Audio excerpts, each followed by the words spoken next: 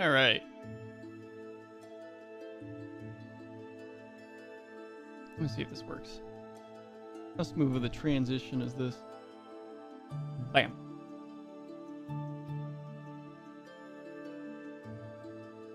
Yeah. Oh, hold on. I have to do this first. Ah! I didn't do it. Oh, wait, hold on. I need to make these mapped differently.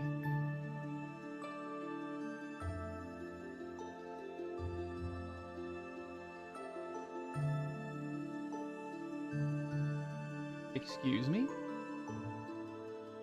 But why though? But why?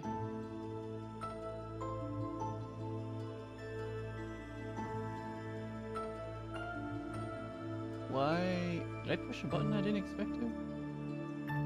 That's possible. It's close. But not really. Ironically, or coincidentally, I'm in the thinking position. But I didn't intend to be. So, you know, there's that. Okay. See how well these work. Center. Right corner. Behind the desk. Background off. Background on.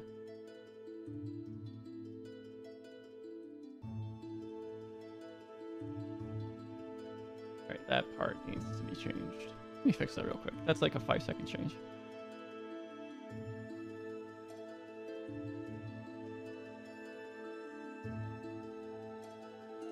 Yeah, I didn't change that properly.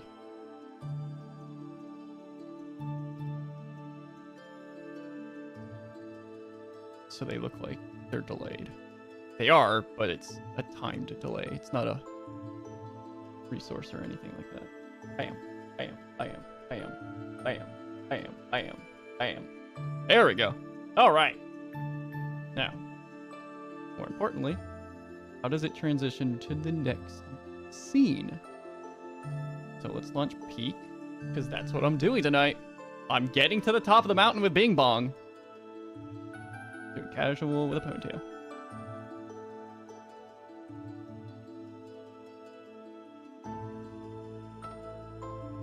On to the top.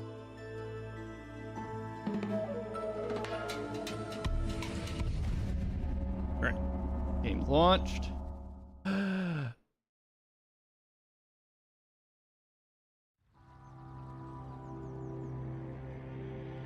It didn't work. Why didn't it work? Did I copy the wrong thing? Oh, it's set to show. That's why.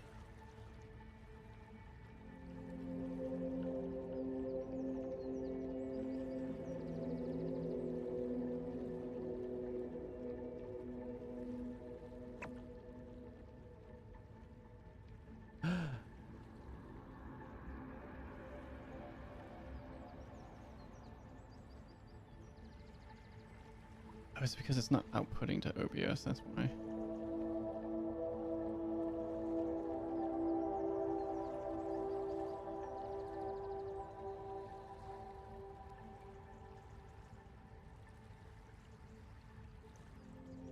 No, it should. Switch. Switch, damn you, switch! The fuck? Is my OBS broken?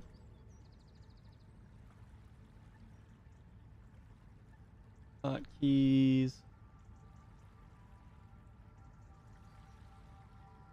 No, capture foreground window. The right one.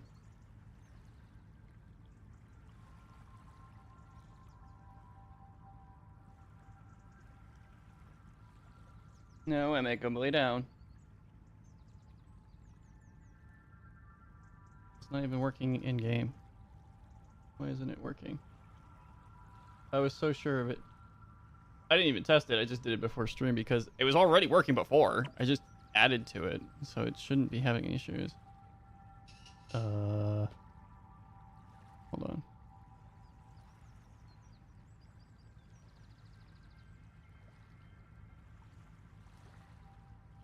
I already replaced the key too.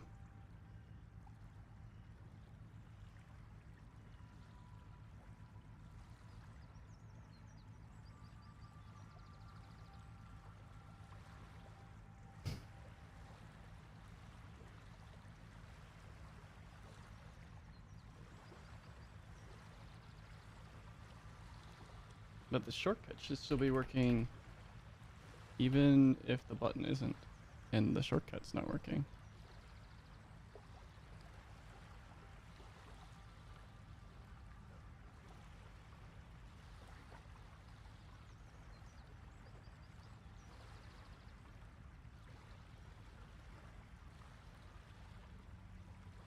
Because I don't think OBS cares where you're at when you hit this when you hit hotkeys. It just kind of takes any shortcut, any inputs you put in. Let me reset this.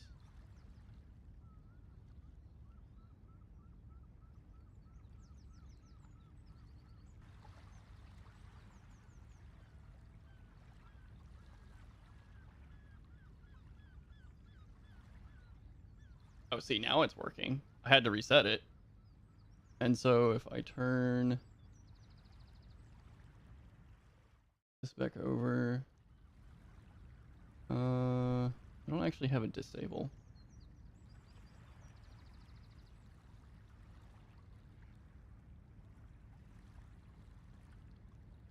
And if I close and reopen the application, it's just going to immediately show it again. Because that's how it works. Let me set the other.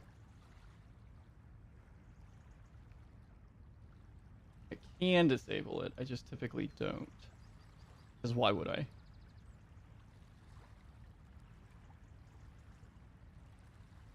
I have no idea if any application I uses actually utilizes these, by the way. I just have them set. So the button still doesn't work though. That's so dumb.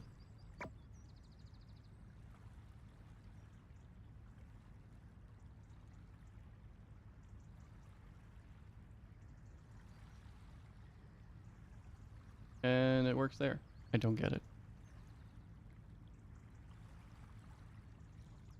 I'll fix it later. It's whatever. Anyways. Oh, I don't want to host a game. I wanted to play offline.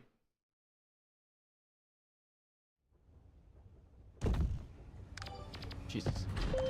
Leave. I know people can break into his sessions, so that's why I'm playing offline.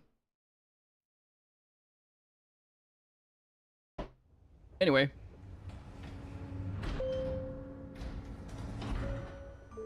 Good afternoon.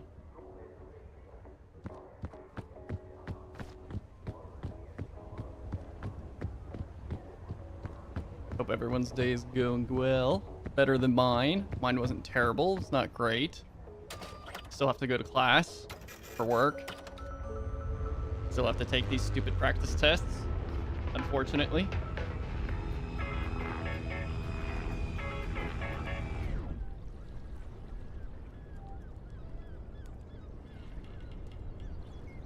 Why is the beach white? Why is the beach white? Why is the... What?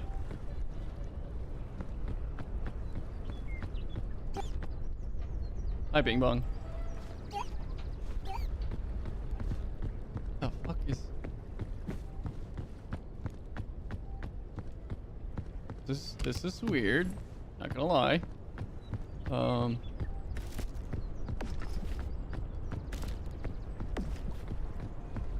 It feels weird too. I don't know why. Might just be my imagination.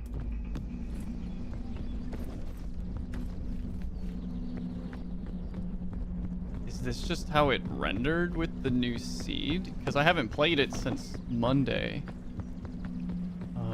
There's no really great coconuts nearby. There's some. Okay.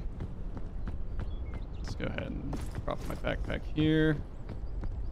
It's like all the dirt and sand is gray and white.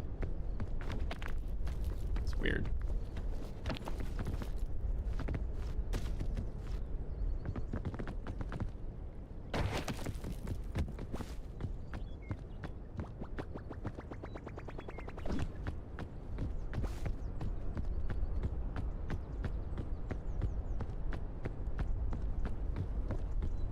I don't know where that coconut part went.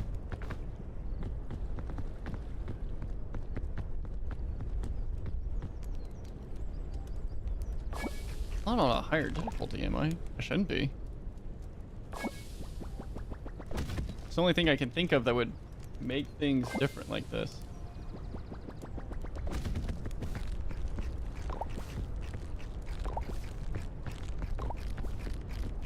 Oh, I didn't send a Discord notification out. Hold on.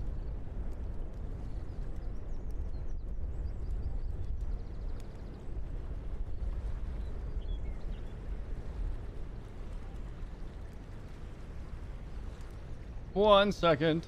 I have to do this. It's important. It's a part of my streamer duties.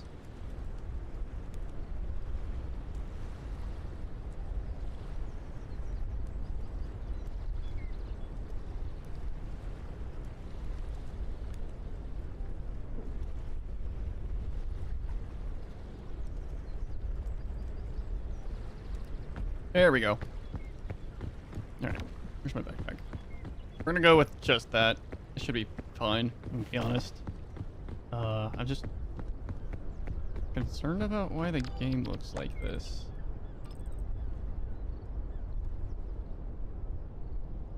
Everything else is normal, as far as I can tell. Oh my god, is the sun already setting? What the hell?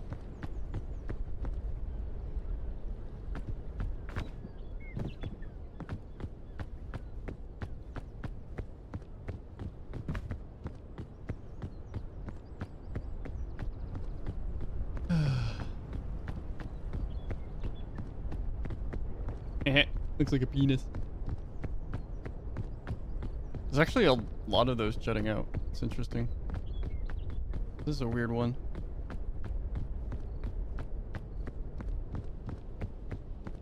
I wonder if... I'm curious if this is normal? I don't know how long the game has been out, to be honest, to know if this many... And I haven't touched it frequently enough to be able to say, oh yeah, this is how it does things every once in a while. You know, sometimes the color palette changes a little bit. But it's only the dirt. It's only the dirt. So... I don't see any suitcases either. Hold on. Alright. I haven't had any other issues with rendering the game, so I don't know.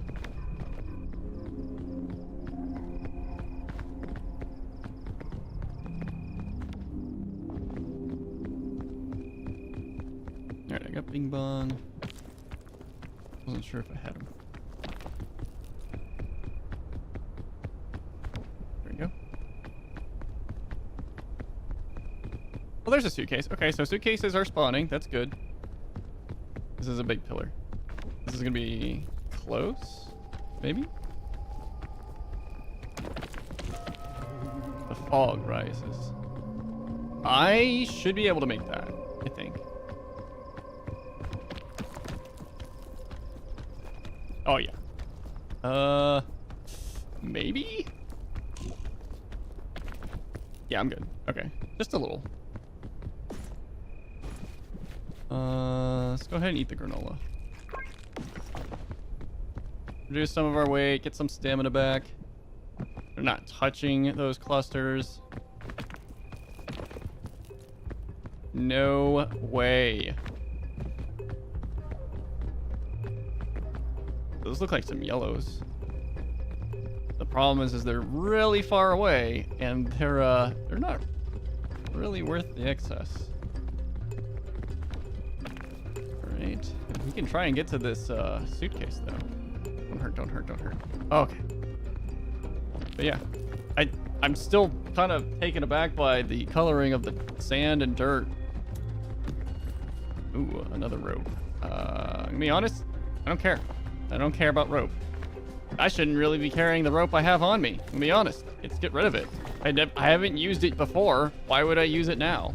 You have to use it from a location that you're trying to either get down to or to get other people up to. So, because I haven't been really in a situation where I need to drop down to something that I can't just climb down to, there's really no reason for me to take rope. It's a waste of it's a loss of stamina. It's a stamina loss I don't need. So I'm gonna leave it. Now, if it's anti-rope, I'll keep that. That's different. Because that'll go up.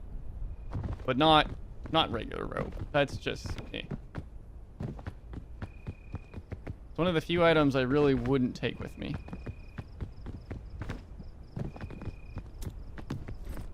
Another rope spool. Okay. The game really wants me to use rope this run. I won't.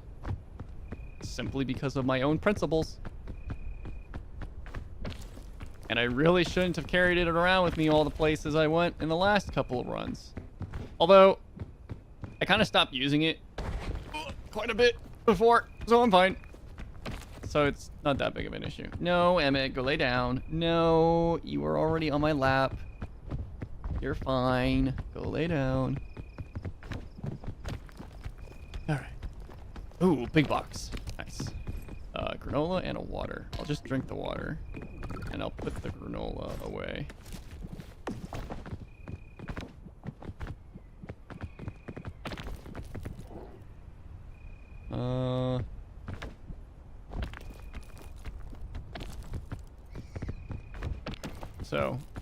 Don't know what to expect from the other levels.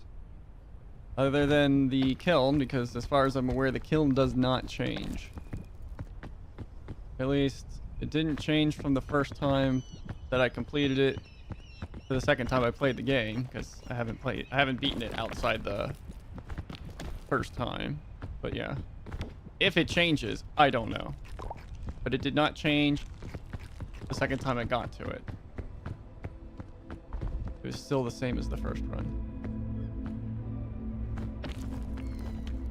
But as far as I know, I'm going to need a chain shot. A chain shot or an anti-hook rifle launcher or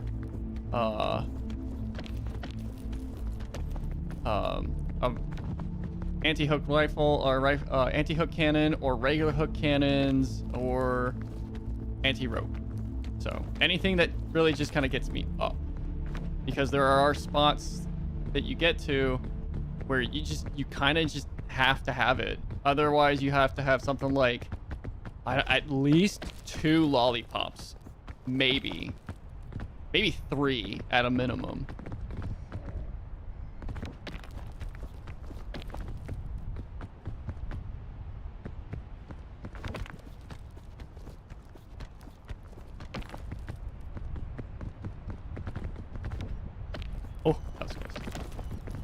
All right. We're here. We're at the top. Still weird. There's a nice mushroom. Let's put that in. That'd be nice. Lost a little bit of stamina there, but it's okay. All right, we can, I guess, stand still and wait because I'm just too freaking impatient to wait for stamina. There we go.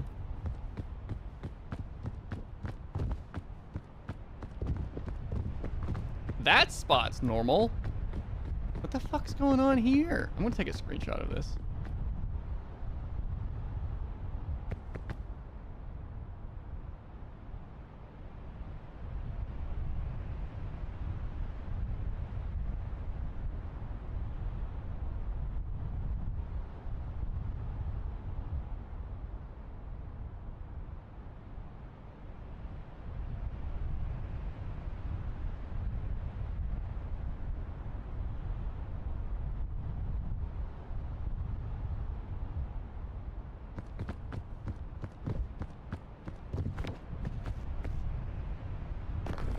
Ooh, fairy lantern. We're gonna get rid of this. Minimizing weight capacity. Okay, Emmett. I'll keep this because I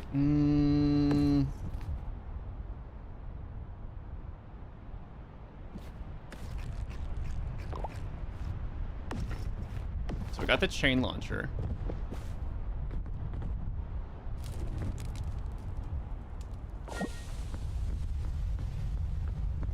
I don't know if I want to keep carrying the marshmallow, or not the marshmallow, the mushroom on me because I have the fairy lantern. But the mushroom's pretty good. I'm not gonna lie. So the jungle looks normal. Maybe the trees are a little bit... Yeah, no, the tops of the trees are brown. This is weird.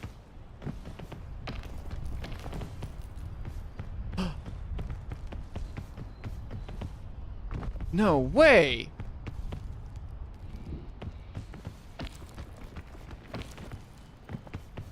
Is this like a seasonal change kind of thing? The vines don't have spines on them. Is it gonna poison me if I try and touch it? It's not gonna poison me, right? Oh! It's not poisoning me. That means that you can use the vines or the large originally thorny vines to travel on. That's so interesting. I didn't expect that. That kind of makes the area presumably easier. This is weird.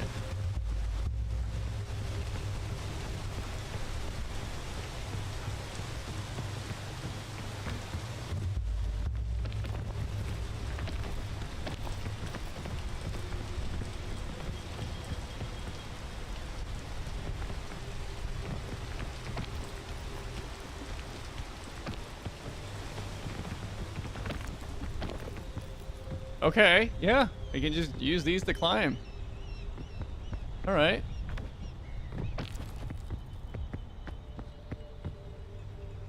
I mean, you have to be careful because they don't necessarily take you to where you might need to go. But it's a cool thing to take into consideration and otherwise. Or maybe they just stripped them. There must have been an update. Or this is something that was already in the game. It's just something I haven't seen yet. Again, I don't know. I haven't played the game long enough to really know.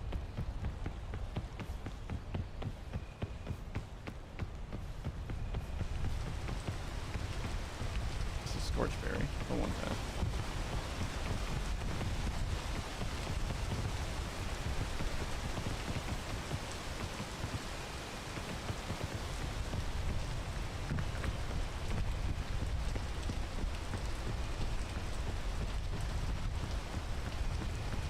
Ooh, I think these are good.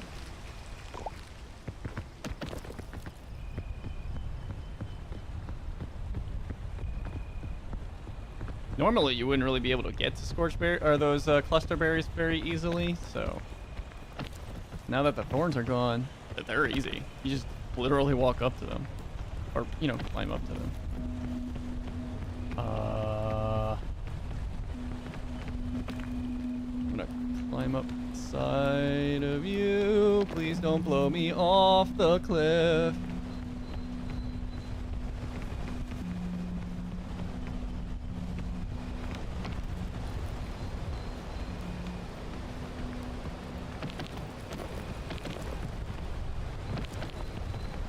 I don't.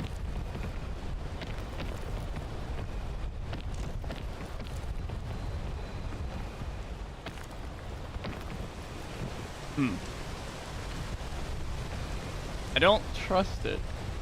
I really just don't.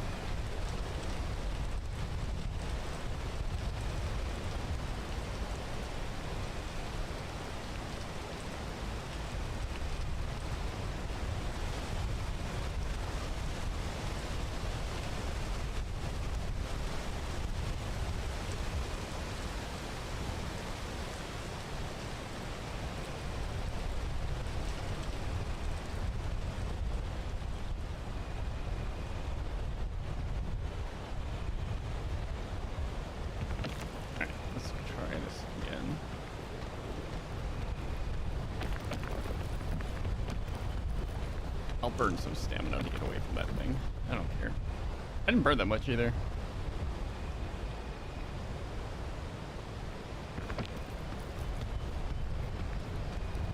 There are a lot of these everywhere. It's bad. This is going to kill so many people.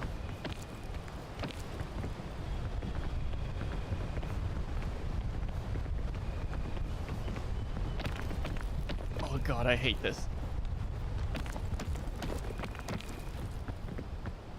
Okay, okay. Alright, this is fine. It's a literal minefield. But it's fine. As long as I keep the proper distance from them, this is fine. You know? Nothing will go wrong. We're already almost halfway there, I think. Or more than that. I don't know. But I'm not down there. Which is great. It's pretty good. We're making good progress.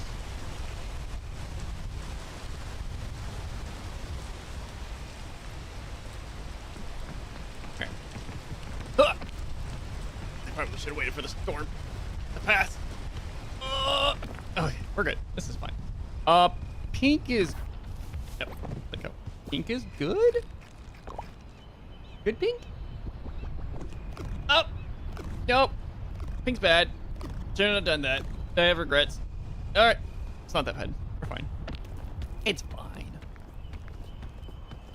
It's fine. It's fine. It's fine. It's fine. This is fine. So what I can do is I can actually climb through the canopy of this tree right here.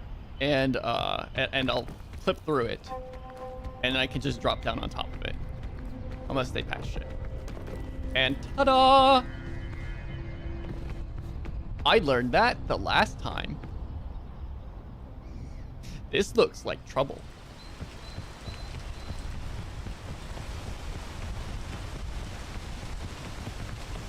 All I need them to do, and I don't mean this as like I literally want or need this, is for like one of these explodey mushrooms that knocks you back to be on top of one of these canopies, and I'm screwed.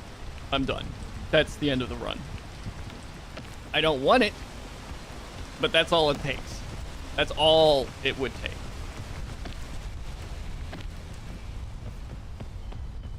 Oh my god. This is nerve-wracking. It's right. Don't be there. Just don't. Climb, please. Thank you. I don't want to be here. Actually, I have an idea.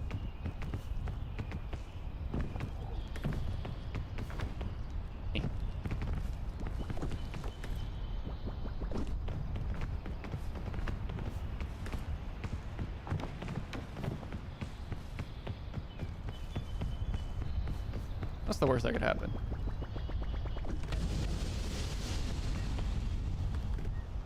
Nice. Did that do anything for me, though? Because it doesn't look like it did. If I can get over there, I could start climbing the tree, but... it should be doable. It's either that or I climb the ropes over that way. That's more vertical.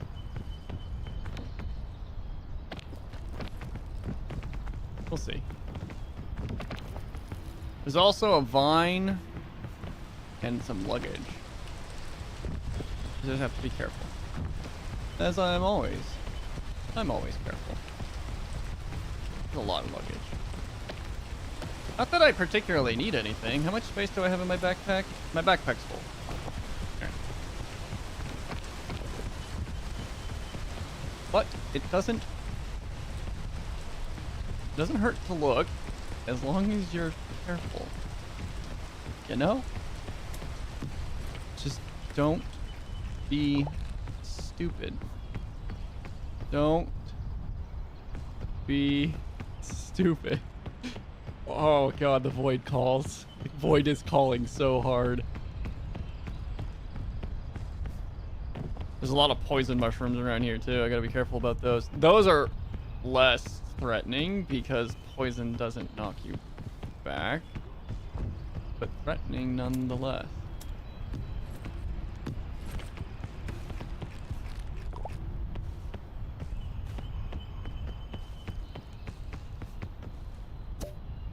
Okay. You know, I can't say I knew exactly what I expected. Not that, to be honest.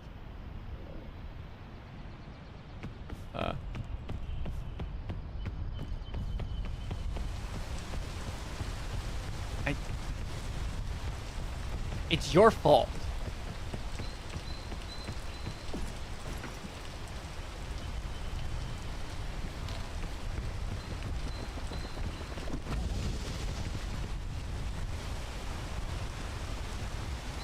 Oh, that water barrel's done.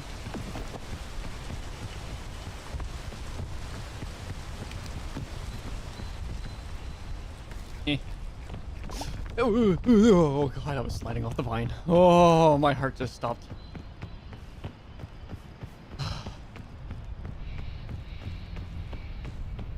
Over here is actually not that bad.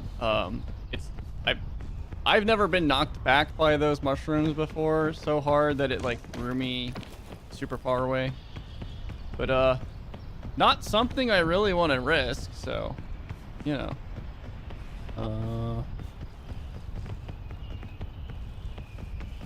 Trying to see how I want to counter this. How I want to tackle this issue. Like this.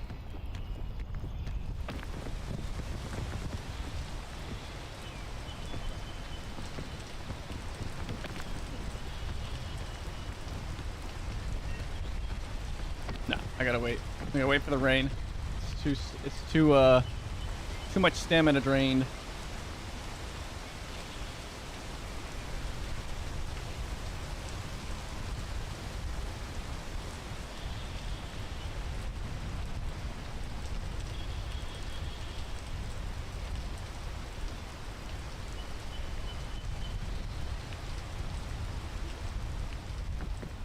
Oh, I'm sliding. You gotta be careful when you're just standing around waiting for things, especially when you're standing on top of a cylindrical item in this game, because you slide. You slide everywhere. Alright. This might not be the play, I'm gonna be honest. There's not a whole lot for me to go to.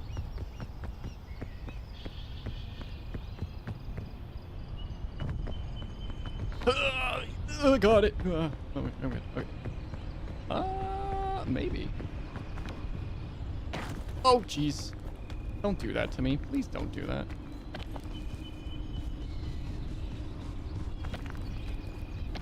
Oh. I don't think I can catch that. And you can't climb the skinny portions of these trees. At least, maybe these ones you can? Nah. can't.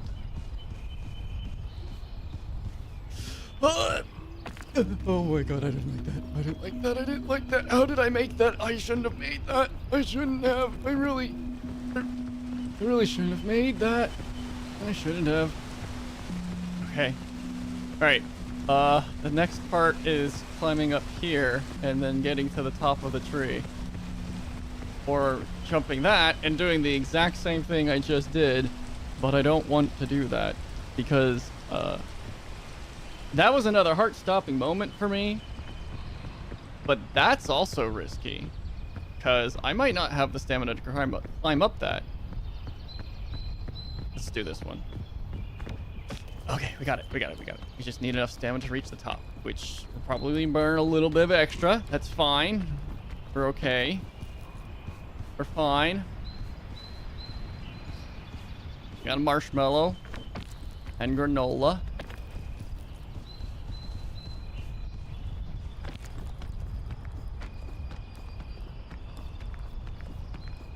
Oh, there's luggage here too. What we got? What we got? Ugh, fucking rope. Get out of here. I said go on get. You little piece of shit. I said go on get. Bitch. And now it's raining. Stupid rope. It's all that rope's fault. Yellow? Yellow's good. Another yellow? Yellow's good. For crispberry, not kingberries. Don't eat yellow kingberries. Yellow kingberries are bad.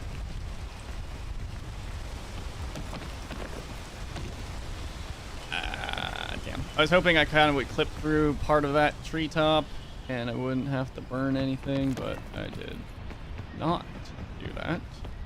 All right, we're in kill zone territory again because these things will yeet me off the tree. Okay, hi. Excuse me. Pardon me. Thank you. I'm just gonna drink this water real quick. We're great. Good.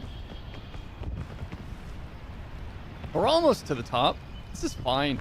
I'm curious what the next area is gonna be like. If the first two areas have been different, then the next area is going to be different. And then similarly, I wonder if the lava area will be different.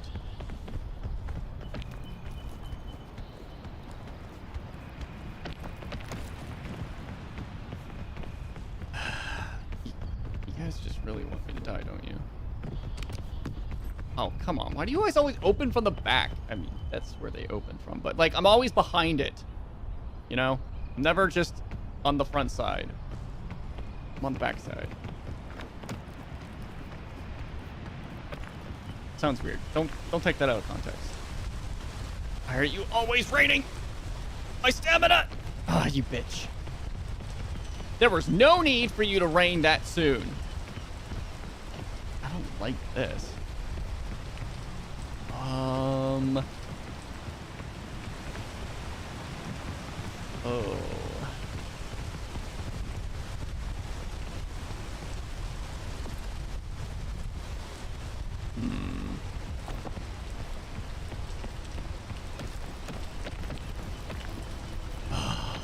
Don't like that at all. But we got through. Is this a red cluster berry? It is. But cluster berries are good, I think. Can't remember. Did I eat a red cluster berry before, or was it a pink? Is there even a pink cluster berry? I don't know. Okay. I think I'm past the obstacles. It's just climbing from here. Maybe not. All right, we're good. We're good. We're good. We made it. All right, second area down. Sort of. I'm gonna go this way because I don't have to climb as much. I should be able to cap out most of my stamina, if not all of it, with just the mushroom alone, though. So, yeah, there's that.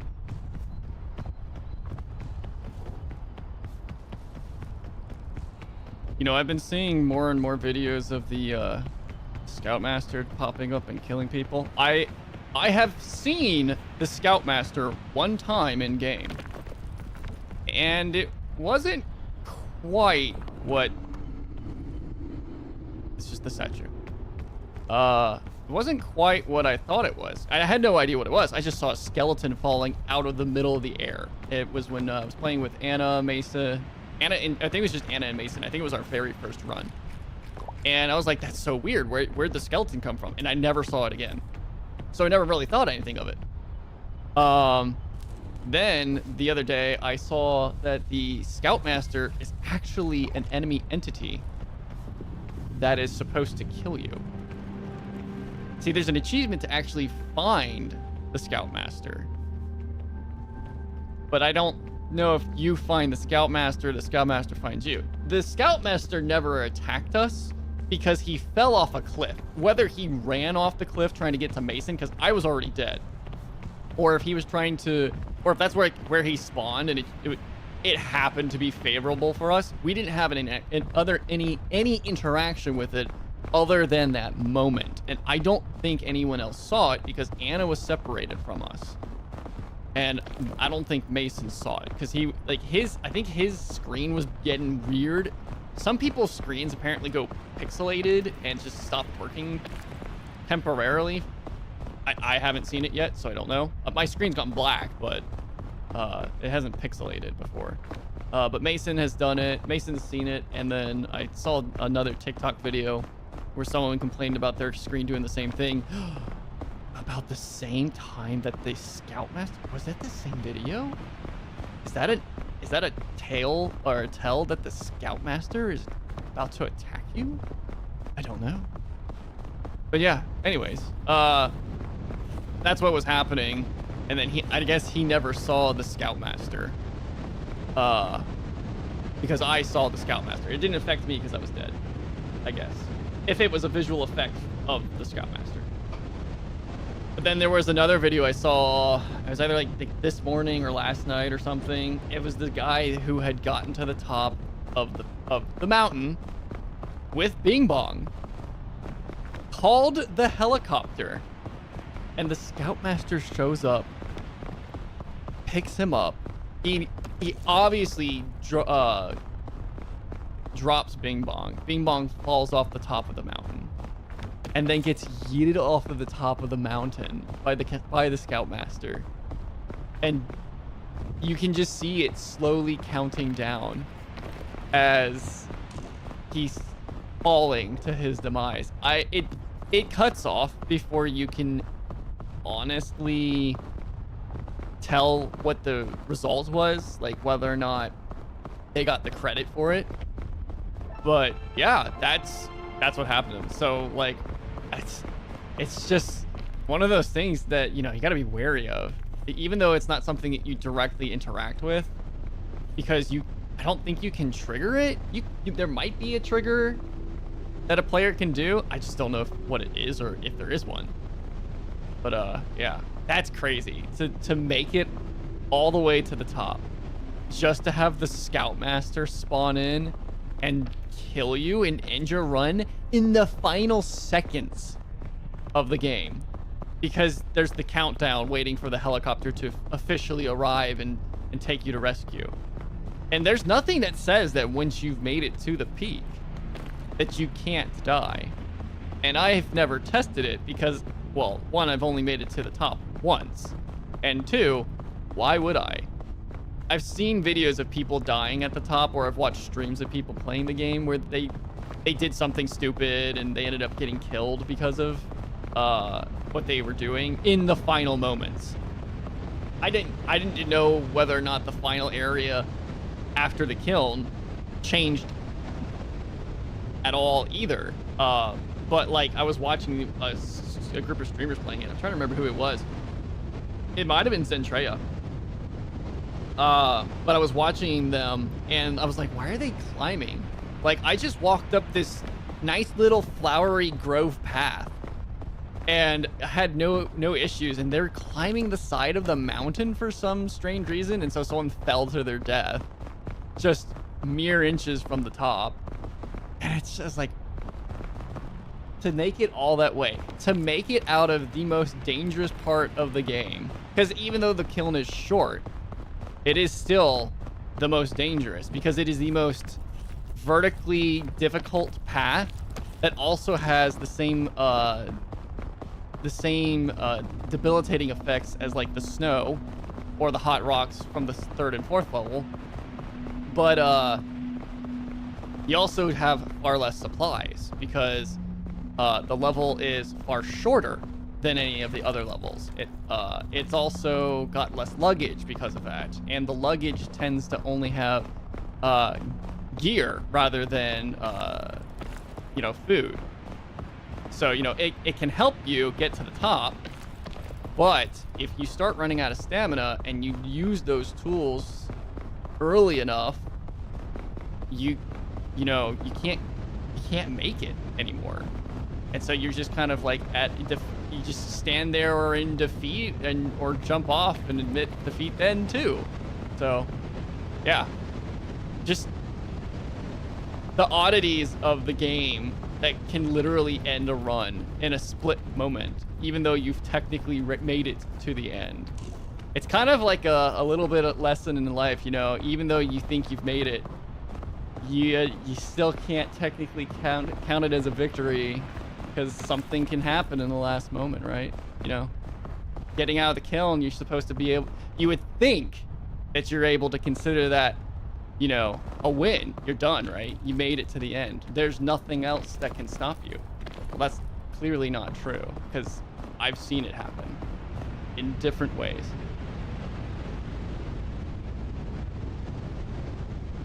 Anyways, that's my 15-minute rant on the Scoutmaster and people dying in the final area. Oh my god, it's cold stuff. Speaking of running out of stamina and food, I need to find some food. There's luggage up there. There's luggage up there. Oh, there's berries up there too. Can I make this? Oh, I got it. Okay, cool.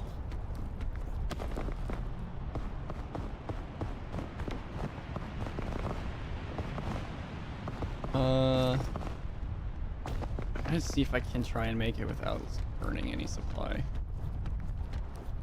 Maybe here? No, go lay down.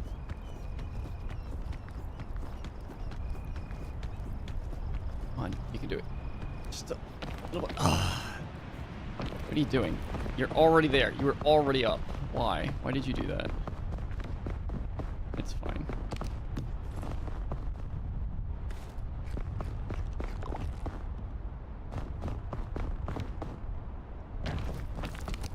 Always on the backside of these things. I don't know why. Alright, there we go. Should expect a snowstorm soon. Oh, there's another one. There's 3 of them up here. That's crazy. Ooh, a baton. And a water. Perfect. Amazing.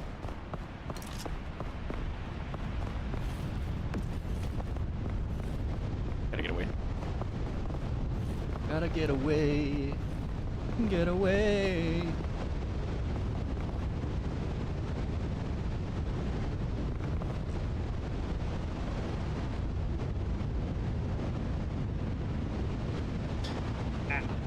Smack the can.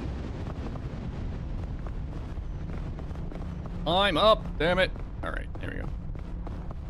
I'm gonna go this way. I was gonna go up this other side, but let's see what this looks like first, because there's another suitcase over there. You know what? That's not too bad.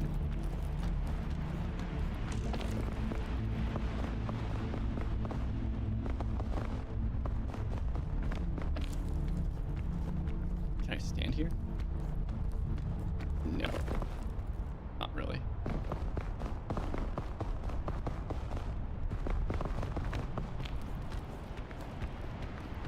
I need to make sure that I don't just climb up and left, because it will, like, take me more up than left. And I wanted to go left. Not so much up. Why am I still taking cold? I am behind rock. Emmett, go lay down. You have to stop doing this checking in if I can jump on your lap every 5 minutes thing. Alright. I love you. But you gotta stop it. Ooh, this is good. This is great. All right. From here, I can go... Which way? Oh, no way. No direction, because snowstorm again.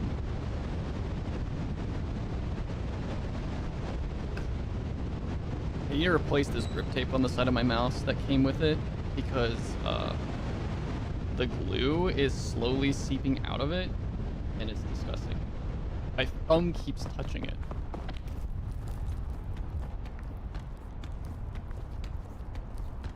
Just a little bit higher than I might have thought it was.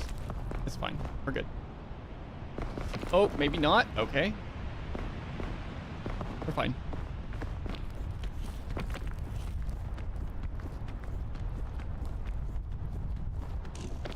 All right. Making good progress. Making really good progress. I was going to make that jump with no stamina. Don't do anything bad. Oh, thank God. All right. I'm a pro. I know what I'm doing. Don't worry about me.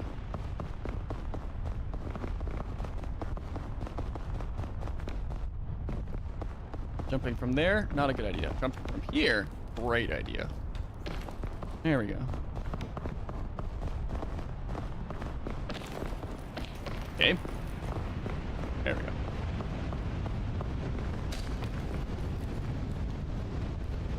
He's shark. Yeah, he's doing the circling thing again. He's treating me like he's a shark. It's cold. I don't like the cold. I don't like the hot either. Everyone's always asking, which do you prefer? Do you prefer hot or cold? Neither. I don't like being hot or cold. I like being comfortable. No, Emmett, go lay down. Always trying to get in my lap. Not even 5 minutes. I don't like the hot or the cold. I prefer being comfortable, which is warm, I guess. I would say I like being warm. Preferably, I like the temperature of I can't tell whether I'm hot or cold. You know? Why would you prefer to be hot or cold? Oh, you can always put more layers on if you're cold. You can only take so many off if you're hot. Yeah, those are both stupid arguments. I also really hate hearing the one about being cold. It's like you could always put more layers on. You can't do that if you're hot. You can only take so many off. Shut up. I hate that. It's like, okay, you're gonna sit there and put on like 3 pairs of pants and 5 shirts and a jacket and a coat? No, you're not. Shut up. That's uncomfortable. You're gonna sweat. Why would you do that?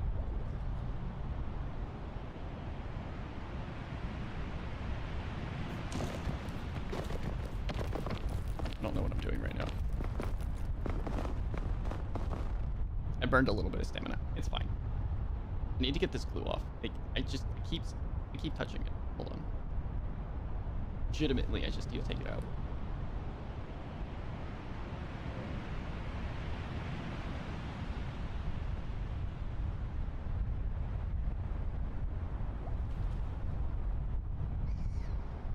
Like, I'm able to wipe it off in globs with a napkin. That's how much glue is seeping out underneath this grip tape. I don't know if that's normal for grip tape, because I've never had grip tape do this to me before, but I also haven't had a lot of grip tape. There we go. That's better. All right. I've made so much progress, but I still feel so far away. I don't like it. Okay, I'm fine. This is fine. This is fine. I need a second. Hold on. All right.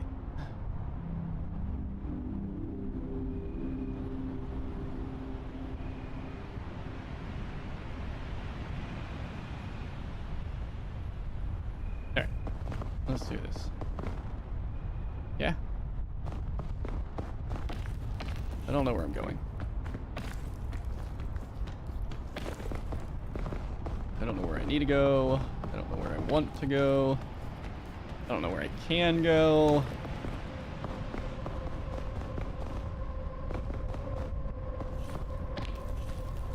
I don't like being on the cold ice rock.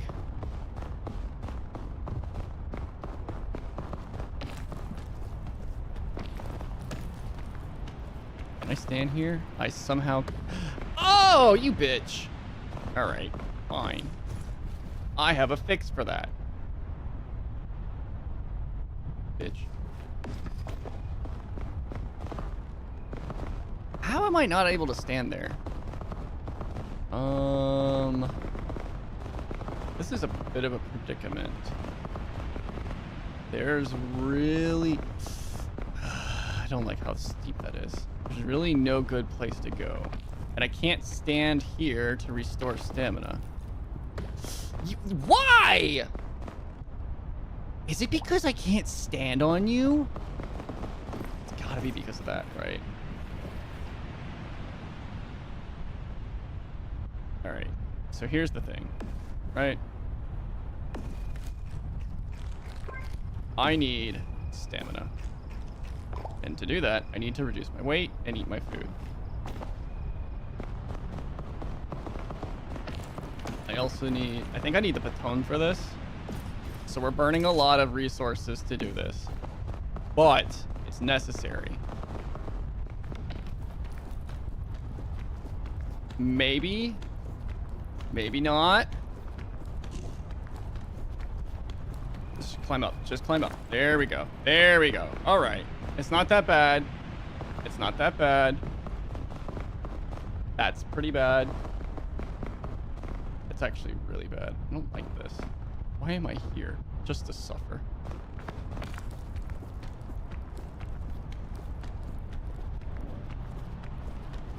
Up, up. There we go. All right. We're basically home free at this point. I want to try eating that. I haven't tried going to that.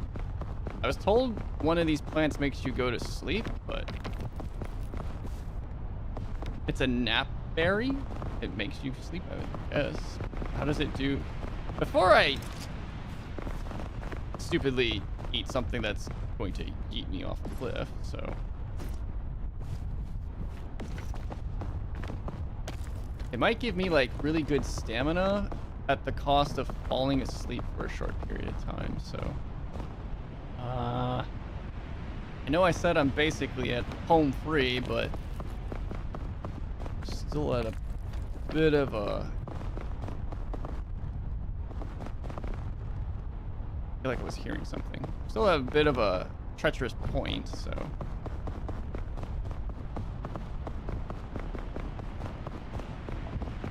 Let's go ahead and climb. Now we might be home free. I think we're good. Yeah. All right. We're in a safe spot, presumably. Let's see what happens when we eat the napberry.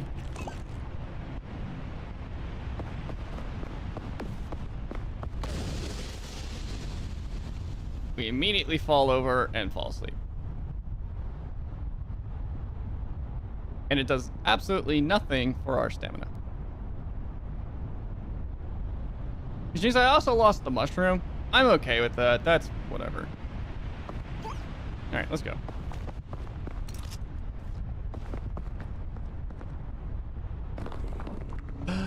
Anti-spool. This is fine. I didn't really lose anything.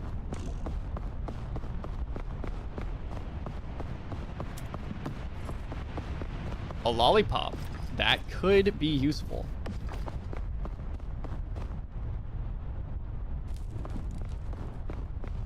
It's a green.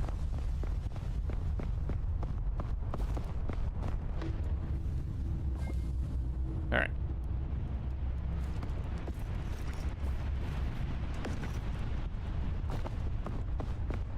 I'm gonna try and keep an eye out for eggs, I guess, to keep my stamina up. But, yeah, I'm gonna keep that marshmallow closer to the end in case the The last leg of this level does something weird like it did the last time, where you really just couldn't get up unless you had a ton of bonus stamina or you had a tool, because that's what screwed me. I could have solved it both times that I died and made it, but I have a lot of hubris. And I'm stupid. Mostly I'm stupid. Alright, we're good. So yeah. We'll see.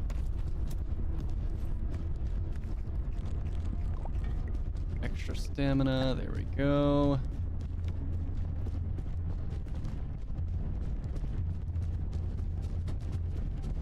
I can still feel the glue. It's just right there, constantly touching me. Really, I'm touching it, but that's besides the point.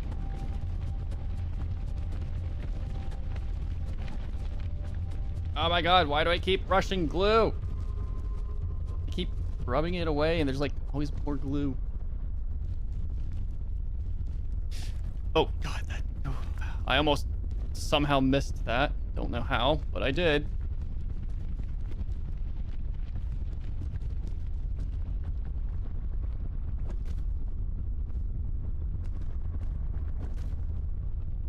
I probably need to climb. Ouch! Yeah, need to climb.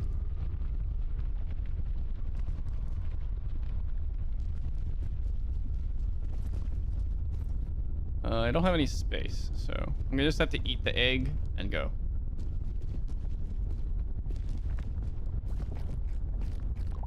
There we go.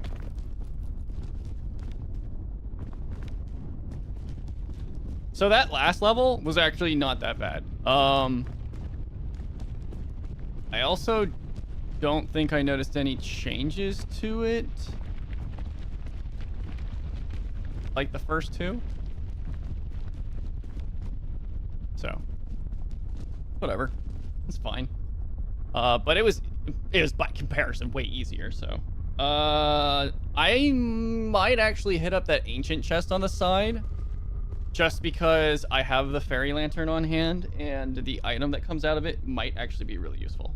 Thank God, I'm gonna fucking lose my mind on this glue. Ow! Hot rock. Hot rock is hot. No, Emmett, go lay down. You're fine. You had dinner. You've spent time with me. The lava is still rising. The lava is rising so much so that I can't even see the chain that I was going to go for. It's the one, it's right here. It's barely visible. No, go lay down. Stop trying to jump up. You'll never get Bing Bong up. Shut up, James. Go away. I was going to tell you to go lay down like you're an animal. Go lay down. Take Emmett with you. No, all right, take that back. Take that back. Nope, you're not allowed to take Emmett. I know you want to take Emmett. You're not allowed to take Emmett.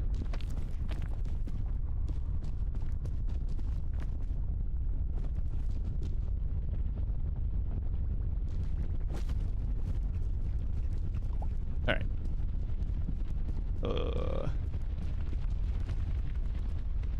Lava's not rising yet. Oh, that was close. Hot. Hot. Stop doing stupid stuff. All right, that's fine. This is fine. You'll wait. I heard take Emmett. Okay, no. Ow! You don't get to take Emmett with you. Go away. Go lay down. Without Emmett. Where's the fucking chest? Not only am I gonna get Bing Bong out, James. It's only gonna take me this one run. Where the fuck is that box? Oh, there it is.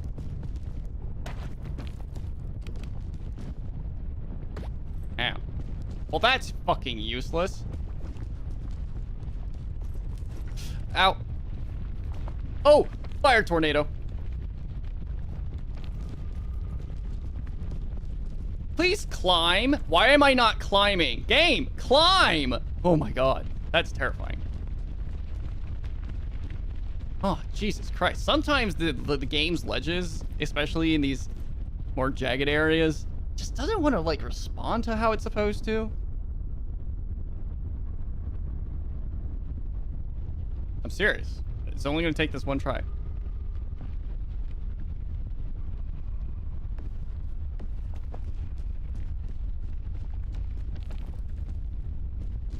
I mean, look at this.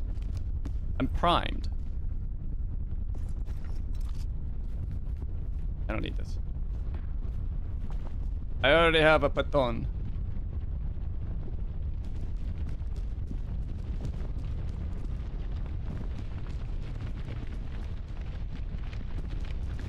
I really want to jump across that chain, but I don't really want to jump into a fire tornado that's burning rock.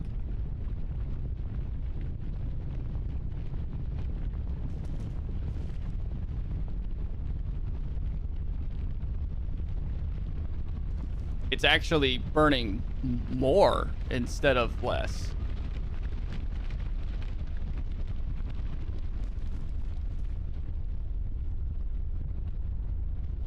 Oh my god. Oh wait, ant. There we go. Alright. Let's go. I got it. Don't act like you're better than me, James. I know you cheated. You told me. This spot is, particularly flamey.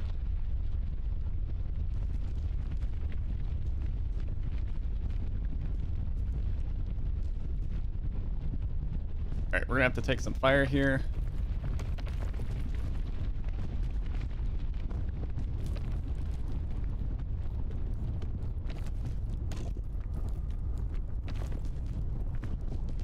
Alright, we're good. I told you? I don't remember that. You said Pyro told you where to go.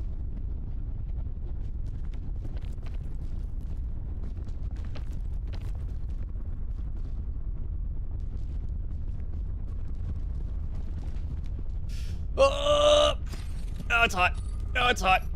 Oh, it's hot.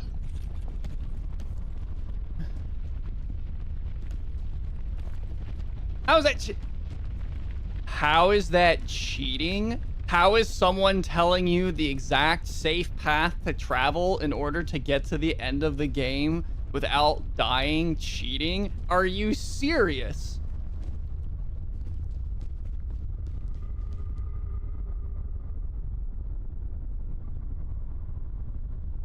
How is that not cheating? You do realize cheats does not necessarily involve using code only, right?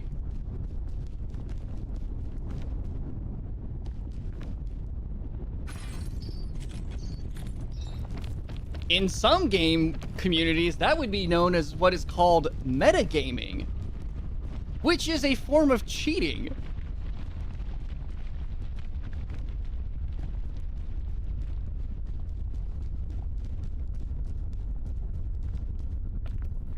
Had a navigational guide. Oh, don't sugarcoat it with bullshit. You don't see the problem. I didn't say it was a problem. I'm just saying you cheated.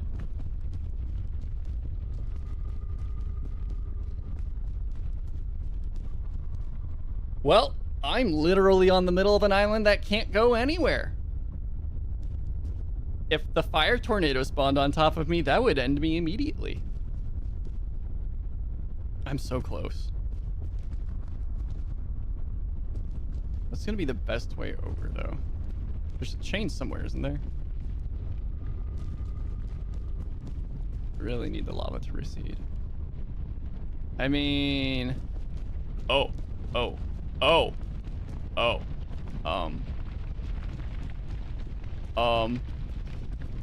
want to be here.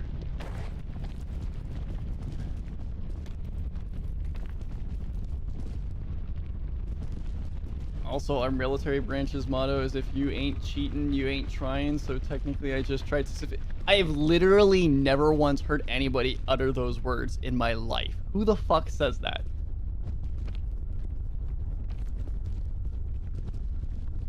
Great.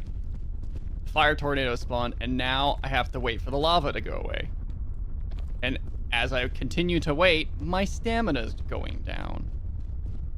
Plenty? You can't just say plenty and expect me to believe that.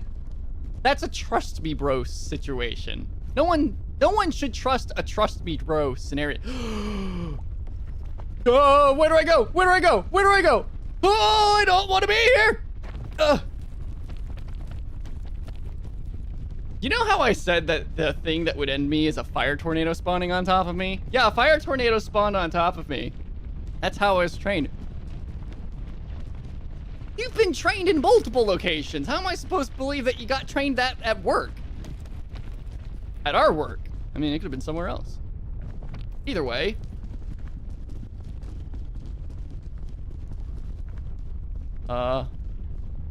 That was not a maneuver I wanted to make. That was a maneuver I had to make, and it paid off. Very well, actually. The only thing I have to worry about now is the kiln. Trust me, bro.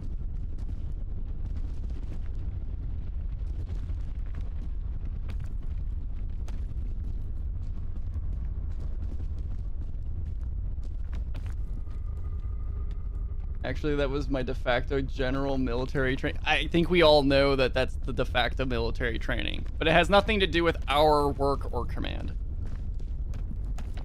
in particular.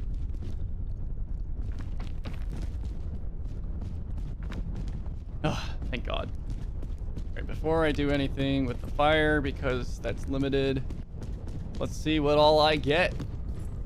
Ooh, some thick mints. I'm taking those thick mints. Ooh, a hook launcher. That's really good. Ugh, fucking ropes. Get out of here. Go burn. All right, all right. We got some water. We got multiple lollipops. I already have a lollipop, so I don't think I'm gonna take another. Let's go ahead and grab the hook launcher.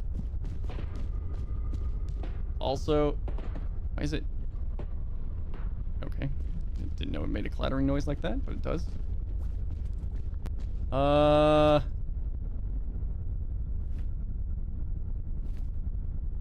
I think I'm gonna get rid of the lollipop. Because this still has half a charge on it. Oh, wait, I still have the statue to touch. Ooh, a cure-all. Ooh. Yeah, we're gonna get rid of the fairy thing. I'm pretty sure I have everything I need to make it to the top.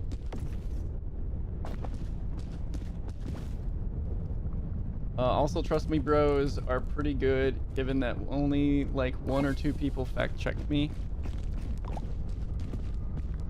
That doesn't make it better. You know that, right? Like, you do know that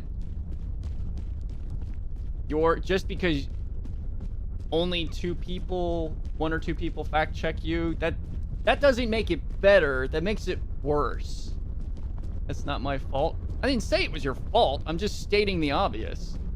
Only 1 or 2 people fact checked you.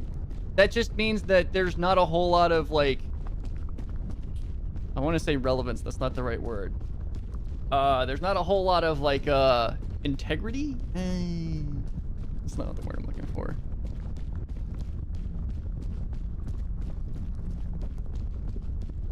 Validity.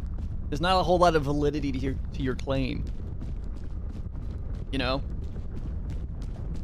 Let's go ahead and grab the thick mints and put them in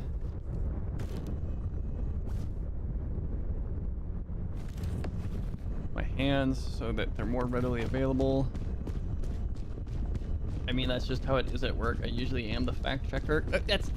Okay, that's fine. That's great and everything, but that doesn't take away from what I'm saying about what you're saying.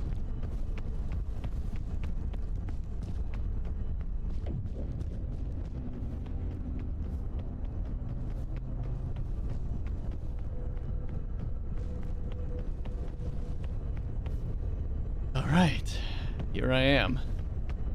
Kiln again.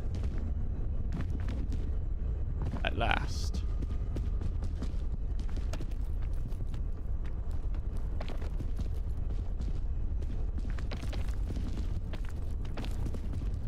I'll just keep digging the hole bigger. Yeah, I mean, you can dig the hole as big as you want.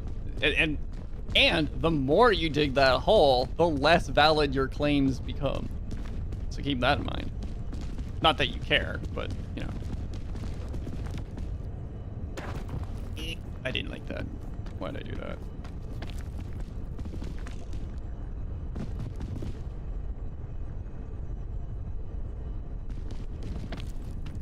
I have so much weight on me right now.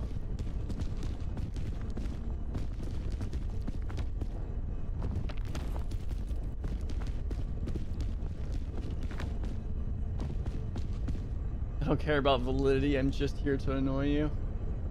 I mean, are you trying to kill me with annoyance? Because I don't think that's gonna work.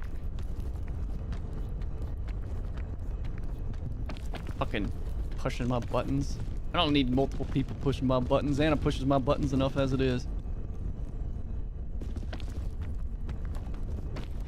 Not that she's here right now, though. I guess you're here to push my buttons in her stead.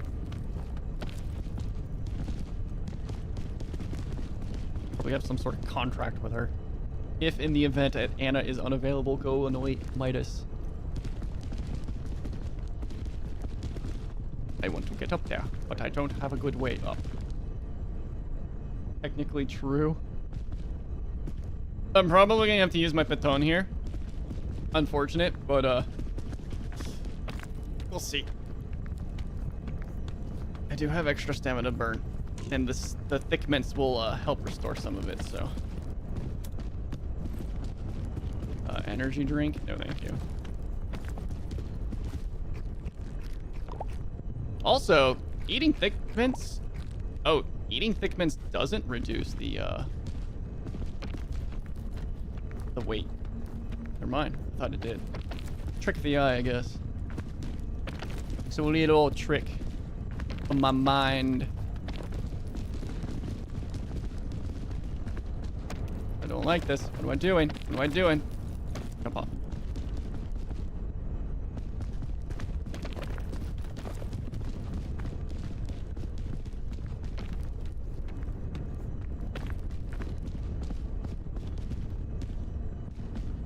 I don't know if this is the same as the previous kiln paths I've taken before. Meaning, what I mean by that is I don't know if it's the same layout, because it doesn't feel the same. I'll get you a Bing Bong for work to make you happy when you fail. But if I succeed, then isn't that more of a trophy than anything else?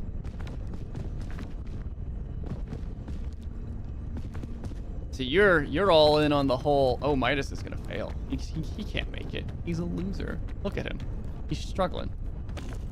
But if I succeed,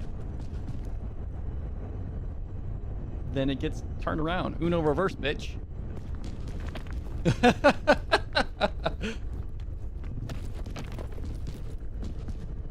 I think you'll make it. I think I'll make it too. I'm doing really good.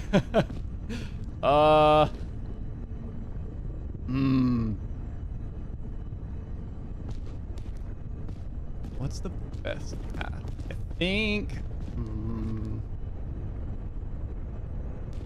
could chain shot, but I don't really want to do the chain shot here. This isn't a really great position to use chain shot, so I think I'll just use my baton. I mean, I already got the gold medal, so shrugs. I don't know what you mean by gold medal.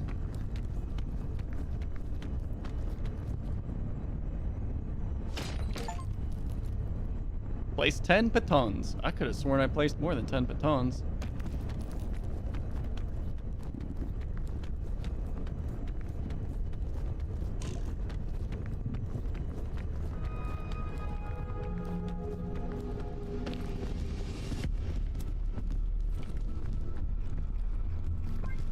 There we go. I got Bing Bong to the top first. Again, you cheated. Eventually. I think I'll get to it eventually. I think I'll get here in just a couple more minutes. I know, right? I got that achievement last time I played and I was shocked that I didn't get it sooner. Ooh, trail mix. I've used chain shot in worse areas and it worked out in the end. Got me Bing Bong to the top. I got it before you did. Yeah, They did get it before you, James, so. And you used their help, which is what the whole conversation has been about.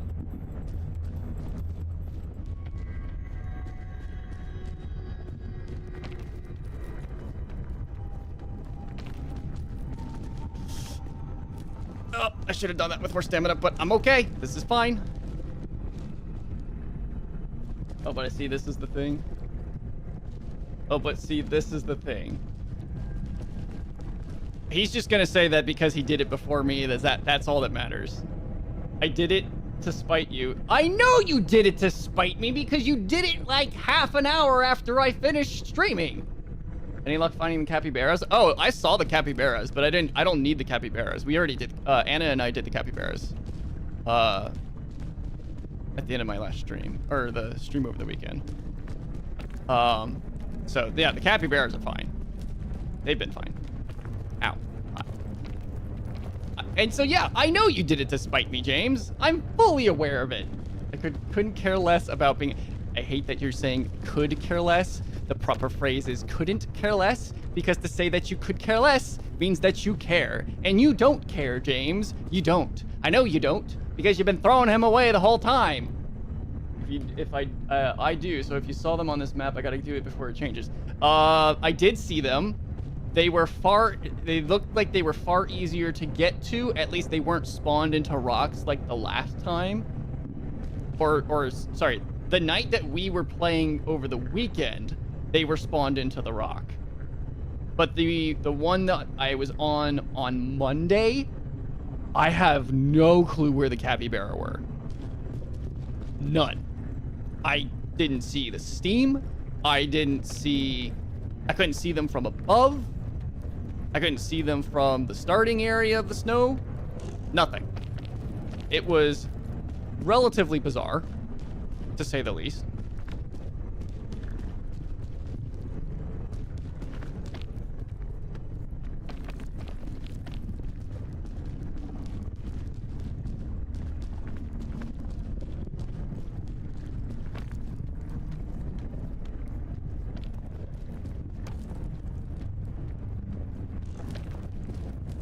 Ow.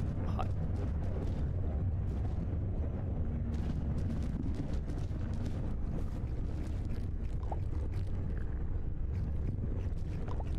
All right, so we reduce our weight a little bit.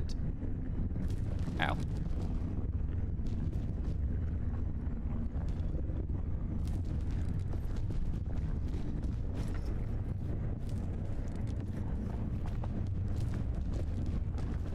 All right, this is where I have to use the chain.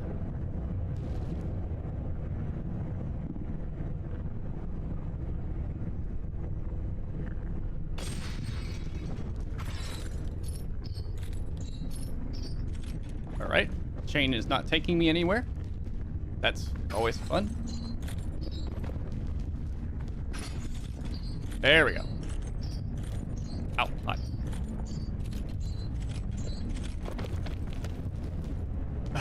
All right. We're doing good. We're doing good. Yeah, I don't know how I was going to be able to climb out of that normally without doing something like that, because there's really nothing on the walls below this point. This is definitely different. Oh my god, stop giving me rope! Speaking of rope, let's go ahead and take... Ooh, you tricky little bastard. Let's take things out of our backpack.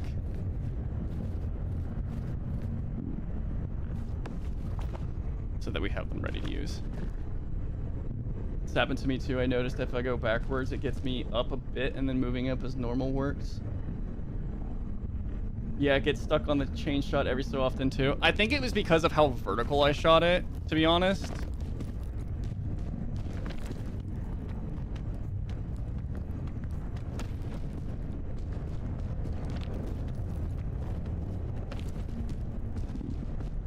Oh, this is good. This is good.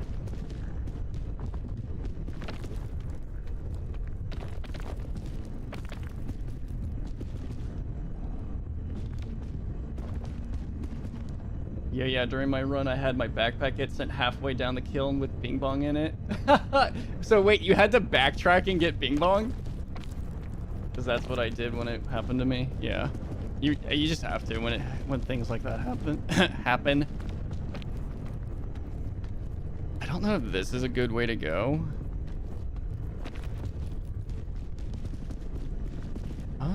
It might be.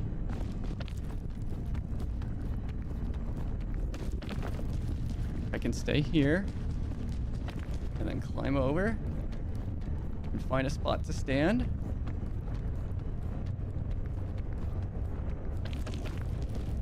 Oh.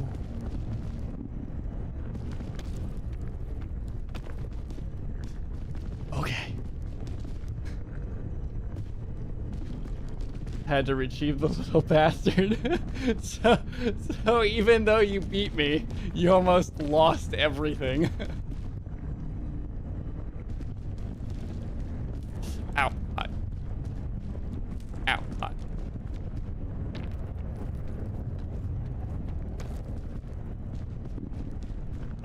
Nearly there. Oh, so close. So close. Oh my god, I can taste it.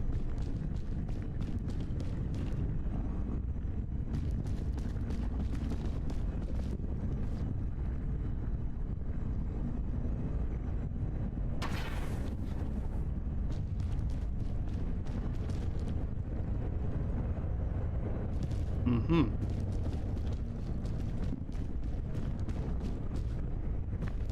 Yeah. How well do you think you can move from one rope to another?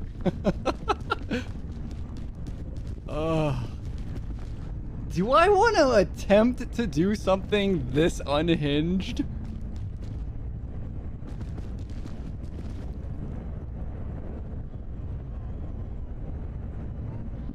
You know what? I might just use the anti-rope here in general instead of trying to jump from one rope to the next.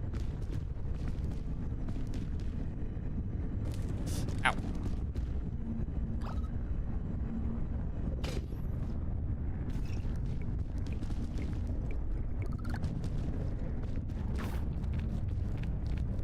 Fuck yes, do it. Yeah, I'm doing it.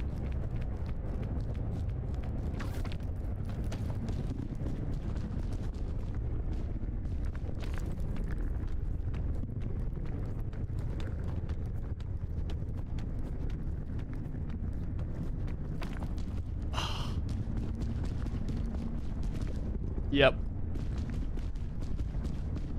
I made it. We're here. We're out. The hard part's gone. It's home free from here, except that it's not. I don't know if any of you were here when I was talking about it previously, but I have seen a video of somebody who made it to the top with Bing Bong, had the helicopter already called, and the Scoutmaster showed up and yeeted them off the top of the mountain. And you watch them fall as the timer counts down. They, again, at the time when I was previously talking about it, it doesn't, they didn't show whether or not they actually got, rescued. It cuts, the clip cuts before that point, but it's still pretty fucked up.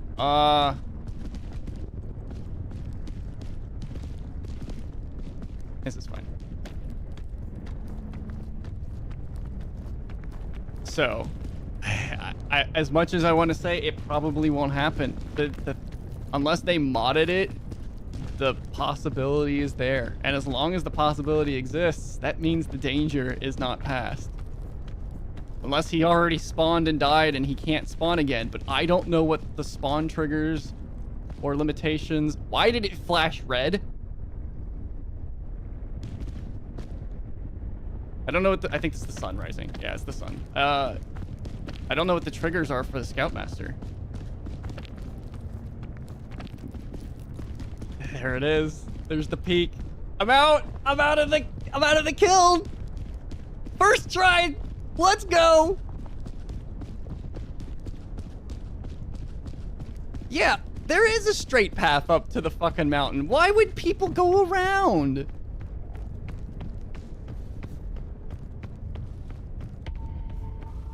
Peak, day 9. I've been told something, I don't know if it's true. I can tell what I've heard if you like. I mean, I've beaten Peak, so. When you say what you've heard about how the Scoutmaster spawns?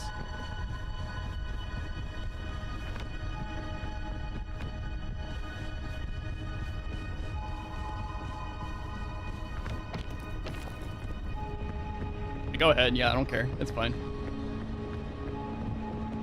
It might have something to do with the flares, because the flare tells you, you know, hey, I'm here. That's my assumption. We made it, Bing Bong. We made it. I'm assuming it might be like a percentile chance of the flare causing him to spawn. 10, 9, 7, 6, 5, 4, 3, 2, 1. We got out. Got out solo with Bing Bong. I told you, if I can do it with a flare, I can do it with Bing Bong. Don't look so sad. We got out. We were the only ones on the plane. Well, you and me, like Bing Bong. If you go ahead of your party, he throws you off because you're not being a good scout by ditching your fellow scouts. Oh, it's the crab hat you get for playing the bugle at the capybara. That's what you get. And now I've got the lone wolf ears. And a new hat. Well, technically I have multiple new hats, but yeah. There we go! I did it! Hi, Anna! I did it! First try tonight! GG, thank you.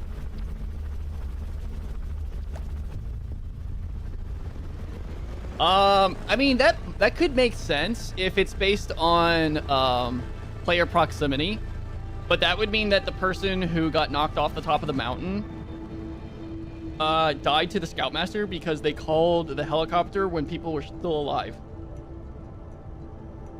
GG's, James. GG's.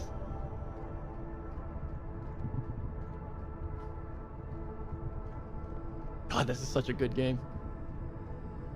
We could, yeah. Press any button to continue. But not the mouse. Mouse doesn't count. So the last time I was playing this, I was like, how crazy would it be if I beat this on the first try? What do I do for the rest of the night if I already beat it? I beat it on the first time tonight, so I don't know. I don't know. Do it again, but harder. I'm not gonna. So that's actually what I was thinking. Is that I would just play the game on a harder difficulty, but I'm not gonna do it with Bing. I'm not gonna like try and take Bing Bong. These wolf ears look terrible on my color. So, kind of need to like. They actually look terrible on like all the colors. Actually, okay, they're not too bad on cyan, but they're still pretty bad. Hold on. What do you mean, hold on?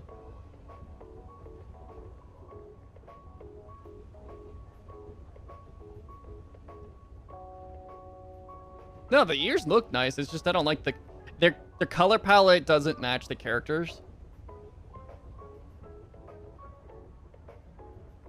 So they're very off-putting.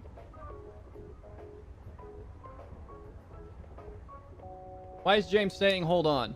Who is he saying hold on to? Reminds me of being at an anime con.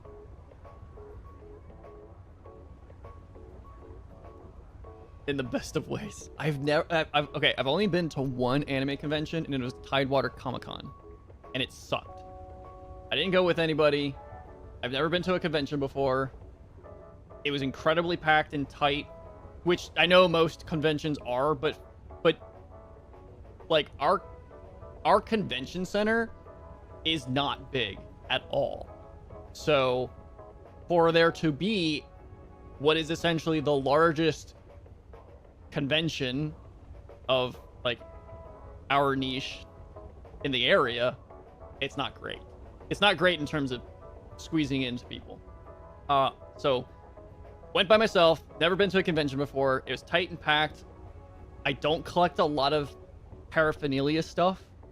I don't typically have a lot of space for it, and then also because I don't. I would if I had space and reasons to do it. I just don't.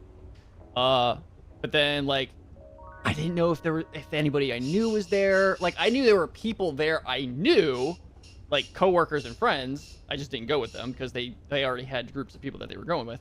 But like I didn't know if there was like any artists that were there, any voice actors or actors that were there that I would know. I just went. I wanted to see what it was like, and so I was there for like an hour. And it's a small convention by comparison to like most other conventions people go to. But like still, it's just a bunch of.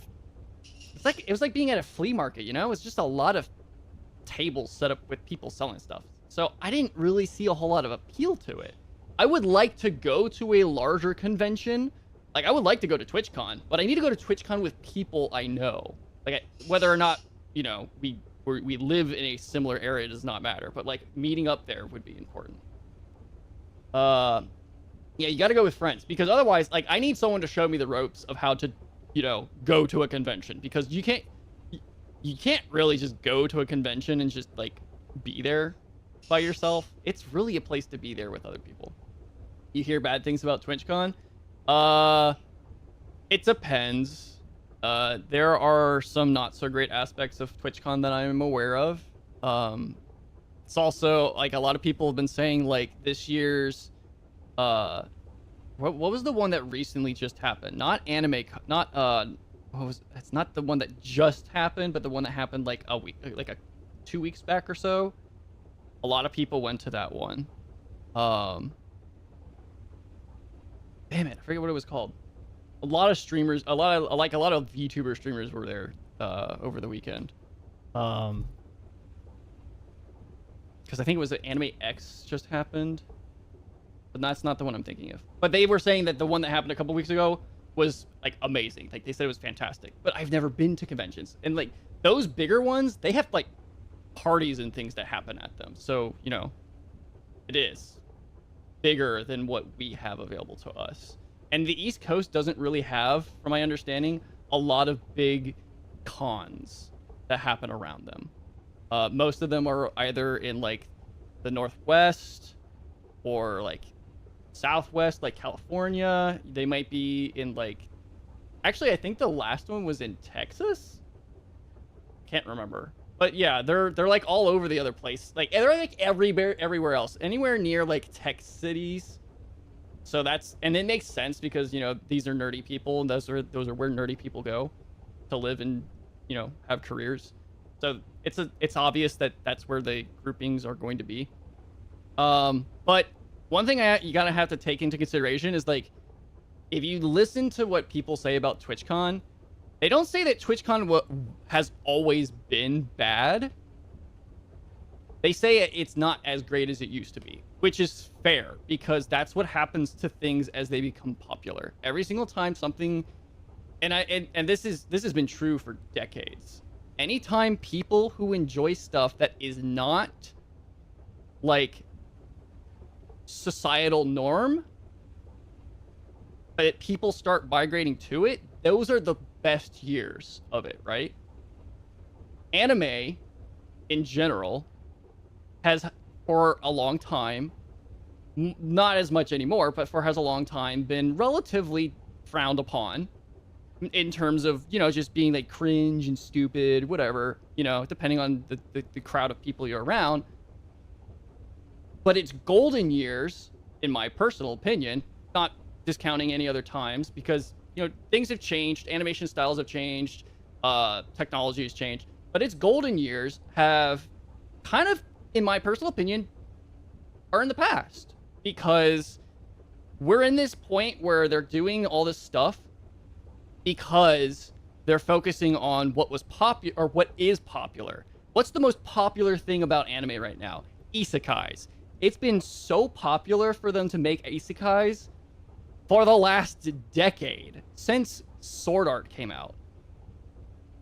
And so that's why I feel like anime is kind of like past its gold years. But for the moments that that came up to that point, when people were getting more accepting of it, those were the really, really good years of anime, in my personal opinion. I'm not saying there aren't any good animes right now. There are still really good anime, but there, in my personal opinion, I think there were a lot more unique animes back then, because now we've gotten to this point where they're trying to, like, everyone's trying to jump on the cash cow of things, kind of like what battle royales and mobile games did to gaming.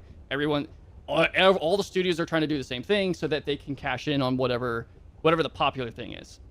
That's what my point is like, as things get popular, they kind of lose the luster because now everybody's into it, and what made it unique and cool is no longer unique and cool because everybody's into it, and then people start trying to milk the cow until it's dry, and it just gets worse. Same thing with conventions. TwitchCon used to be raved as an amazing event to go to, and now people say it sucks. It's expensive. You have to go get a hotel in San Diego, usually, depending on which TwitchCon you're going to. And that's expensive, especially because you have to go to San Diego if you're going to the one in the US. Because I don't think there's an East Coast TwitchCon. I think there's TwitchCon in San Diego, and there's a TwitchCon in Europe, and I want to say it's usually in Berlin? I don't really remember where they actually hold TwitchCon in Europe. It might even change. And so now people are saying, oh, well, the one from a couple weeks ago, that one's better than TwitchCon. Well, yeah, it's better than TwitchCon now because TwitchCon is big, because what's gotten big in the last couple of years. What is more popular to do nowadays than was 5 or 6 years ago? 5 years ago, the pandemic started. What happened during the pandemic? Everyone got shut down and had to stay home. What did people do when they were stuck at home? They became content creators. Now what are they doing? Some of them are popular, successful content creators. So more people have become more attached to it. It's become a popular thing to do or be. So now more people are doing it, which means that it's doing the same thing as every other thing that gets popular does. It gets inflated. People milk it for money. You get the crappy crowds doing all the shit that they do with it, and it loses its luster. TwitchCon did the same thing. It's the same thing as everything else before it. Anyways, that's my rant about that. Too much effort needed. What do you mean too much effort needed? Much effort needed for what?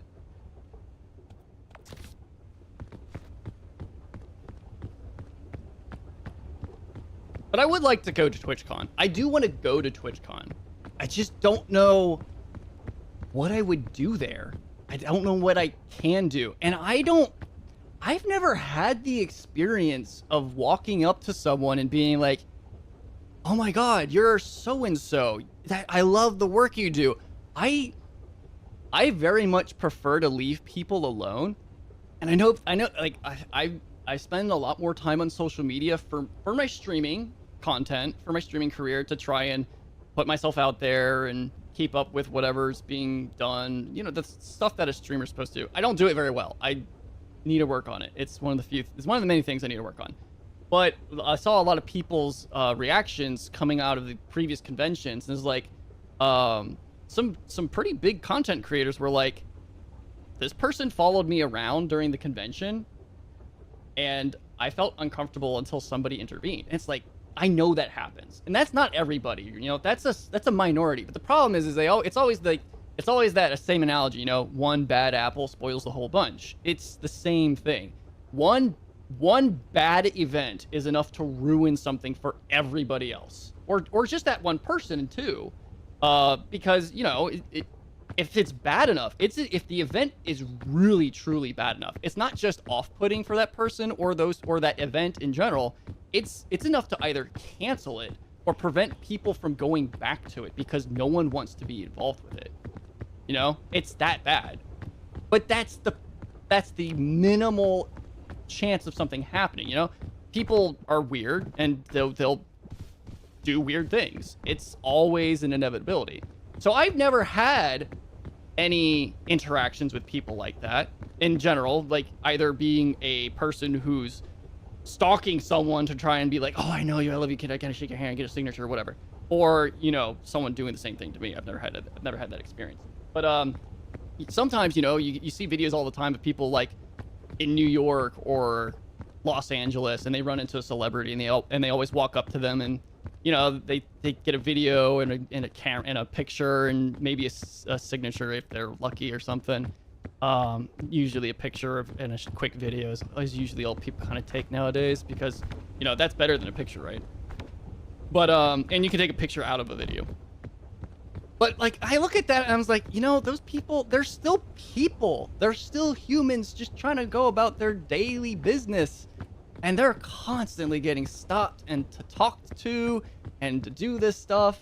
And I'm just like, I don't want to do that to them. I know that a convention is a place to go and meet these people, but you still have to treat them like people with personal space, right? Also, I did send you a game to try out at some point. I tried to talk to a voice actor at the con I went to last year that you watched Pizza for, and I got so tongue-tied. I'm so awkward in general, but in front of people I think are cool. Forgot how to English. That's normal. I can't even say that I personally would not, you know, go blank in my brain if I were to run into somebody. I don't have a lot... This is gonna go into another rant of its own, even though I haven't even finished my rant of the previous thing I was talking about. But the whole don't meet your heroes thing throughout the years is kind of like something that really holds true more and more as I live and grow and experience things. Just because, you know, you hear someone did this, you hear someone did that this person's passed away. It's not all like personal negativity, like someone did something bad, but even the people that you look up to aren't around anymore, either because the general image for them is gone because of something they did, or they're just no longer alive. You know, Robin Williams was a massive influence for me, not in terms of like anything that I do in my personal life or hobbies or any things like that. He didn't influence me like that, but just the funny, caring nature of his character, you know, just his personality. It was just something. It's one of those things where it's like, you know, this is something that everybody enjoys. Nobody hates him, right? I'm sure there were people who hated him. I mean, if you listen to his stand-up comedy for adult comedy, it's not the best in the world. It's not the worst, but like he has a particular reputation, and you know, he took his own life because of mental issues. So if you have mental issues, you know, you make sure to take care of them. But you know, every once in a while I think about it and I'm just like, if Robin Williams was alive today, would he be in one of these Me Too movements, one of these canceling things? Like, are there skeletons in his closet we don't know about that would ruin everything we think about him? Fucking hate small talk in general so much worse when I'm trying to force it. That's my issue too, is like, I can do small talk, you know, I'm doing it right now. I'm chatting about random things, I'm yapping, but there are so many instances, and this happens a lot at work, when I'm not driving a conversation and someone, or even if I am driving a conversation, but if I'm talking about something and I have no clue where to take it, or the other person I'm talking to or people I'm talking to doesn't engage back to me, I shut down. I don't shut down as in like I have anxiety or something. I just don't know what to do. It's just like, all right, I said my thing. There you go. And then that's it. And then it's like, well, okay, well, the conversation's clearly over. How do I end this? And it's kind of usually just like trying to find a way to walk back to my desk or something. I'm not trying to be rude or do anything to upset anybody or anything like that. It's just how I am. It's the autistic ADHD part of my brain. You get lots of anxiety. I'm sure I would have anxiety about those kind of situations too. Like I said, I've just never run into somebody. I don't go anywhere very often at all to be able to run into them. So I'm not saying like, you know, it's impossible to happen, you know, whatever, or anything like that. It's like, I've never run into anybody, you know? I've never met Steve Blum, never ran into Kevin Conrad. Or is it Kevin Conrad? Kevin Conroy? The guy that voiced Batman. Anyone. I've never run into anybody, you know? It's big or small, doesn't matter. Streamer, doesn't matter. Doesn't matter. Never run into anybody. I don't go to airports very frequently. I don't go into cities that celebrities would walk into or walk through. I don't go to fancy restaurants that rich people would go to. I just don't have those situations. The closest I've ever gotten to a celebrity in terms of reactions or any sort of communication is literally through social media because someone liked a post, or maybe I don't think anyone's followed me that's like a big streamer or anything. Just the general whole yeah, like someone liked it. They laughed at it. That's it. That's all I've gotten. So yeah, I probably would freeze up if I walked into someone and be like, "Oh, you're so and so." This is it went backwards? No, it's not. Okay, I thought it was went backwards. So yeah, but like I don't really feel like running up to those people and being like, "Oh God, I gotta get your thing" or whatever. Because like I was watching Zentreya, the VTuber streaming, Dragon streamer, and she was doing a stream at the convention I was previously talking about. Because they'll have like those little drone tablet things that you can. I don't mind ranting. I mean, I already beat the game. They have those drone things that streamers, like anyone who can remotely pilot or move around and have like a chauffeur or something that helps move them when they get stuck in something, or if they have like a friend or something with them. A lot of VTubers will use them because because it's expensive to fly out and book hotels, and you have to deal with, you know, U.S. security and all that bullshit.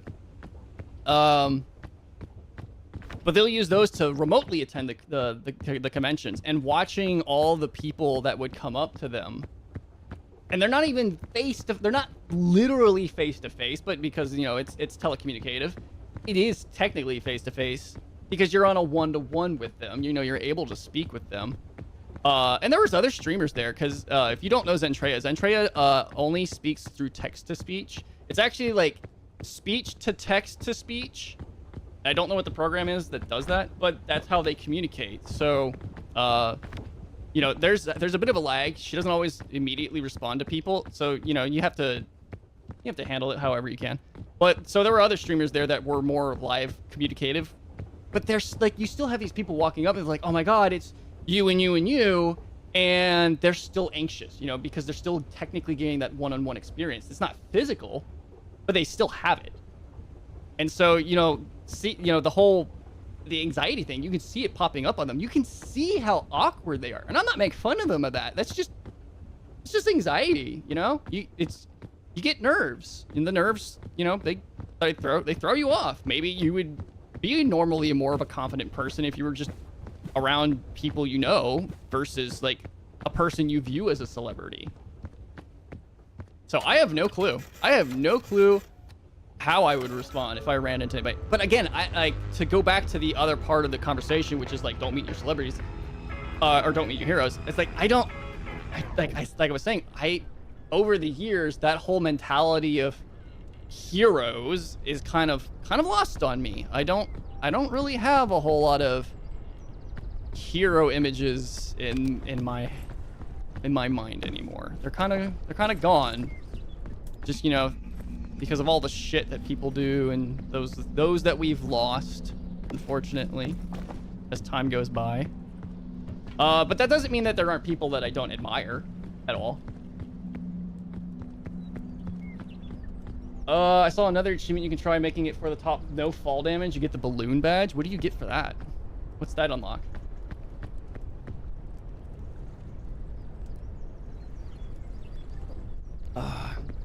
There was I only took fall damage twice, and it's because I slid off of a rock that wasn't even more than 5 feet from the ground.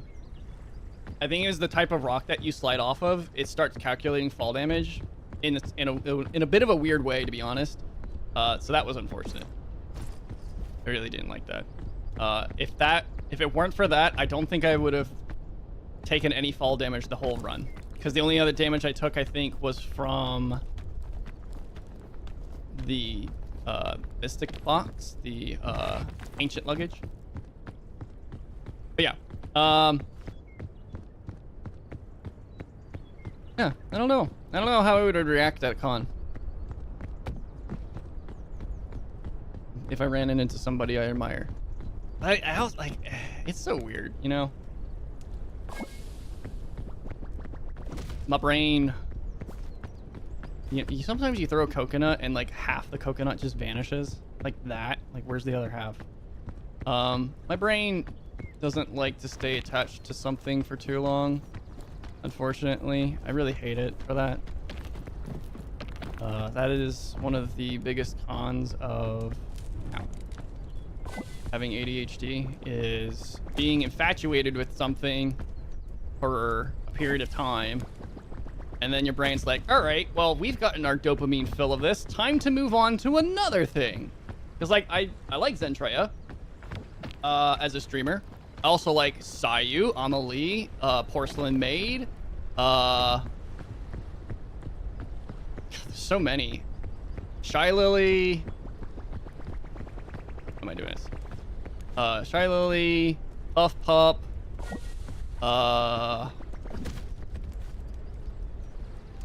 There's so many. But I don't have time, you know? I don't have time to watch all of them. And even the ones that I would consider my more preferable VTubers or streamers to watch. And not even just VTubers. Like, I have plenty of normal streamers, or flesh tubers, live tubers, whatever you want to call them. Note to self, take Midas to a con. But there's plenty of those guys that I like watching too. I just don't, because I don't have time. And content changes, you know, people do different things. Their schedules change, whatever. The different, all the ways that things conflict with each other, that, you know, your life changes, their life changes, that you just don't have the ability to fucking backpack broke again. Oh, God damn it. That, you know, you just don't have time to do anything with their schedule anymore. But yeah, my brain loses interest in things all the time. I have to push myself to stay interested. Which sucks. I don't like it. It's great when I want to start something, because I have like the strongest motivation to do it. And I put so much effort into it. But once my brain's had its fill of it, it's like, all right, we're done. It's time to move on to the next thing. So I have projects and stuff that I leave unfinished, which is the stereotypical, you know, discussion of, you know, what's wrong with people who have ADHD, right? It's like, why can't you ever just do one thing and just focus on that? It's like, because I physically can't. My brain won't produce the dopamine for it, which sounds like a cop-out or an excuse, but it's a physical issue. It's a literal physical issue. That is one of the issues of having ADHD, is just losing interest in things very quickly. Picking up hobbies and dropping them. Doesn't mean I don't do them ever again, just means I want to do something different for the time. Until my brain's like, ooh, let's go back to this. And I would say, like, it's most easily viewable in how I have played MMOs over the years, because I've been playing World of Warcraft on and off for the better part of 2 decades now. The game is over 20 years old. So you take that into consideration. It's like, wow, you've been playing World of Warcraft for 20 years? No, I have not been playing World of Warcraft for 20 years. I've been playing World of Warcraft on and off for 20 years. There has been more times that I've taken breaks from World of Warcraft than time I've played it. And Warcraft, I'm not gonna say World of Warcraft in general, but Warcraft is one of my most favorite video game IPs over anything else. It isn't as much anymore because the developers and writers are no longer the same, and those things change like everything else. Like my teacher for my Cloud Plus classes has been telling me all week, the only thing that never changes is that things always change. You know? Things always change. It's the only thing that doesn't change is that fact. So, yeah. That's why I say not up to, more recent parts of World of Warcraft haven't been that great. But I've been playing Warcraft games since I was a kid. And I love the story. So, yeah, I would put it up there as one of my favorite IPs. But I've been playing World of Warcraft on and off for 20 years. So, am I one of the best players in the game? Absolutely not. Not even close. Especially if you take me into PvP. And I've never done true mythic raiding. So, whatever. But I don't really care for that stuff. Like, it's cool if I get to do it. I just play it for the story for the most part. But the story sucks now, so there's that. It's funny that you say that because you legitimately finished a project I never finished. Which project did I finish that you didn't finish?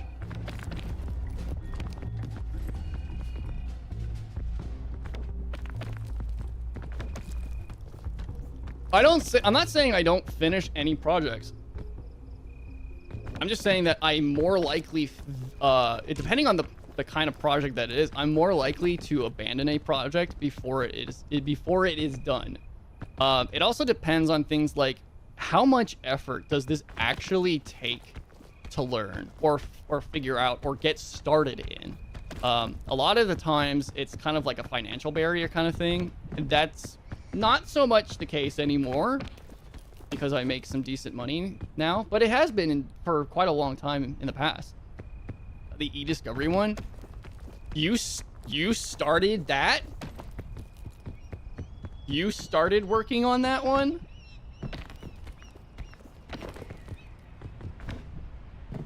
I don't remember you ever telling me that you started working on it.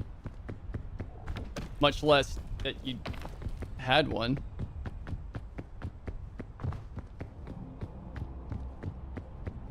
I still don't understand why the beach is white.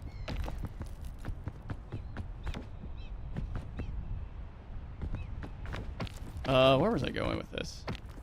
I know I've gone off of a huge tangent, but how do I swing this back around to conventions? Had the original command list. Granted, mine was never meant to be the GUI, but still, I mean, mine was never meant to be the GUI either.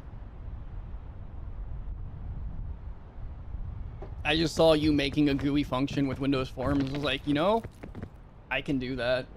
Am I just going off on a tangent? Never. No. I don't go off on tangents, ever. Mine were all function-based. I think I turned mine into functions.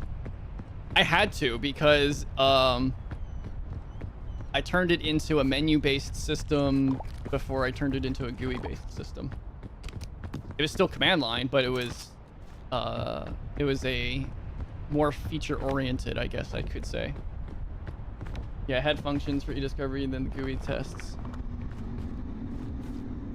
I don't need, if I'm going with a no fall run, I don't need healing items. I don't. What I need is a backpack, food, and mobility. You can show me the folder. I can show you the files. Don't ask me why I'm singing that.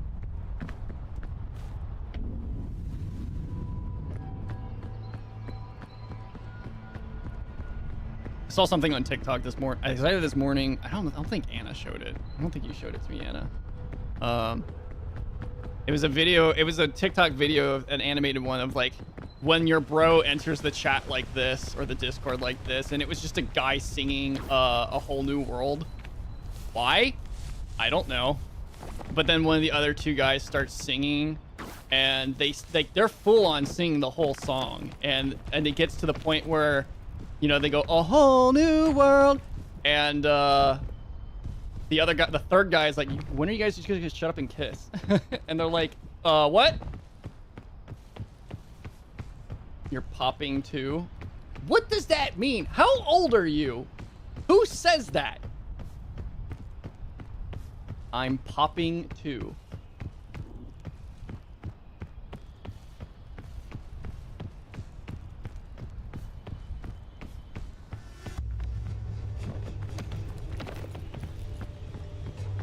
Some old ass lingo, if it even is lingo. Oh, Anna, I don't think you were here when I got to this level. There's a lot more explodey things, and the vines aren't covered in spines anymore. They're not poisonous.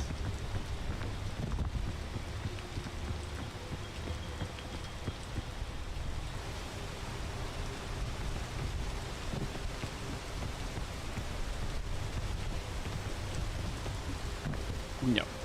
No. Shoot. I need to figure out how to get the conversation back to where it was before. Conventions. People talking to people. Why? I don't know. Like, today's seed has it, like, all the colors of the trees are different. The beach is white. I didn't see anything else other than the beach was white. I don't think I saw any jellyfish, though. There's a lot of these exploding things now, though. The vines don't cause any poison damage. Everything else is pretty much the same, though. Those are the biggest changes, is the number of the exploding mushrooms. Yeah. The trees. I don't know if I can do this. No, I can't. Okay. I tried.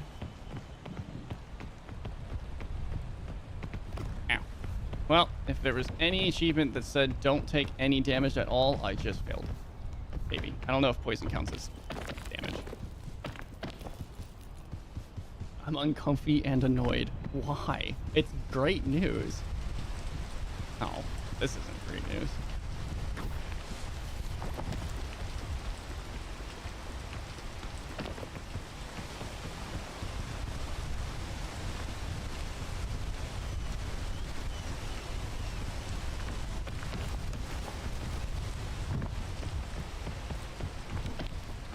It just said fall damage, I think. Oh, then I should be fine.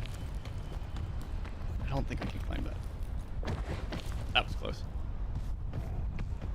I don't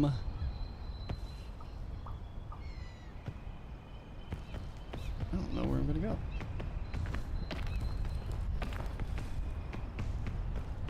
Oh, maybe there's something over here.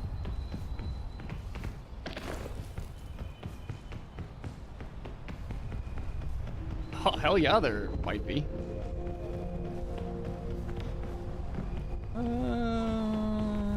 Maybe not. They ask you how you are, you just have to say that you're fine. You're not really fine. Why are you not fine? You would never understand.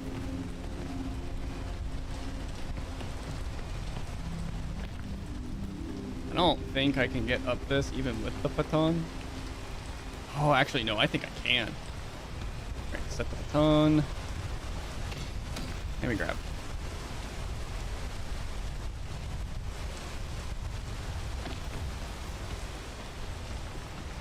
Yeah, I need to go to a convention.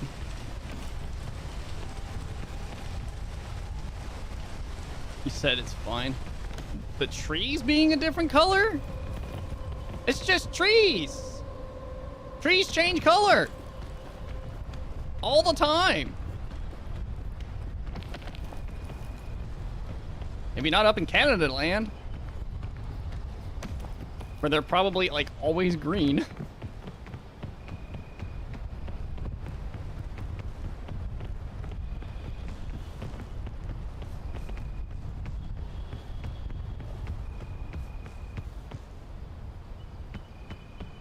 Look at them all. Look at this. Look at all of them. This place is a death trap. Anyways, I've been here before.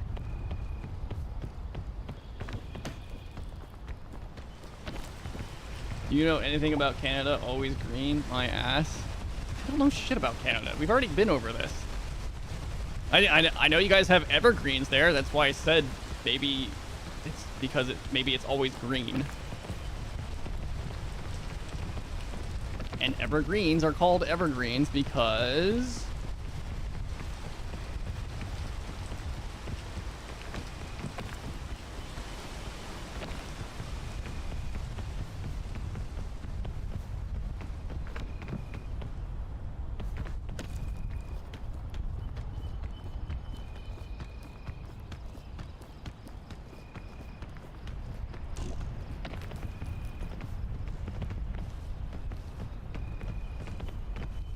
Other than pine trees, most of our trees don't even have leaves half of the year. Are they really trees then?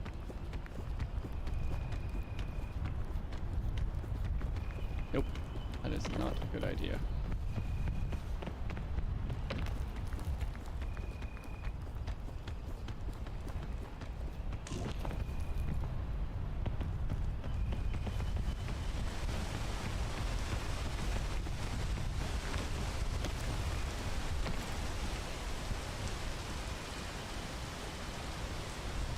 Have, not have. Yes, they are. The leaves just fall off in the winter. I mean, yeah, that's what the trees do. That's what I'm saying! That's my whole point.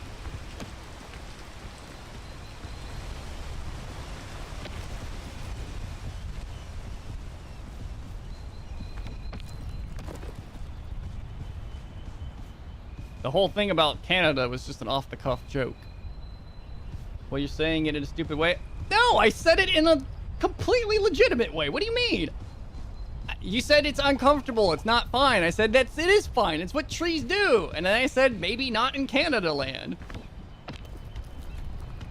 Because I've never been to Canada. I know they have trees that change colors.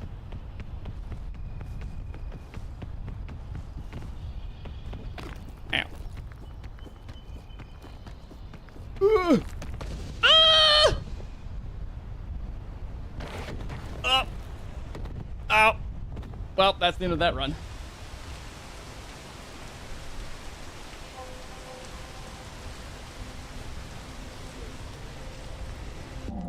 Oh.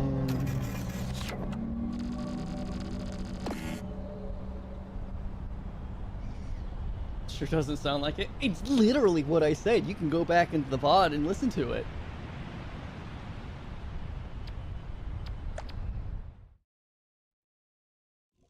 $100%.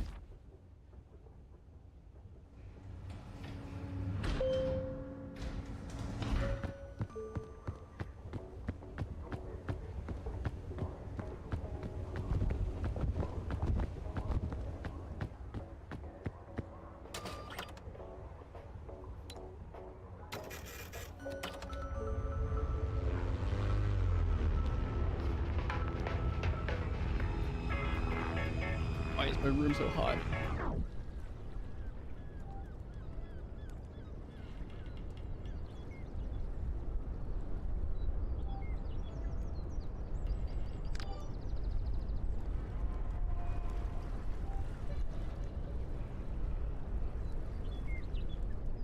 The fuck is this?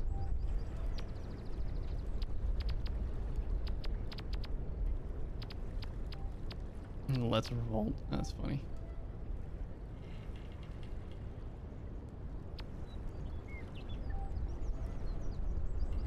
Okay, well that's not what I got sent.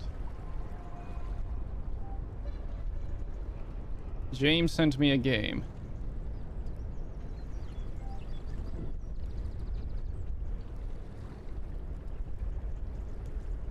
Hold on. I need a better button to switches to Windows. Steam.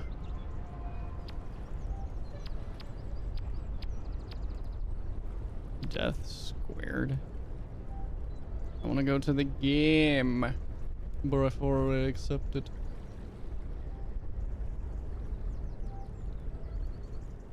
It's All not even Iris, $2. See what these guys can do. Yes, David. Initializing Death Square.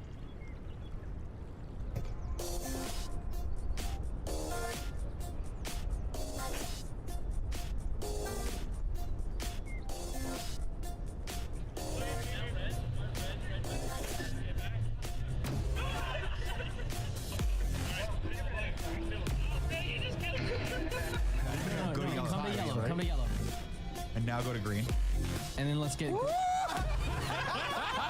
Take red all the way back up.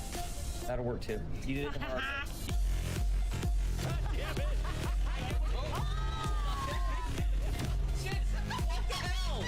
way. Okay, so it's a physics-based multiplayer puzzle game. Why would you kill Blue like that? Very nice sequence, Iris. 10 out of 10. Why, thank you, David. Yeah, I especially like the exploding robots. Interesting. It kind of gives me Pico Park vibes, but you know, not 2D. Technically. That's not what I wanted to do. Eh.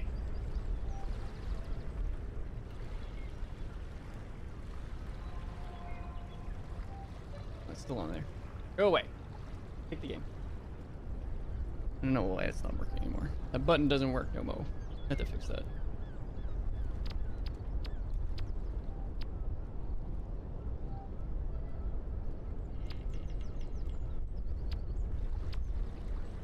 Anyways, yeah, we should play that. It looks like it'd be fun. Anyways.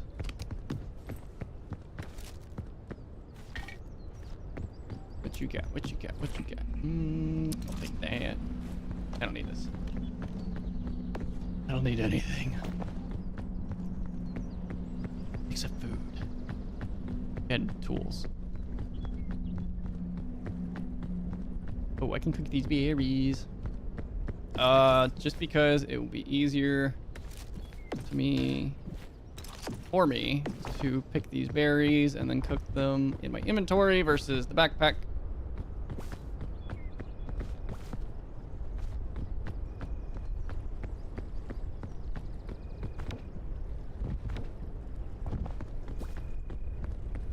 Oh, that's gone.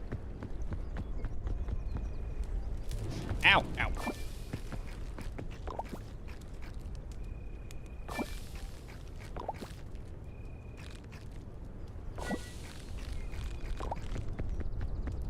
All right. Are there any reasonably located coconuts for me to pull? Any at all? Oh, there's some.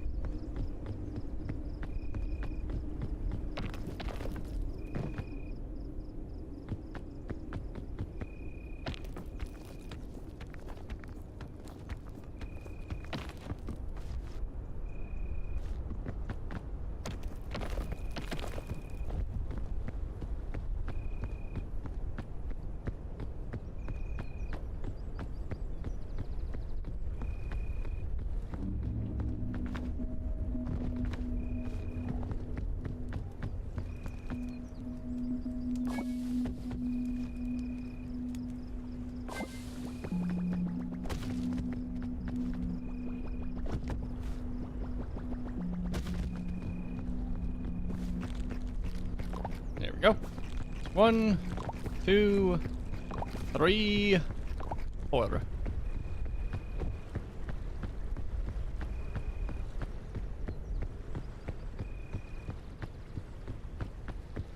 There's a lot of them. Words. There's a lot of them over there, but I'm not gonna go grab those. They're kind of far away, and I'm lazy.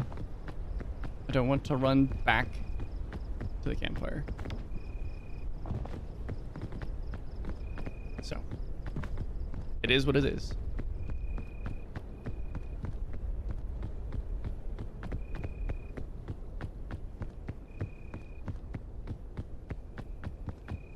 Kind of curious if this kind of jutting pillar thing, this rock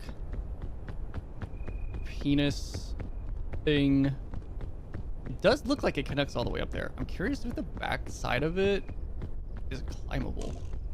Because the rest of them kind of look like they are. That would be like a ton of vertical scalability in a short period of time. Not significant, but pretty good. Assuming.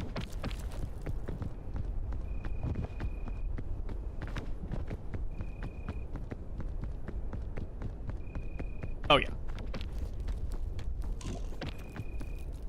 Oh, yeah, absolutely. This is amazing. This is fantastic. Suitcase. Should I go for it? Maybe? Nah, I'm good. We're fine. This is fine. We don't need it.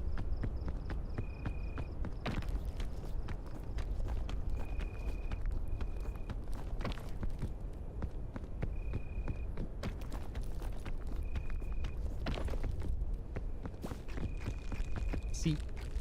We don't need it. Nature provides.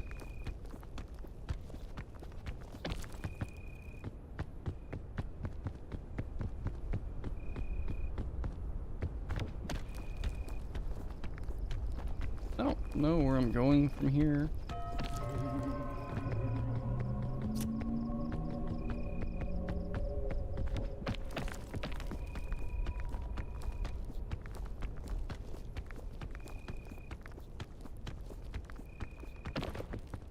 That's where I'm going. Up.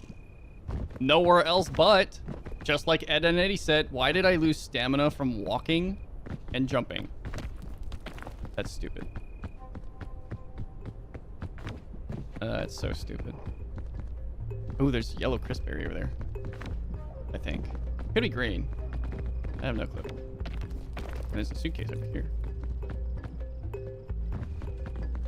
I have to be careful because this run is about not just surviving on a harder difficulty, quote unquote hard, because the only modifier is I take additional fall damage, but the intention is to do this without taking any fall damage because it gets me another badge.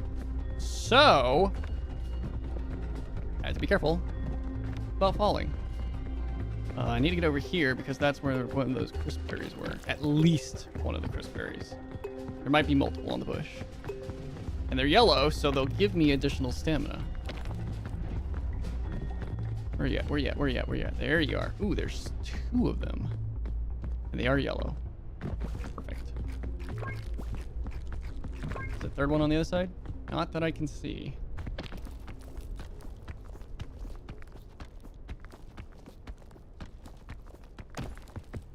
Amazing. I think I'm almost to the top already.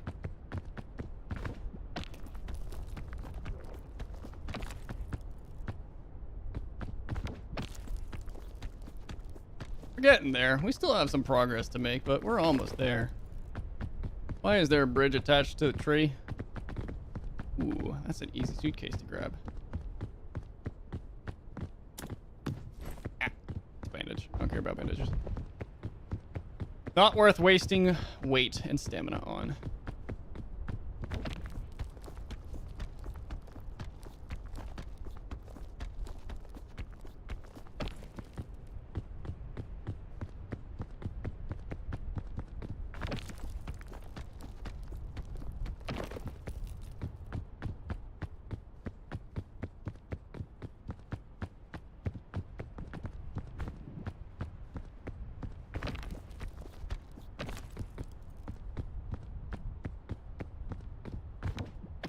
Oh, jeez, I wasn't sure if I was going to make that.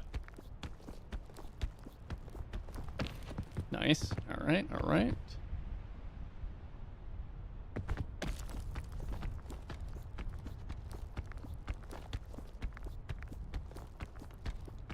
Okay.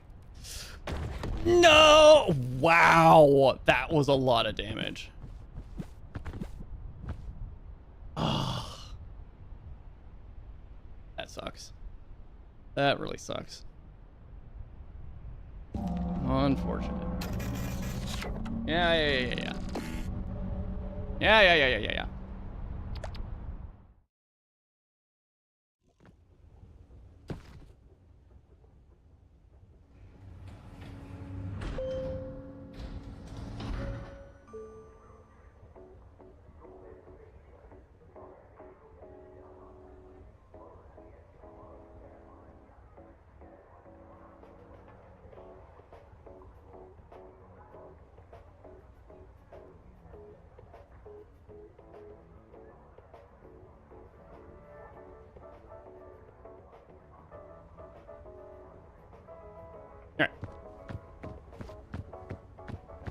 Let's do that again. That was unfortunate. I got all the way up there. I was really thinking that it would have somewhere for me to stand, and it didn't. And so when I try to get back down, I have to change it. I have to change the difficulty. But I thought it would, when I try to slide back down or go back down, I just lost my grip and I couldn't do anything. I was like, I don't have the stamina to go up because there's nowhere to go up to. Leave game. I think it might take me back to the menu. Yeah, it does. That's fine. That's fine. I can always just go back in. It takes like a second.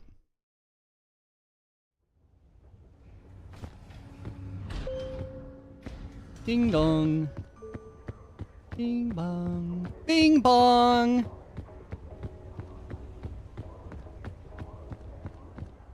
Bing bong. Rabbit Scout board.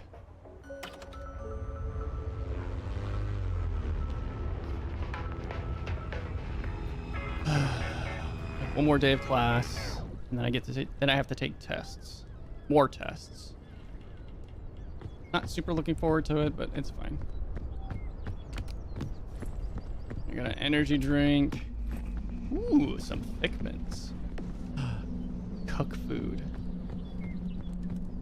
We're cooking the Thick Mints.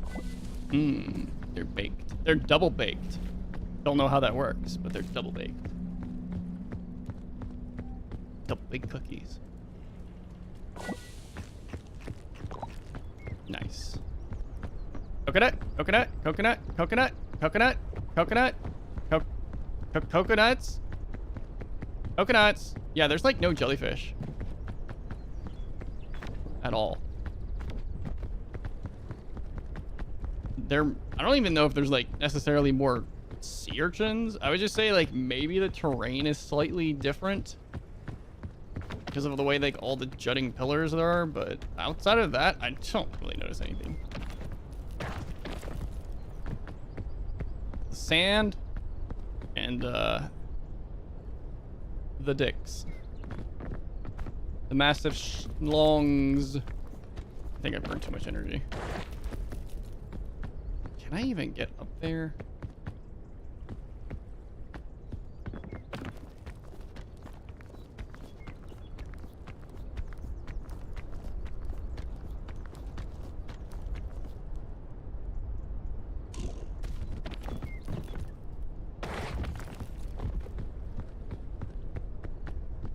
Alright. 3's fine. 3 will be fine.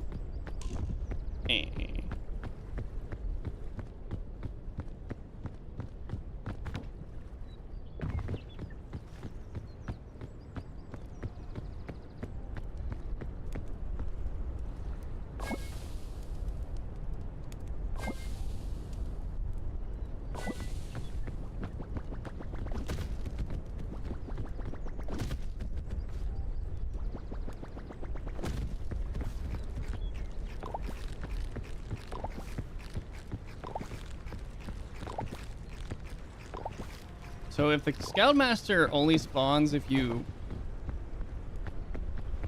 are away from other people, does that mean that he doesn't invade solo games? Because there is no other scout. Unless he considers Bing Bong to be a part of the party. That would be interesting.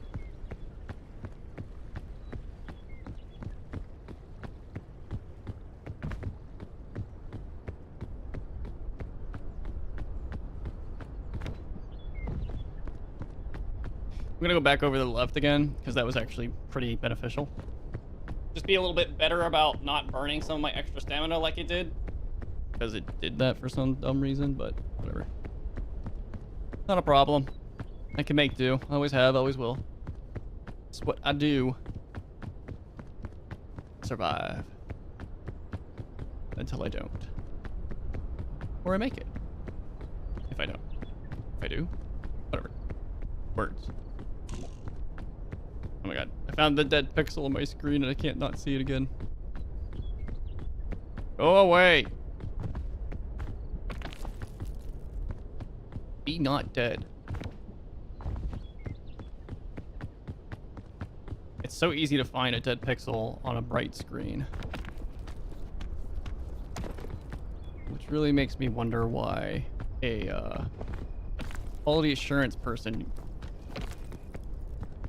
Don't get me wrong, pixels are small and hard to find, but like you're sitting there staring at screens all day, you're gonna miss them. But like, they're pretty obvious when they are, especially if they're clustered. But like a lot of times, when I get a new screen, if when I'm looking for dead pixels, I'll do a standard test. You always should do a standard test against your screens when you buy a new monitor or television. If you can do it on a television, which you should be able to, because with the internet being connected to the television, you can just obviously like look up a YouTube video that just shows you specific screen colors, because that's mostly all you do is just look at a screen color, like white, blue, red, green, to see if there's any like pixels that barely or can't really meet a specific shade or don't work at all.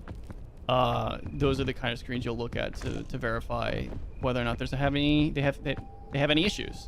But like I'll get a new screen and I'll do that test to figure it out, and I won't see anything. And it's not like, oh, you must have just missed it. Like, you know, if it's just 1 or 2 pixels and they're not even next to each other, that is possible. I'm not saying it's not. I'm saying it's improbable, because I telling you on multiple occasions, because I've gone through a number of different screens. I upgrade. They don't break or anything. I don't break my gadgets. I'm not that kind of person. Just break shit all the time. But I do go through RMA as well, where I replace the screen before the warranty is out, because of something like it's not operating like it should, and it's still within warranty. But there's times when I do those checks and I'm looking at it and it's like, it's fine. There's not a dead pixel in sight, and I'll be playing with it for like an hour. And when I'm done doing my testing, I'll go play a game or watch a video on it or something, right? And then I come back to looking at a very specific screen, just not looking for anything. And I'll be like, motherfucker, there's a dead pixel. There's a dead pixel right there. I just looked for these and there wasn't a single dead pixel. And now there's one over here. I have had that happen on numerous occasions. It's so, oh, there's a jellyfish. They are here. There's a lot less of them. It's so weirdly bizarre how often I could say where I've gotten a new computer screen and I've done the tests to verify that it's good, because they come when you order them online. Even if it's a relatively moderately sized screen, you know, like a 27-inch, those are standards at this point. Like that's the typical standard screen size today, as far as I'm aware. They come in relatively large boxes, and I usually have like an ultra wide, and those come in massive boxes. Especially if you're getting the standard size for those, which, as far as I'm aware, they're 34-inch screens. I'm on one right now. They're huge. They look fantastic when you use them. Some people don't like them. That's their thing. That's fine. I'm basically back where I died. Almost. But like, I don't want to deal with a bad display, especially a brand new bad display, right? I want to be able to deal with this or use it as it should be, which is brand new. I don't know what I'm doing, and I'm hoping this pays off. I don't think it will, though. Oh, it might. It might. It will. This will pay off. Ooh, that was fantastic. Awesome. Not that bad. Okay. But yeah, so you take into consideration how big those screens are. They're huge. And so the boxes that they come in are also freaking huge, right? Why am I like this? Why am I like this? What? There's like an invisible cliff or wall or something here. What? Okay. Can I climb here? You know, let's regenerate all of our stamina before I do this. Or I'll just come over here. So yeah, if you know something's not right, I'll RMA it immediately, and I'll just put it back in its box and send it back. No harm, no foul. It's also why I don't throw those boxes away, because I typically, when I do an RMA on a screen, I don't really, I do now, but I haven't always had a replacement just laying around to be like, oh yeah, it's fine. I'll send the old monitor back, or I'll send the new monitor, the current monitor back, and you know, you can send the new one when it gets there. I don't like doing that. To my knowledge, most display manufacturers, maybe manufacturers not the right term, because they don't actually make their own screens. They just put them together and then sell their own little altered versions. But the sellers will offer an in-place replacement. They all have their own specific like marketing term buzzwords for it. They don't openly like advertise them, but what they'll do is they'll put a charge on your card, and they wait for they'll send the new display, the replacement, and then when you get it, you send the old one back, and then they don't charge you, right? They let go of the charge because they've received the defective display and you've received the new one. So the transaction's complete. You don't have to pay money. That way, if you do something like try to take advantage of their warranty system, you get a free monitor because you didn't send the old one back, right? Then you do whatever you do with the old monitors. You know, you sell it or you sit on it because there was, you know, maybe it was actually fine and there wasn't problems with it. Whatever the case may be. That's what they do. But you still need to have like something to use in the meantime. So I always get the in-place replacements, but I need to be able to fucking send it back, right? So I always keep a box. So I have these massive boxes. I don't know why that's where I went with the conversation, but that's where I went with the conversation. Can I cook the lollipop? I can cook anything. Let's cook the lollipop. What else was I going to do this? Yeah, so, and if I see anything wrong, that's what I do. I've had issues, and the whole process has really kind of gone downhill in general, in my opinion, because before, right, you had a couple dead pixels. That was a reasonable thing to send an RMA back for, like a bad product. They still do, but they're not gonna do it for like a couple pixels, right? They're gonna be like, yeah, we're not gonna do an RMA because your screen has 2 or 3 dead pixels, which is absolutely absurd in my mind. I get it. Don't get me wrong. I understand the logistics and cost of everything. I don't know it, but I understand from their point of view why they don't want to do it. I disagree with their opinion as to why they won't do it. I still think they should have to. I understand why they don't want to, but we have to do things we don't want. So it gets me real upset when I have a dead pixel on my screen, like I do right now. It's not in a super obvious spot. It's kind of off the side. That's usually where they're at. And so maybe they do know that they're there in their quality checking process, and they're just passing them because maybe it works partially, and then by the time you get it, it just completely fails. So maybe they saw it and they just passed it because it's like, hey, it's one dead pixel, the rest of the screen's fine, right?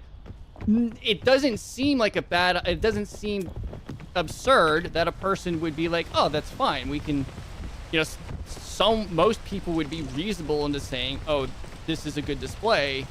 There's nothing inherently bad about it. It still works to its specs. It still looks great. It's just got one dead pixel. But I didn't pay for a screen with a dead pixel. That's my point.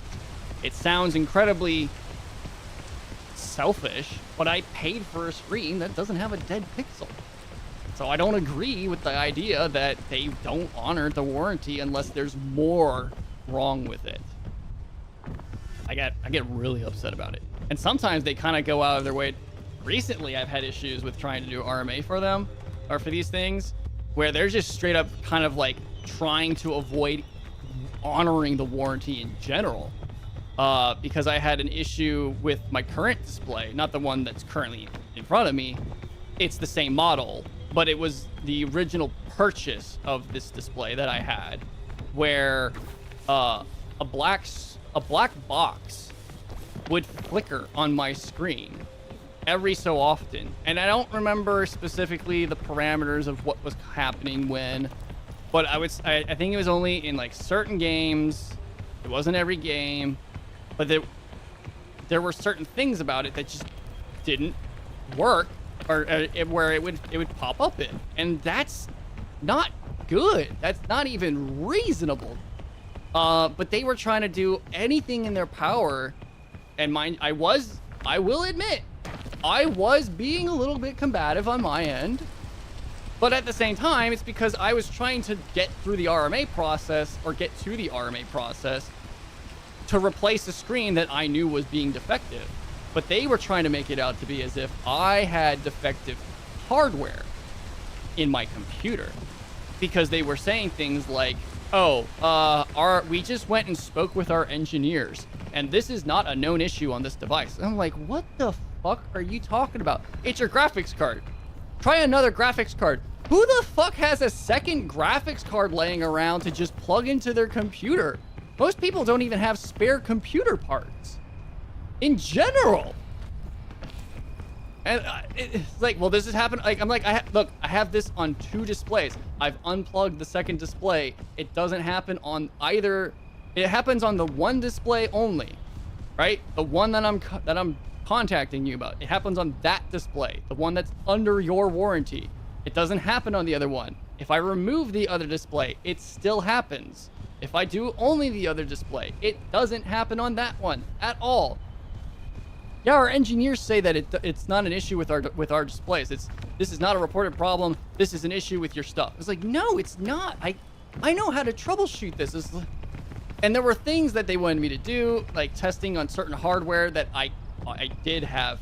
I do have spare hardware parts lying around for some things, not everything, but that's not the point. I know how to troubleshoot these things to the point where I can omit certain things from being considered a factor, and my graphics card was not in that factor, but they wanted it to be. They're like, go buy a new graphics card. I'm like, excuse me? What gall do you have to sit here and tell a customer who is well within their right? Because I purchased this thing with a warranty, it is my right to have it replaced or repaired, either way.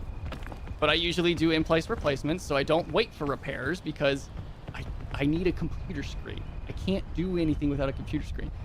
To have it, the warranty covers that, and they have to honor it by law, or provide compensation of some sort. Because maybe they can't, if it's an older product that they maybe don't have stock of, or it's out of stock. It's not necessarily an older product, but it is out of stock. Whatever. It doesn't matter. That's not the point. They still have to honor the warranty in some way.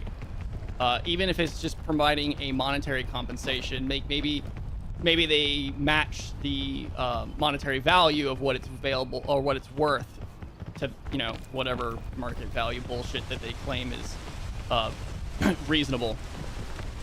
But if it's not replacing the display or giving you something of similar make or model, it doesn't matter. It's bullshit. It's a way for them to cop out. Only if the device is supported by warranty but is no longer physically available do I think it's okay for them to try and monetarily compensate you. But that's besides the point. They wanted to try and get me to do other things, which is normal, to do other things. But to tell somebody straight up, we spoke with our engineers. 1, no, they didn't.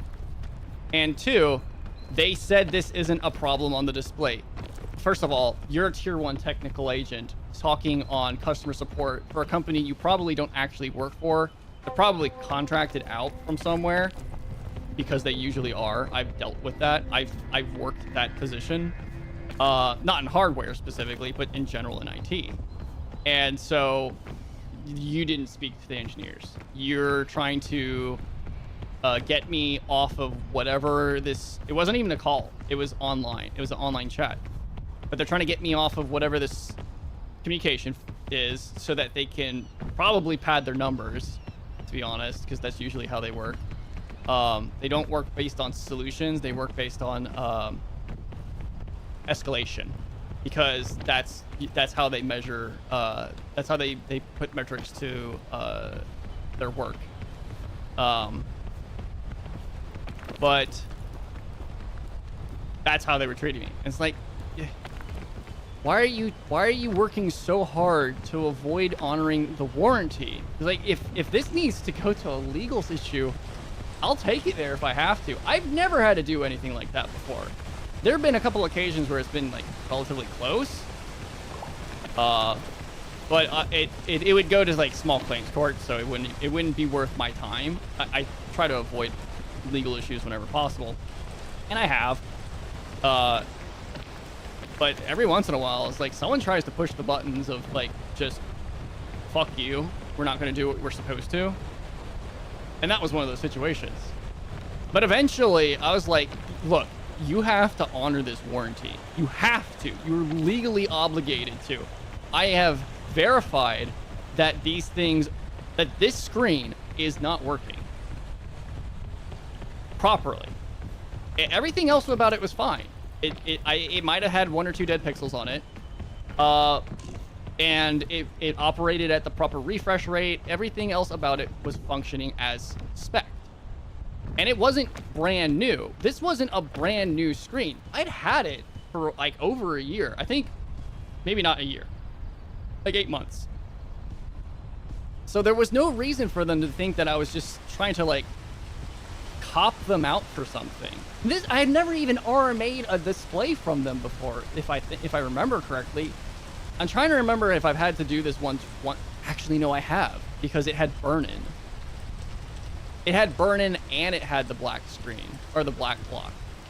Because it's an OLED display, and burn-in is very common, where it like on-screen images, like a user, especially like a user interface, like the boxes on the right side of the screen or the bars on the left side, those things stay on screen all the time, so that the pixels don't get the chance to refresh and cool down. And so the image burns in to the display. And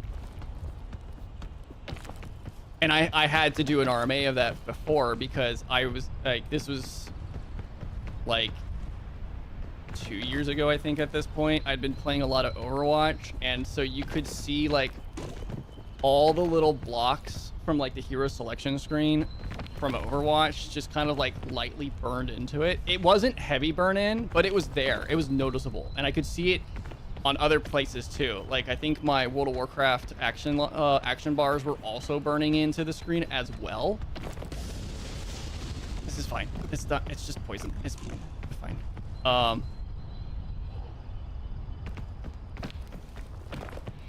So they didn't do anything with that one. It's like I had to.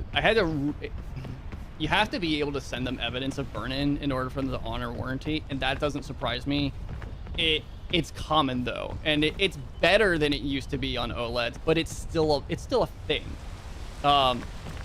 It's getting to the point where it really isn't much of an issue anymore, which is fantastic, but that's not the point. I had burn-in. There was a warranty for burn-in, and they after getting some right angles with my phone to get the picture, because when phones take pictures of screens, they get all weird looking if you've ever tried to do it before.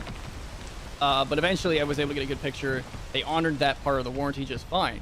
So this was the second time I've done the warranty, right?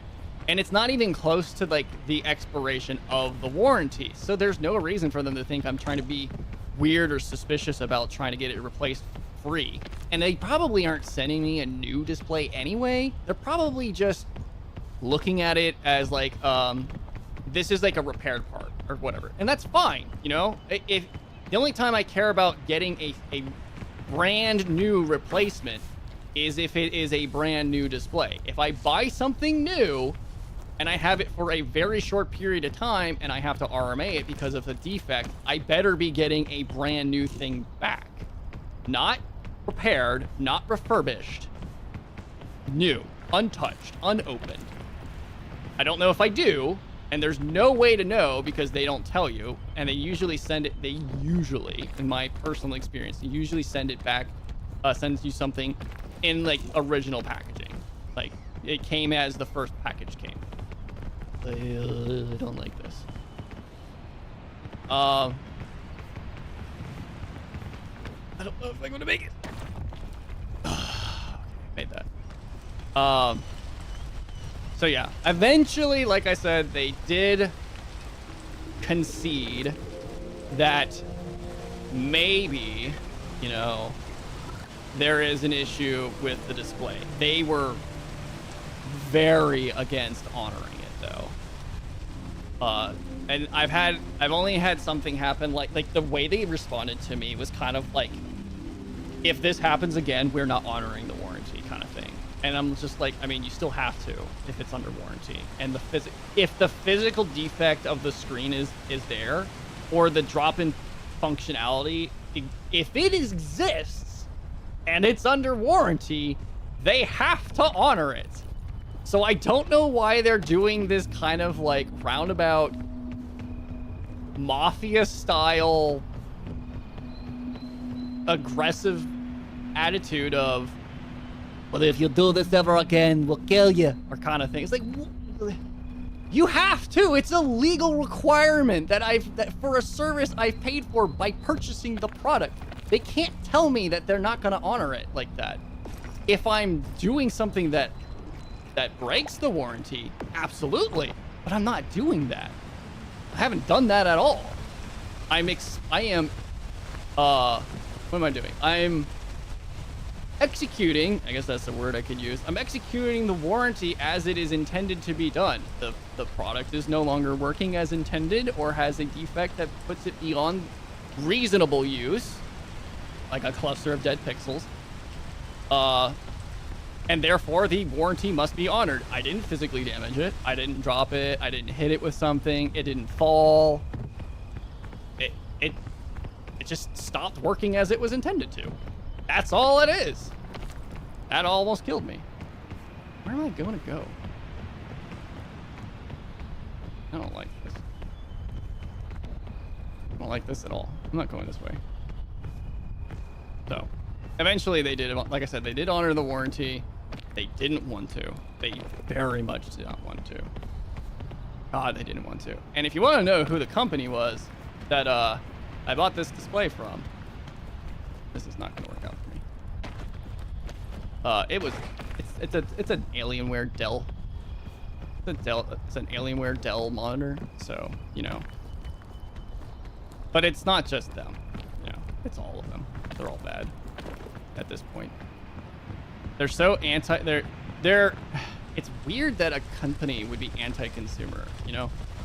It's like, you want to take my money, but you don't want to honor the services for the products I purchased with the money you got, because they're going to take that display. They're going to find what's wrong with it. They're probably not going to look into it too hard. They're probably just going to rip something out and put something in.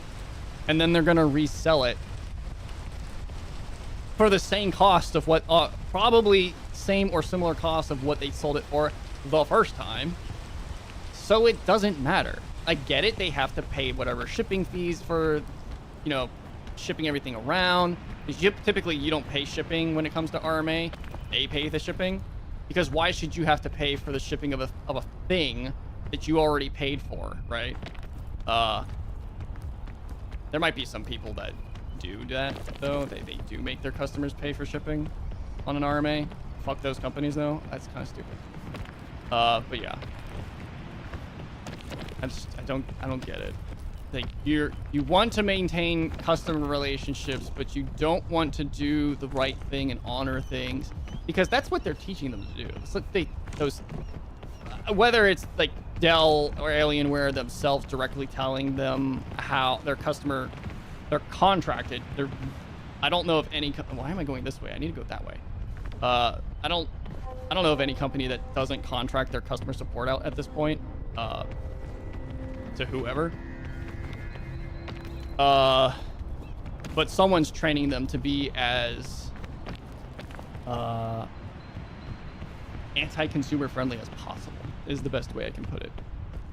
because they don't want to. Like they'll start off friendly and chummy because that's what they're trained to do, because you have to be customer whatever. That's a good one. But you spend enough time with customer support, you're gonna find out just how vile their attitudes can actually be. And I'm the same way, kind of. I'm towards them when they become frustrating. I don't like to be. I don't try to be. I try to be as cooperative and positive as possible, but you know, shit happens, and when they're sitting there trying to get you to accept that they don't want to do something that they're supposed to do, or they're trying to convince you of something that's not accurate, because that's happened to me on multiple occasions. Like I said, like when they try to tell me my graphics card was the problem, it wasn't. As soon as they sent me the new display, the issue was gone. Simple as that. It was done.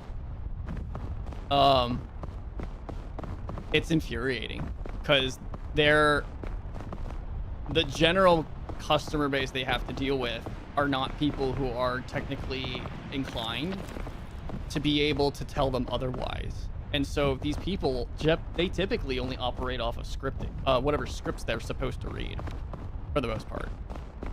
They don't have to, let's just do this, help me move forward. They don't have to do anything more for most people than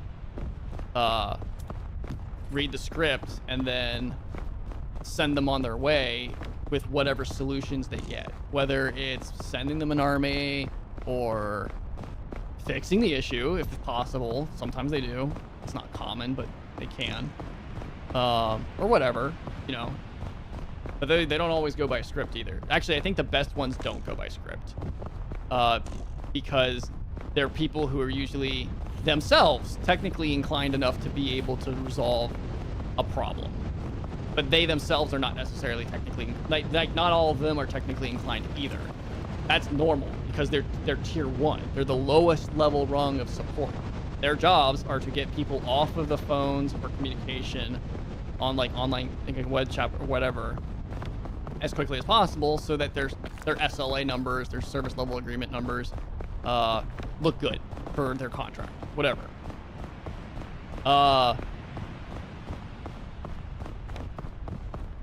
Where's I going with this?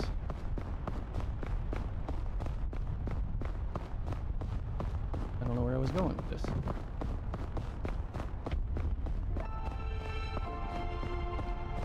But my point is, like, you know, over the years, they've gotten more and more toxic towards customers. And you would think, oh, well, that's just because, you know, that's what they're doing. You know, that's what they deal with day in and day out. I guarantee you they're not always working there. Fuck, I ruined that. Well, that achievement's gone. I tried to jump, I didn't jump. Or I didn't jump far enough, at least. I should have just used the heat pack. I don't know why I didn't. Where am I going? This is terrible. Why did I even go this way? What am I saying? Something about terrible customer service and toxicity towards customers. I'm so upset that I missed that. Fog rises. I just got here. What do you mean the fog rises? I got this. I'm good. Oh, that's super easy. These capybara are fine. So easy. Look at that. So easy. Yeah. Never trust customer service because they're not actually there to help you. They're there for a very specific purpose, and it's to get you in a direction that might resolve your problem. Not will, might. Ooh, these heal you.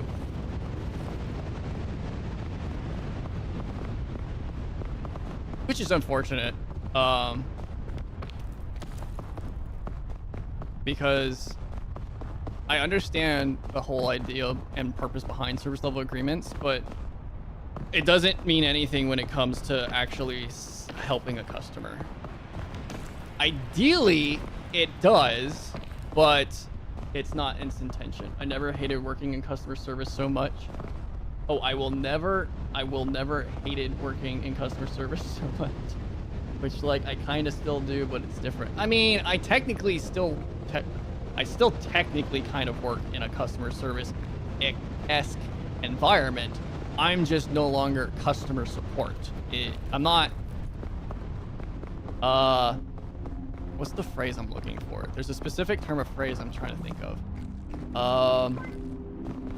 I'm not customer facing is the phrase that I've been, trained with.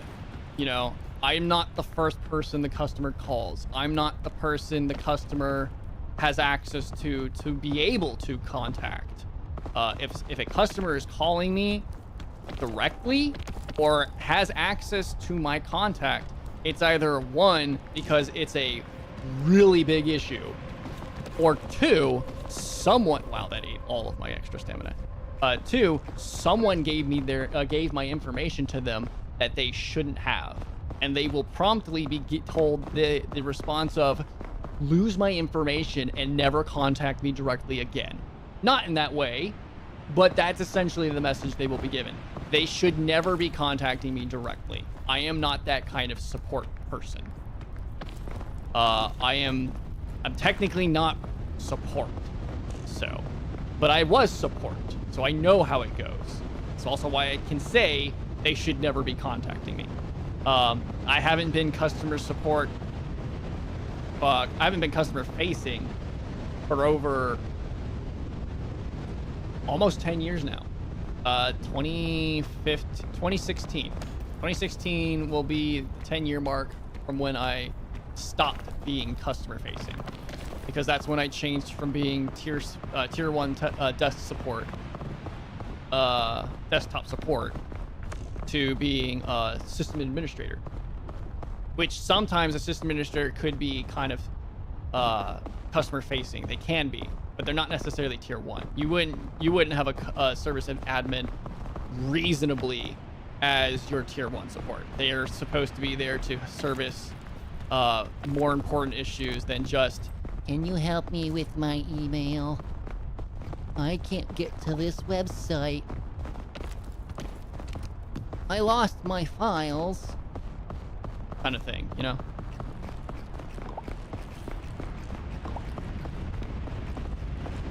I both love and hate that my job involves talking to people. I don't mind talking to people, all right? I don't. I have no problem doing it. It's a thankless job. Most jobs are thankless, to be fair. But there were definitely times when I had to deal with a customer who was less than favorable. I worked for the Navy Marine Corps for my time as a tier 1 desk support agent, and through that experience I met a guy who was, I don't know if he was a drill sergeant, but he acted like a drill sergeant, and he treated me like one of his little grunts. And this was really early on into my career as an IT professional. And so I was 20 years old. I was actually probably just 21.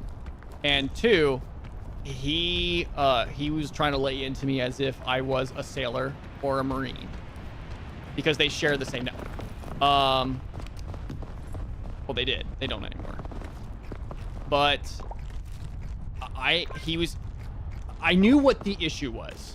The problem was that he was asking for information I could not reasonably give him. We didn't have that information anymore.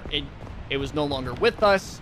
We no longer could support them in the way that they needed the support. But I knew exactly what the issue was. I just didn't have the physical ability to resolve it. Their account, essentially, their ID was locked, and I can't fix that. That's a very special thing that has to be done by a different group of people. And the information they were trying to get was who was supposed to be able to contact them.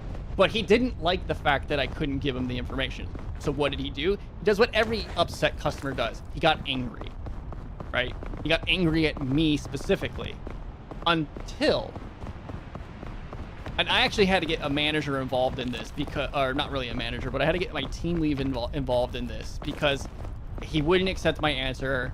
I couldn't give him information. I couldn't explain why I couldn't give him the information the way that my team lead could, because I had only been there for so long. The information was gone before I got there, so I couldn't tell him anything other than what they told me to parrot, and he didn't like that explanation.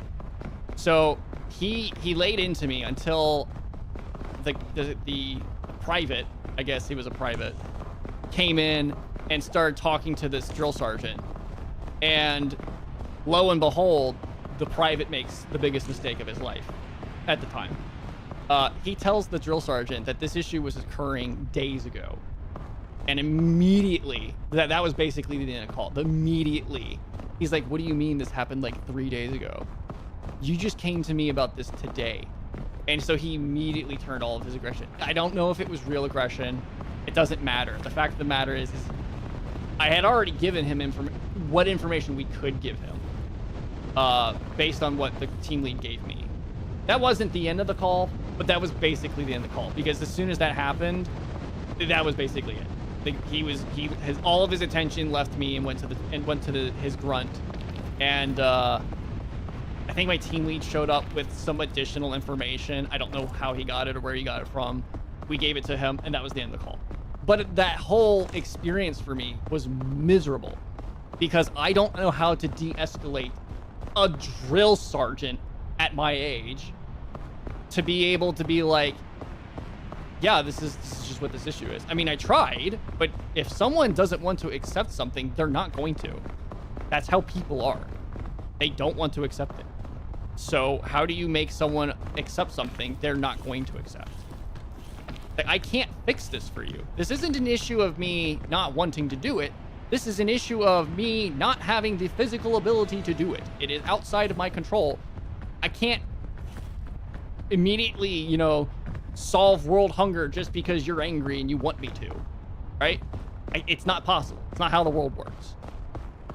But yeah, I had, that was probably one of my most conflicting calls, I would say.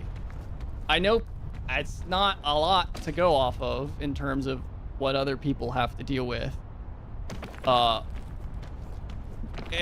I'm not saying I didn't have other bad calls. Sometimes you get bad calls in other ways, I've been on calls where I was stuck for like 2 hours after my shift ended because a customer needed something fixed. The people that I would escalate it to they weren't there anymore because they go home at a specific time. And the customer just keeps wanting to troubleshoot. And if the customer wants to keep troubleshooting, you keep troubleshooting. You have to do it. Like, it is what it is. Customer's always right. All that other bullshit. But, yeah, it sucks. It's a thankless job. I had one of those today. His referring vet fucked up the insurance claim. So when I submitted a pre-approval and emailed him to pre-warn him that it may decline due to how it was done previously, it was, but not to worry. Once it does, I can appeal it and there will be no issue. So he decides to email back threatening us and ended his email with, if you won't approve it, send my file to another hospital. Like, dude, huh? I explained it to him again, like I was talking to a toddler, which you have to do sometimes. He's like, you can't pause this game. I agree, absolutely. That's what you have to do, because you give them a breakdown, right? You give them what you think is a general breakdown of what an issue is in a way that you would think they would understand. But sometimes you have to remember, people don't understand things the way you do. You have to know how to, excuse me, my throat is getting a little scratchy. I've been yapping quite a bit today. You have to know how to break things down to people who don't do your job. And that's the same for like everybody, Let's see if I can't make this. Oh, this is risky. I don't like this. Going back down.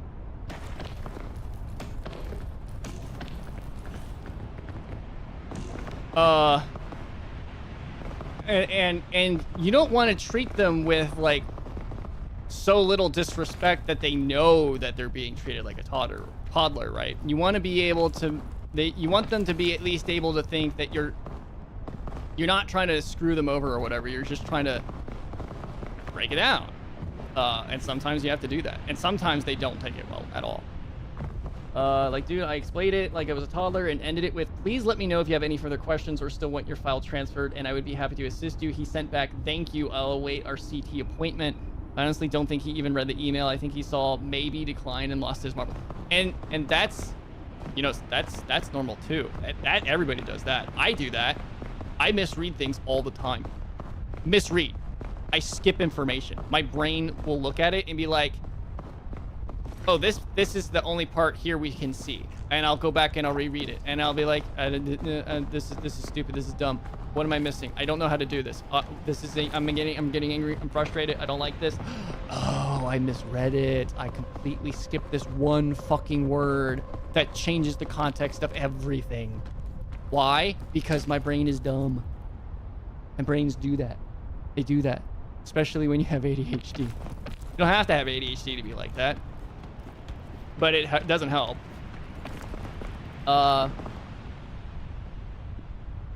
Yeah, I tested the nappy berry on my successful run, and it has no beneficial purpose for me whatsoever. So I will continue to skip the nappy berry.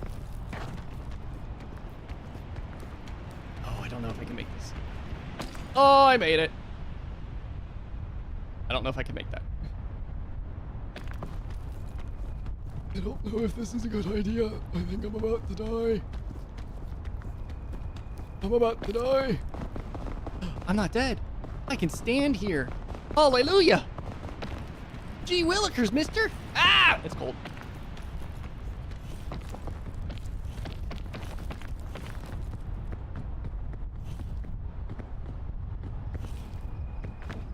Is there anywhere I can stand that's not cold? Not really.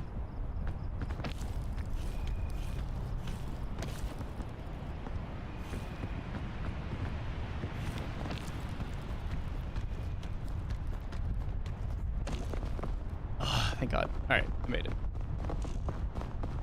One of the achievements I think though is to eat one of every berry food item in a run. It's 5. It's eat 5 different berries. I don't know if there's one for every single one, but there is. I got the one for 5 last time. Today? I don't remember. I got it though. I got that. It's 5 different berries. But yeah. There was another call I had where a customer was calling in and they lost their printer. I don't mean physically lost their printer. They knew where their printer was. They lost their printer on their network.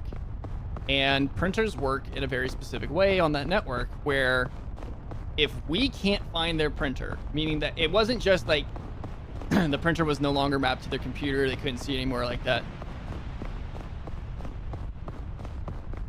Is the smoke forming a shape? What is it doing?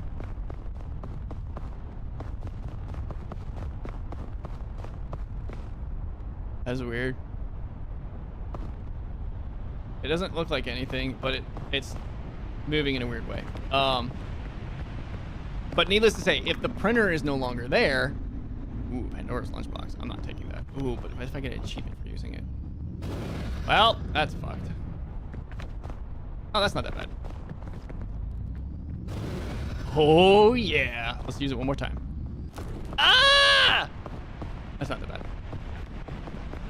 I know. Ship made an oopsie, and we've wound up crashed on this mysterious island. Thankfully, the mysterious islands are my specialty. With our whole troop working together, we'll reach the top of the map, peak, and signal for help in no time.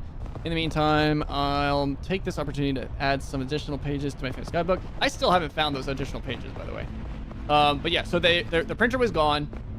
And if the printer is gone, like we can't even see it, that means that they need to submit a request to re-add it to the network. And the problem with that for them is they have to essentially bill the company, the contracting company that I worked for at the time. They have to bill the company, or the company gets billed or bills them for that service. Which you would think, oh, well, that's fine. That sounds normal. That's what you would expect from them, right? No. This woman was originally just like, oh, there's just something simple wrong with this, which there kind of was. The problem was, I don't know why it wasn't on the network anymore. I have no way of finding out that information or anything, but it wasn't, and I can't re-add it. I can only help them remap it if it just needs to be remapped. But we were on call for like at least half an hour. Because I was trying to do my troubleshooting as I could, and I just came to the conclusion that it was gone. It's no longer on the network proper, and I can't make changes to add it back without a specific request. And as I explained it to her, she's getting upset because she, unlike most people, actually knows the process. She knows what this entails, and the fact that it costs money to do it. She doesn't know why the printer was removed, and I can't tell her. And she was, oh, this is bad. This is fire. She was understandably upset, not necessarily with me, but her demeanor immediately changed. And obviously, why? It's obvious why it changed. But that doesn't mean she should have been upset with me. Not that she was, but just her demeanor changed. To one of frustration, because now her printer doesn't work. You know, it's an office printer for her entire department. They can't print anymore, basically. And it's like, I don't know what. Can't you just put it back on? It's like, no, I can't. Like, I can't tell you why it's gone, but I can tell you that if it is no longer on the network for whatever reason, either someone had it removed mistakenly, possibly, or on purpose. It is no longer there. That is the facts. I cannot put it back on the network without a specific request. I don't even remember if I even had the ability to add it back at all. It's been too long for me to remember that. But that doesn't matter. The fact of the matter is, people get upset over shit. Sometimes it's your fault, sometimes it's not. But yeah. She got angry. She got real angry. Do I have any healing? I don't.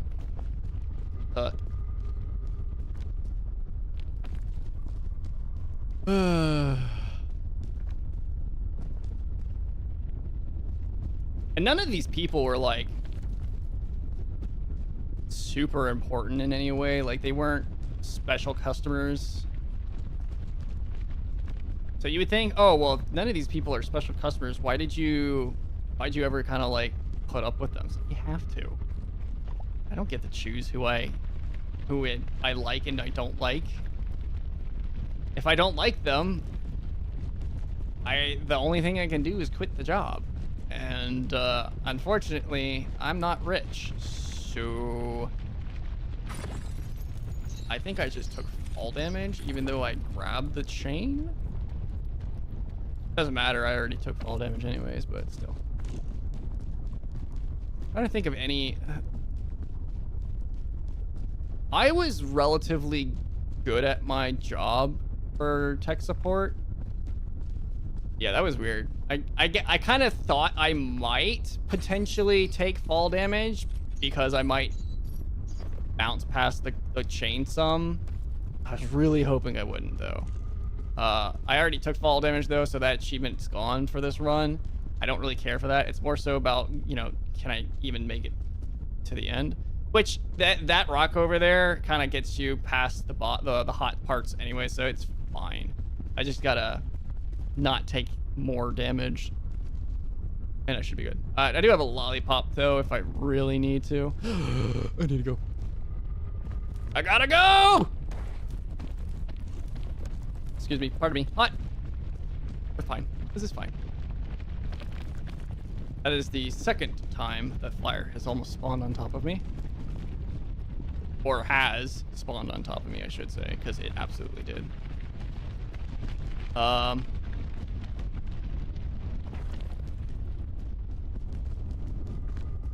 think this is where I was originally when it did it. And I was just like, I can't go anywhere. And then it spawned on top of me. It's like, I can't wait anymore. I gotta go. And I just like, I think I hopped down this way and no, I hopped over there, I think. But I think it was also like as the lava was starting to recede, but the fire goes, you can't wait. You gotta go. Because the fire will kill you. But the lava will also kill you almost immediately.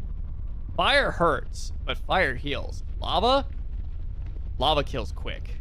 I think you might have like a split second to jump out of it. I've only fallen into it like once, and it wasn't a moment where I could react. Like it was pretty much immediate. But yeah, those were probably my most notable worst calls. Really, I think most of the issues I had with working in customer support wasn't really with the customers themselves. Customers suck. Don't get me wrong. They're either completely oblivious to how their job actually works, and you wonder how the fuck are you employed here,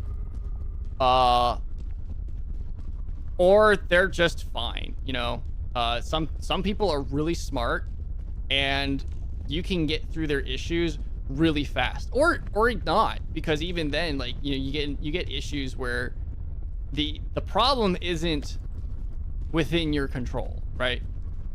But you can at least get through the call pretty quickly, assuming it's simplistic enough for you to determine that you can't fix it, and you just get them on their way, you know, where they need to go, even if they know what they're doing.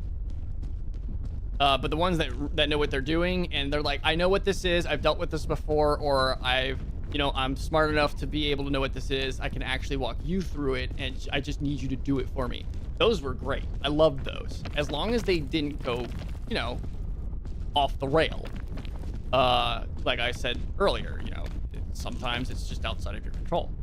But most of the time you're getting customers that don't know anything. And that leads back to my conversation with customer support for Dell Alienware, whatever, however you want to refer to the company. They're the same company at this point, but I mean, not always. They weren't always. God, 3 Pandora's lunchboxes. What the fuck? In a row. 3 in a row. I'm gonna cook my water. Let's put this in the bag. I'm actually really good right now. That sucked. Ooh, okay. 2 lollipops. I'm gonna use this because I kind of need to. So, you know, I didn't actually have to do that. Most customers don't know enough about what they're calling in about to have it fixed. And that's expected.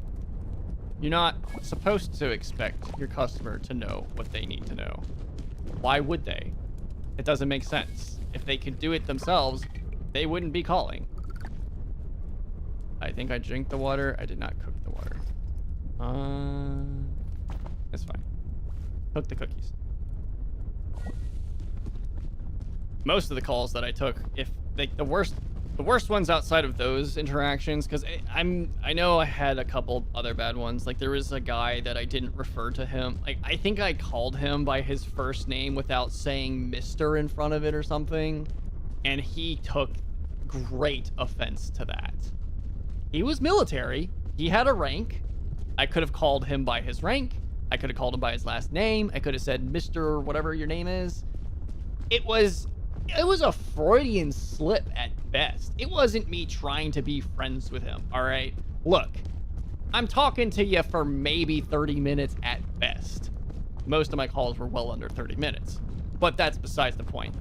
This was a slip of a phrase. I saw his name, I said his name, and he took that personally. He submitted a complaint to my leadership that I should have never done that. He was ego boosting himself that he was putting me underneath his thumb because I accidentally used his first name. He wasn't even that high ranking, to be honest. I don't know where he is now. I don't remember what his rank was then. I don't remember if he was a VIP customer or not. I don't care. But it doesn't matter. If his leadership had found out that he had done that to a tier 1 service desk technician, and they, especially because it was one time. I didn't do it consecutively. I did it one time. It was near the end of the call, and he had complaints about it. They would have been like, you need to chill the fuck out. His leadership would have gotten so fucking much on his ass about it. Because I know how some military operate. I'm not gonna say I know how the military operates in the United States. I don't. I know how some of it operates. And when petty shit like that happens, it pisses everybody off. It's like, okay, I want you to understand, as from like his leadership's perspective, I want you to understand how petty this is. One, they're not military, right? You're not allowed to pull rank on somebody who's not military. You might be allowed to do it to someone who's civilian because they're federal. I was not federal. I was not military. I was a civilian contractor. Well, so they're not allowed to do that to begin with. Maybe if you're really high up, there's gonna be some questions about what happened. But for this guy, he wasn't that high up. Not even close. They would have been like, all right, so one, this is a petty issue. This is the lowest level of petty you could possibly be. I don't care if you were having the worst day in your life. You just made your problem my problem. Because now we're having to talk about this stupid fucking thing that's wasting my time when I should be doing something more important because you got upset over somebody who said your name once in a familiar manner. That's what would have happened. That's not what happened. It's probably what should have happened. But it's not what happened. Unfortunately for me. Unfortunately for me, I got a talking to of, be careful next time. Don't try to be too familiar with them. I know it's not an issue. It's not something you constantly do. You know, you're good at what you're doing. You're good at your job, blah, blah, blah. That's what happened to me. That's what I got. And I rolled my eyes to it, of course. I mean, not to my manager. And they were understandingly aware of how petty of a problem it was. All right. I didn't get harshly punished. The guy never even expressed to me that it upset him. He just complained about it. It was like he had a bad day and he was gonna make it someone else's problem. And as far as I'm aware, I don't remember what his problem was. I don't know why he called it, but I either fixed it for him or I got it escalated to the place he needed to go in a reasonable amount of time. That's my job. That's what I did. I was good at my job. There was a reason why I serviced VIP members. It's because I knew what I was doing, or I learned quick enough that I did. And I could pick up on concepts pretty quickly. That was probably one of the most annoying negative experiences I had as a technician at the low level for customer support.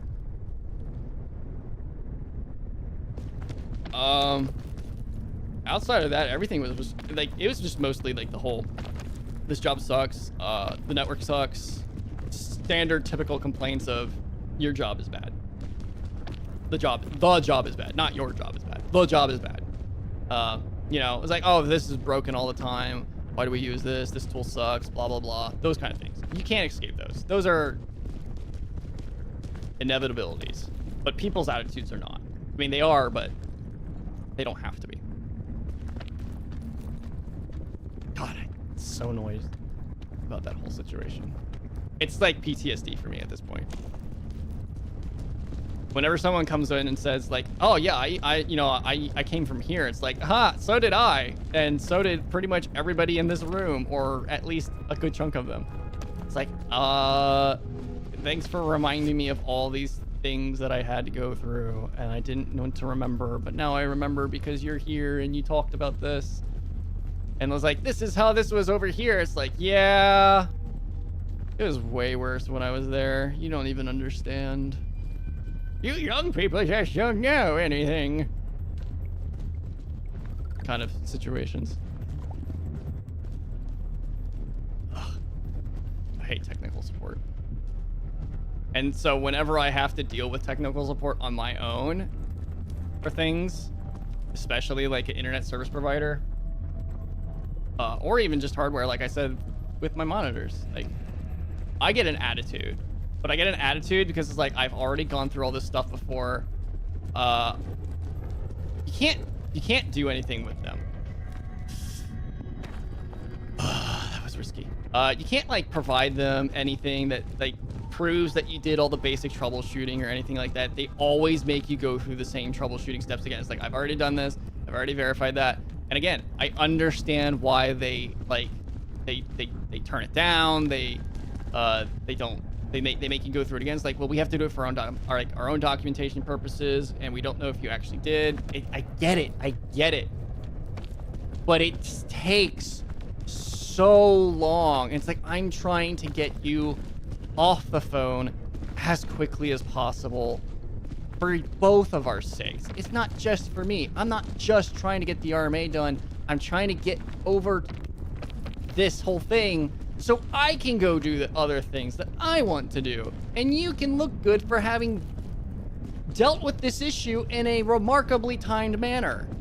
But no, they don't want to do that. They want to sit there and follow their little script. And trust me, I had a script.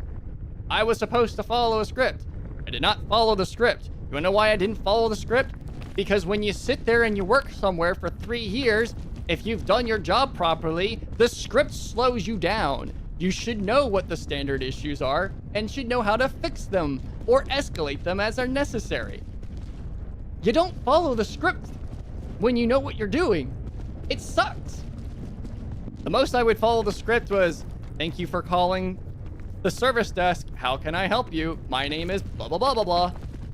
That's it. That's about as far into the script I would follow. There was literally like a straight up, where I was working, like almost word for word, not really, but it was pretty close, of how you were supposed to handle very specific issues. You get the information, and then this is what you say, and this is what you do, and then this is what you say, and this is what you do, and then this is what you say, and this is what you do. And if the issue's fixed, great, send them on their way. They ask for a ticket, give them their ticket number. If it doesn't, escalate the ticket, escalate the call to this place if they're open. If not, give them a ticket number and escalate it for later. But it's slow as fuck to do that. It doesn't help anybody. It's so bad. Scripts help people who don't know what they're doing.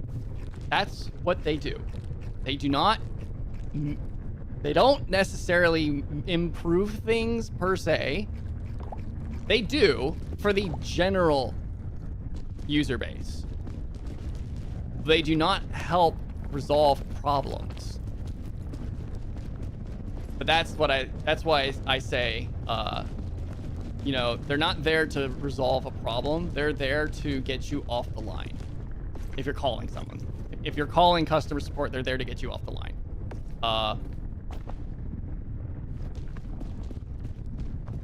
Because they have a service level agreement. They have a service requirement to match. Which is fine. I get it. I understand completely. I've been working in the field long enough to know what all of this means. And why. But when you've worked somewhere long enough, you should also know how to fix things quickly and reasonably. No, go lay down. So the script slows you down. It's kind of like how keyboard, like home row, if you've ever heard the phrase home row on a keyboard, it's where your hands are supposed to rest on a physical keyboard for a computer, which was developed for typewriters. Again, this is how the origin of home row was explained to me. I am not saying that this is verbatim the truth of home row's origins.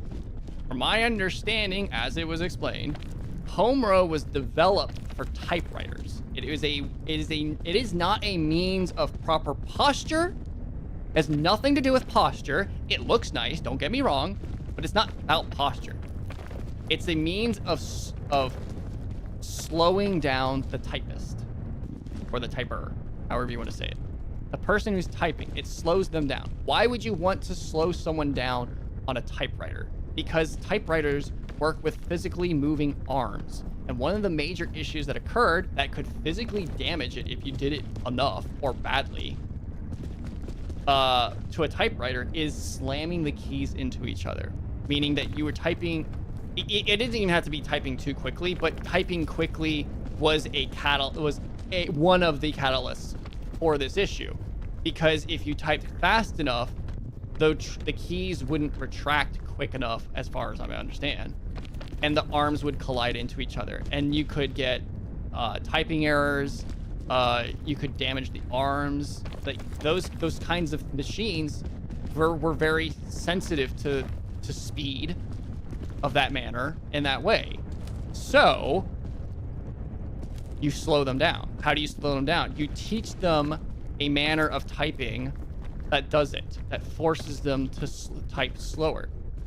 If you watch someone who types very quickly, they might start at home row, which is ASDF. Oh, I can't stand here. ASDF, JKL, semicolon.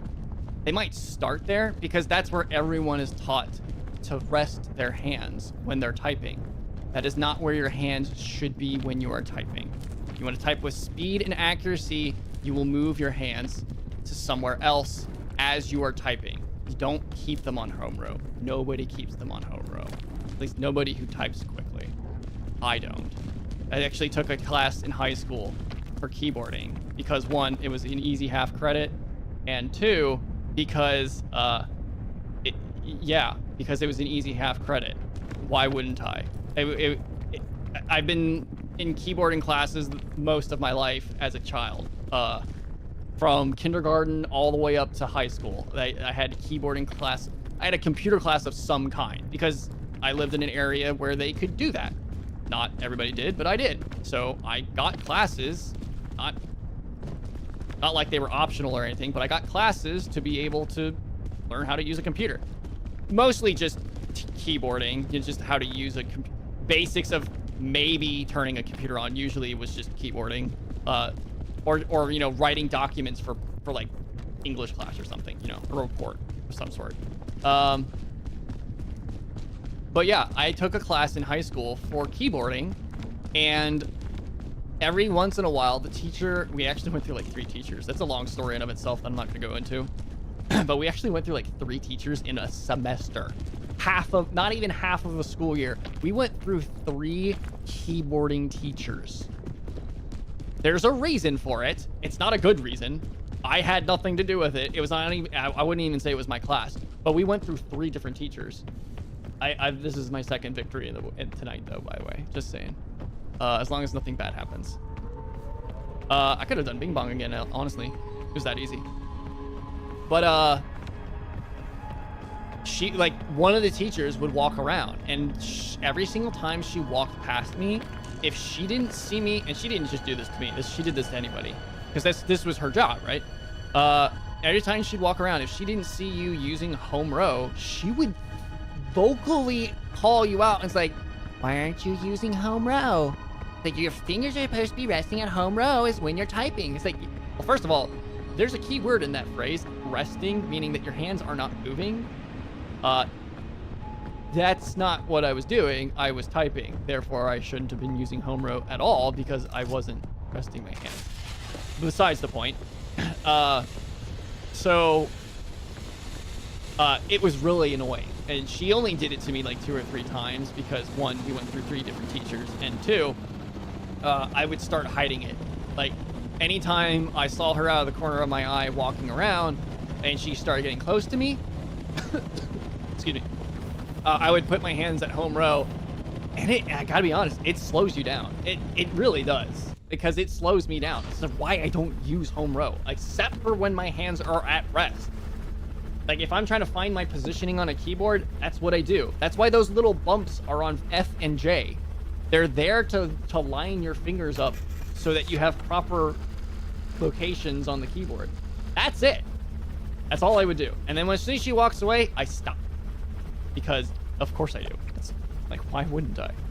It's so fucking annoying to be told, you need to be using home row. You're supposed to be using home row. Like, no, you're not. You're supposed to rest at home row. That's it. Could never type on a typewriter. I type way too fast. I've never used a typewriter. There was only one opportunity in my life that I've ever potentially been able to use a typewriter, and that was in kindergarten. And the reason why I say that is because my sister and I were purposely, because this was my parents' choice, we were purposely put in separate classes. My parents wanted us to work to develop separately from each other for whatever weird ass fucking reason they just decided to do this for. They wanted us to develop as children and students separately. That was a big mistake for me because that made me a pariah of society, I think, personally. But she was put in a class where the teacher had a typewriter, and people loved it. Like, they wanted to be in her class because she had a typewriter. We knew what they were, and we wanted to be able to play with it. And only people in her class could play with it, or could use it, essentially. But yeah, I never got to use it because I didn't get to go to that class. It's not that I never could, it's just like I never thought about going over and asking to play with it or anything. So it's just like, that's not my classroom, I'm not supposed to be there, kind of thing. It was whatever. It's kindergarten, you know. What do you don't have comprehensive thinking skills like that at 5, right? No one does. But yeah. So yeah, home row slows you down. It's really stupid. I hate it so much. So she would walk around and she would do that. I forget how that even ties to anything I was talking about before. I have no idea how I got to that topic at all. I've done that multiple times tonight. I've transitioned from so many different conversations. From conventions to personal heroes to customer support to personal work experience to typing at school. I really don't know. I don't remember how I got here. Where am I? I don't know what I'm doing. Why am I at the airport? Why am I so old? Where's my grandchildren? I just need a nap.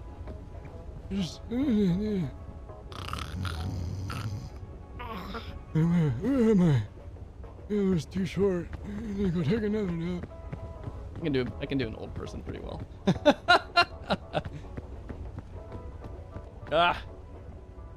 That's 4 hours. That's 4 hours of stream though. Not bad.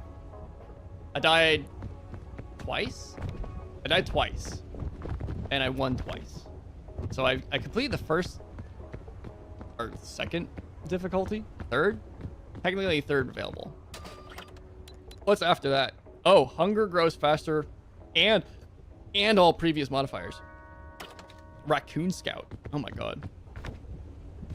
I don't really think the falling one is that big of an issue because you can get through without falling relatively easily. I did take falling damage twice, technically.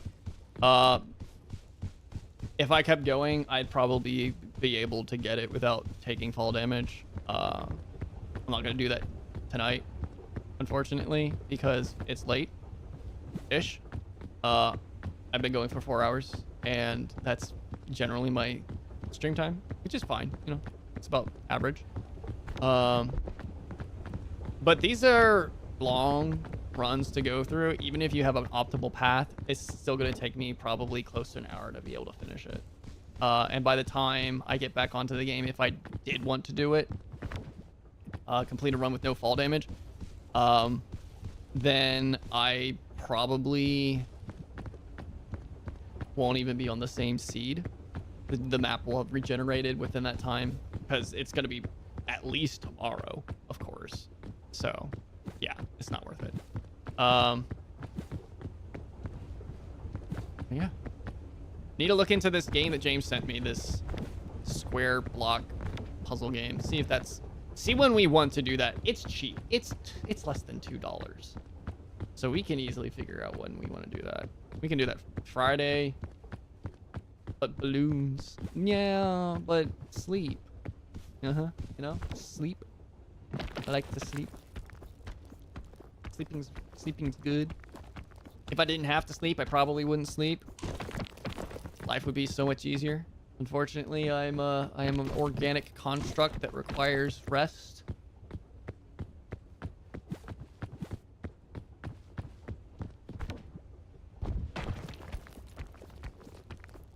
Sleep is for the weak, so I'm lying in bed already. So you're saying you're weak. I thought this was a skateboard from up there for some reason. I don't know why. I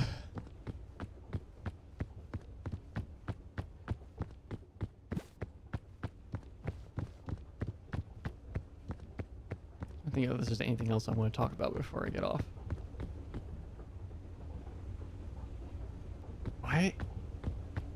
Why are these running backwards? I thought I would... Oh, they aren't running back. Oh, well, they are and they aren't. The conveyor belt arms, or the, I don't know what the fuck you would call these. Handrails? There we go. The handrails at the bottom are two, like, they're separate parts. So the long part is going the right direction. These are not. And you can see right where they mix. Because you can see where it's going up here. And this is coming back down this way. And that's kind of weird because it's the same opposite fashion on the other side. Why isn't this side over here? It looks completely wrong. I also, yes, LOL. I also slept from 9 to 12 a.m. yesterday. That's an issue. And then was up until I left for work with a wicked migraine, so I'm allowed. I mean, fair, but also an issue. I mean, I don't know why you only slept for 3 hours and then stayed up until you went to work with a migraine. That sounds like sleep deprivation with a mix of caffeine withdrawal to me. This has probably been one of my most yappiest streams in a long while. Mostly to nobody. At least nobody responding. But yeah.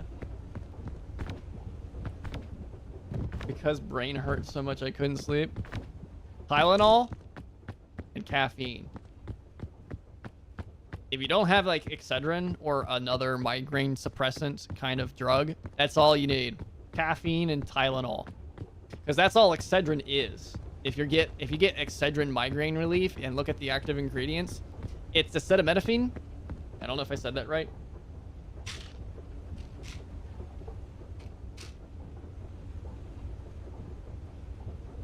Yeah. Acetaminophen.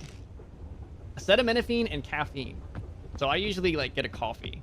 If I don't have Excedrin on hand, or a generic variant of it, because it's a brand, then I'll just take some Tylenol, and if I need to, I'll order coffee to be delivered, and I'll just deal with it like that. I get withdrawals from my ADHD medication. Even when I'm taking it, I'll get migraines from the withdrawals, which are essentially withdrawal symptoms. Because if I miss, which I never really miss, but sometimes I might take it late or something. Even if I take it and I don't miss it, even on schedule, there are times when I start getting headaches. Not necessarily migraines, but they're headaches. They don't feel like migraines, but they are kind of those like tight, painful headaches that kind of like they're in like the backs or side of your head. And I'm like, this feels like a migraine. It's not a migraine, at least not to what I would describe a migraine, but it hurts like one. And so I took Tylenol. I looked up Excedrin because I didn't have Excedrin. It's like, I have Tylenol. I just don't have caffeine. So I ordered coffee and it worked. And that's something I've been dealing with since I started taking the medication. So that's what I do. And it works very well because it is the active ingredients of migraine medication. At least that kind of migraine medication. I'm sure there's others with different active ingredients, but for the most part, that's generally what you're going to be taking. So, is it medical advice? Yes. Should you be accepting medical advice from somebody who has no medical experience or education on the internet? Absolutely not. Does taking a couple of pills of Tylenol and drinking coffee hurt you? Not unless you have an allergy. You should be fine. So take that for what you will. Don't take medical advice from people on the internet, but that's what I do. You know? I'm not a doctor, but it's probably also not the same level of prescription to what the medication is, or it could be more. I don't know how much caffeine's in a Starbucks coffee or McFrappe from McDonald's, or I mean, I really don't get coffee from anywhere else, but if you got like a Wendy's coffee or Chick-fil-A or Taco Bell or whatever, they all have their own coffees now. But yeah, I don't know how much caffeine's in those drinks, but it is caffeine. It does have caffeine unless you get decaf. It's probably still a little bit, but not as much that's effective. But yeah, so take medication that shows it is acetaminophen. Like, that is absolutely the one of the active ingredients. So, I mean, you can easily just calculate how many pills of Tylenol or generic acetaminophen equates to what is in a Excedrin dose. I mean, like it's an extra strength or whatever, whichever one. They have like multiple versions of that brand, style, whatever. They all do for everything, all the time, everywhere, all at once. And so yeah, you just match the dosage to what you would be taking as that medication. It's literally the exact same thing. It is. It can't not be, at least not legally speaking. I do, but I am on day 3 of this migraine, so the meds aren't working anymore. If it's not gone by Friday morning, I may go to a doctor. I've never had a migraine last longer than an hour. My migraines are generally very specific. I generally go through 2 different types of migraines. My stereotypical first kind of migraine is an aura migraine.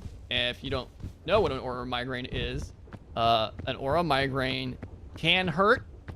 Doesn't necessarily have to. Mine usually do. But they cause visual disruptions in your eyes. Usually the best way for me to describe it, and not everyone describes it this way, I don't know why, unless you haven't seen a kaleidoscope ever. But to me, the best way to describe it is that it's a kaleidoscope effect in your eye. It starts off small. It's usually in the center, and it's usually in one eye, but it can be in both. And when it happens, it usually starts to spread out. Depending on how severe the migraine is, it can get pretty bad. It's very disorienting. It's kind of like if you've ever had, if you've ever put drunk goggles on, that replicate what it's like to be drunk, which obviously it doesn't. It's just, it throws your brain into like a short circuit so that it makes it feel weird to walk around. Because it distorts your vision, and that disrupts your brain's functions. But that's what the kaleidoscope-like effect from an aura migraine is for me. It's weird how something like a migraine can visually disrupt what you can see. I don't understand the mechanics behind it. I've never really looked into it either to find out. It would probably be interesting to look into, but it doesn't change what happens or how to handle it. The fact of the matter is it happens. And when I start noticing it, I know that I need to take care of it or it's going to get bad. Usually it gets pretty bad. Those were usually attributed to the fact that my eyesight was getting bad and I needed to get glasses. So I was generally not super close to the board at school, especially in high school when I started needing glasses for the first time. And so I would start squinting in like 9th or 10th grade.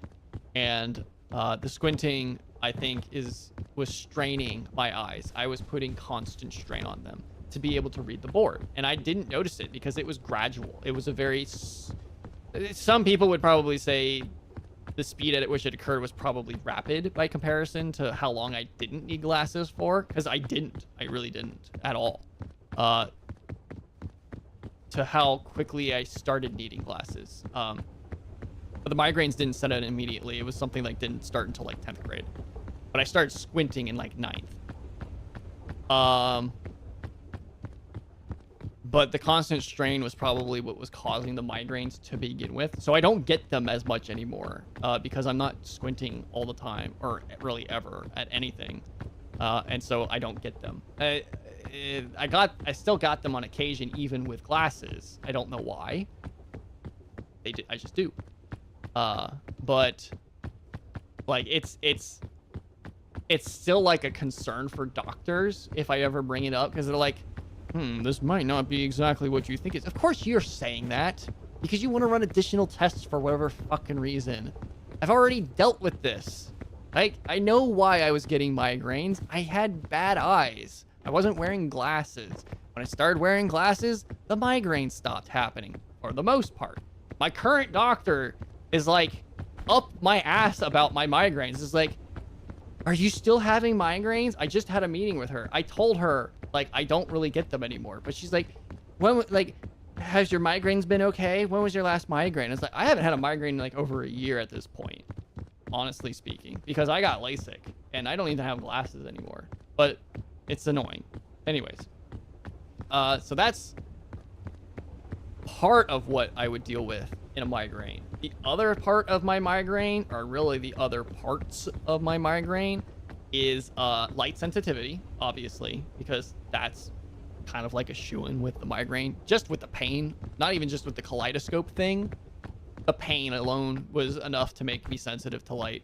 Not in a way that you might think. It's not like I couldn't look at bright things. It's just that it was uncomfortable, and it was much more comfortable to be in darkness. I don't know if I would say looking at light stuff hurt, which you're in school, you're constantly looking at projectors in a dark room, so you know that's not helping. But then the pain starts setting in, and the pain becomes unbearable, and it would I want to say disable, but that's not the right word. It would completely I don't want to say disrupt either, because that's also not really the right word. Incapacitate me. That's what I'm trying to say. It would absolutely completely incapacitate me. It would get to the point, like, you get a headache, you know, and you're like, oh, my head hurts, and it's like, is it bad? It's like, I can deal with it. It's not that bad. You don't want to, but you can.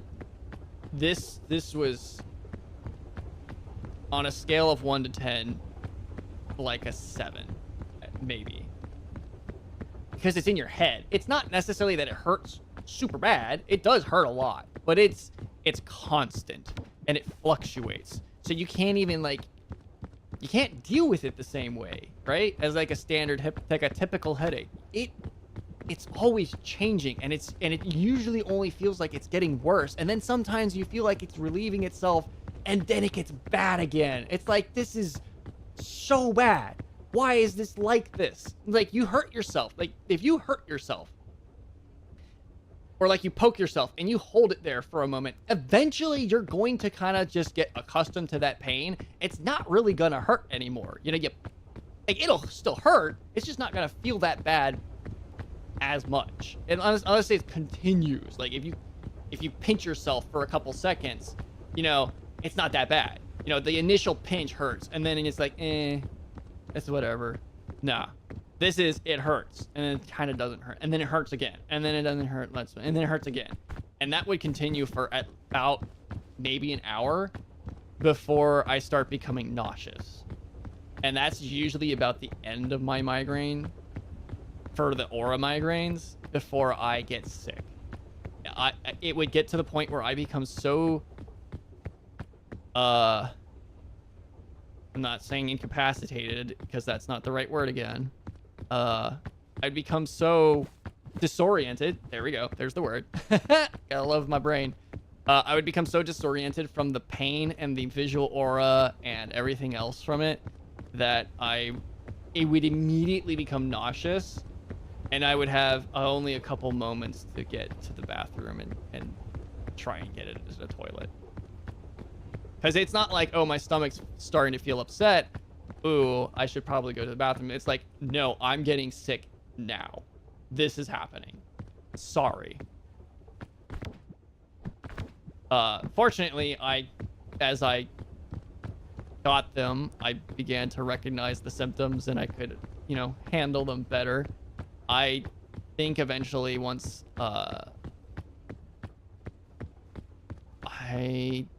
I want to say,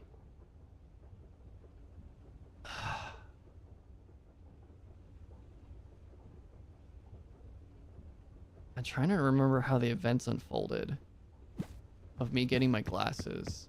I know why I got them, because there was one time we went to McDonald's.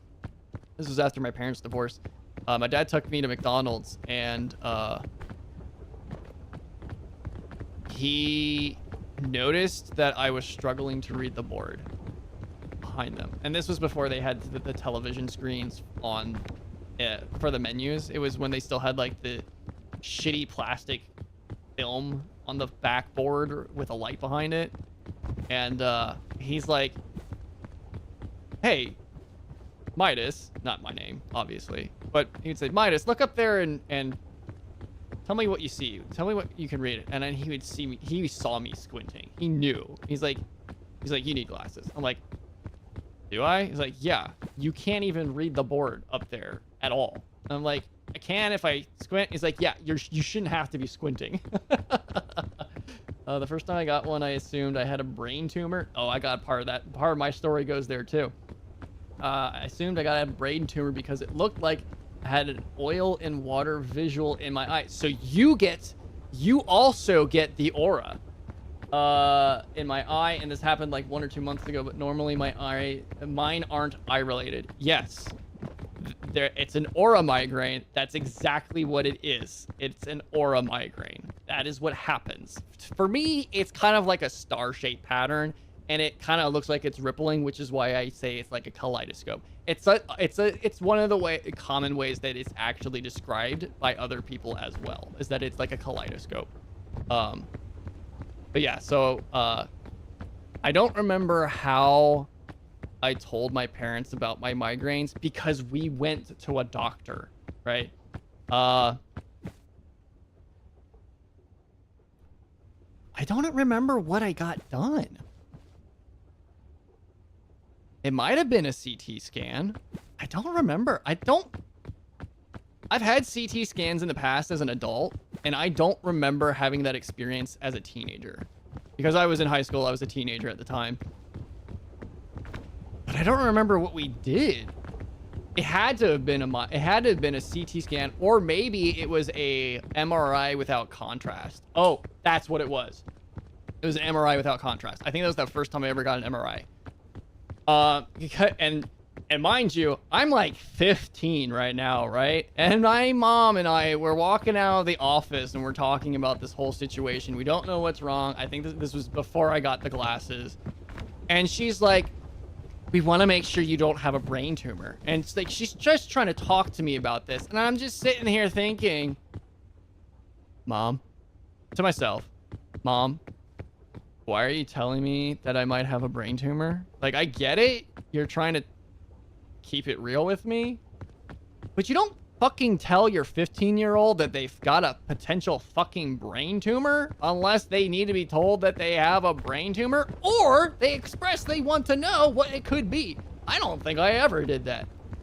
I might have been like, I don't know why this is happening. And she probably was just like, well, it could be this. And we just want to make sure it's not that. And it's like, okay, well, I didn't quite ask for it to be broken down in that way. There's any number of reasons it could this could be happening, right?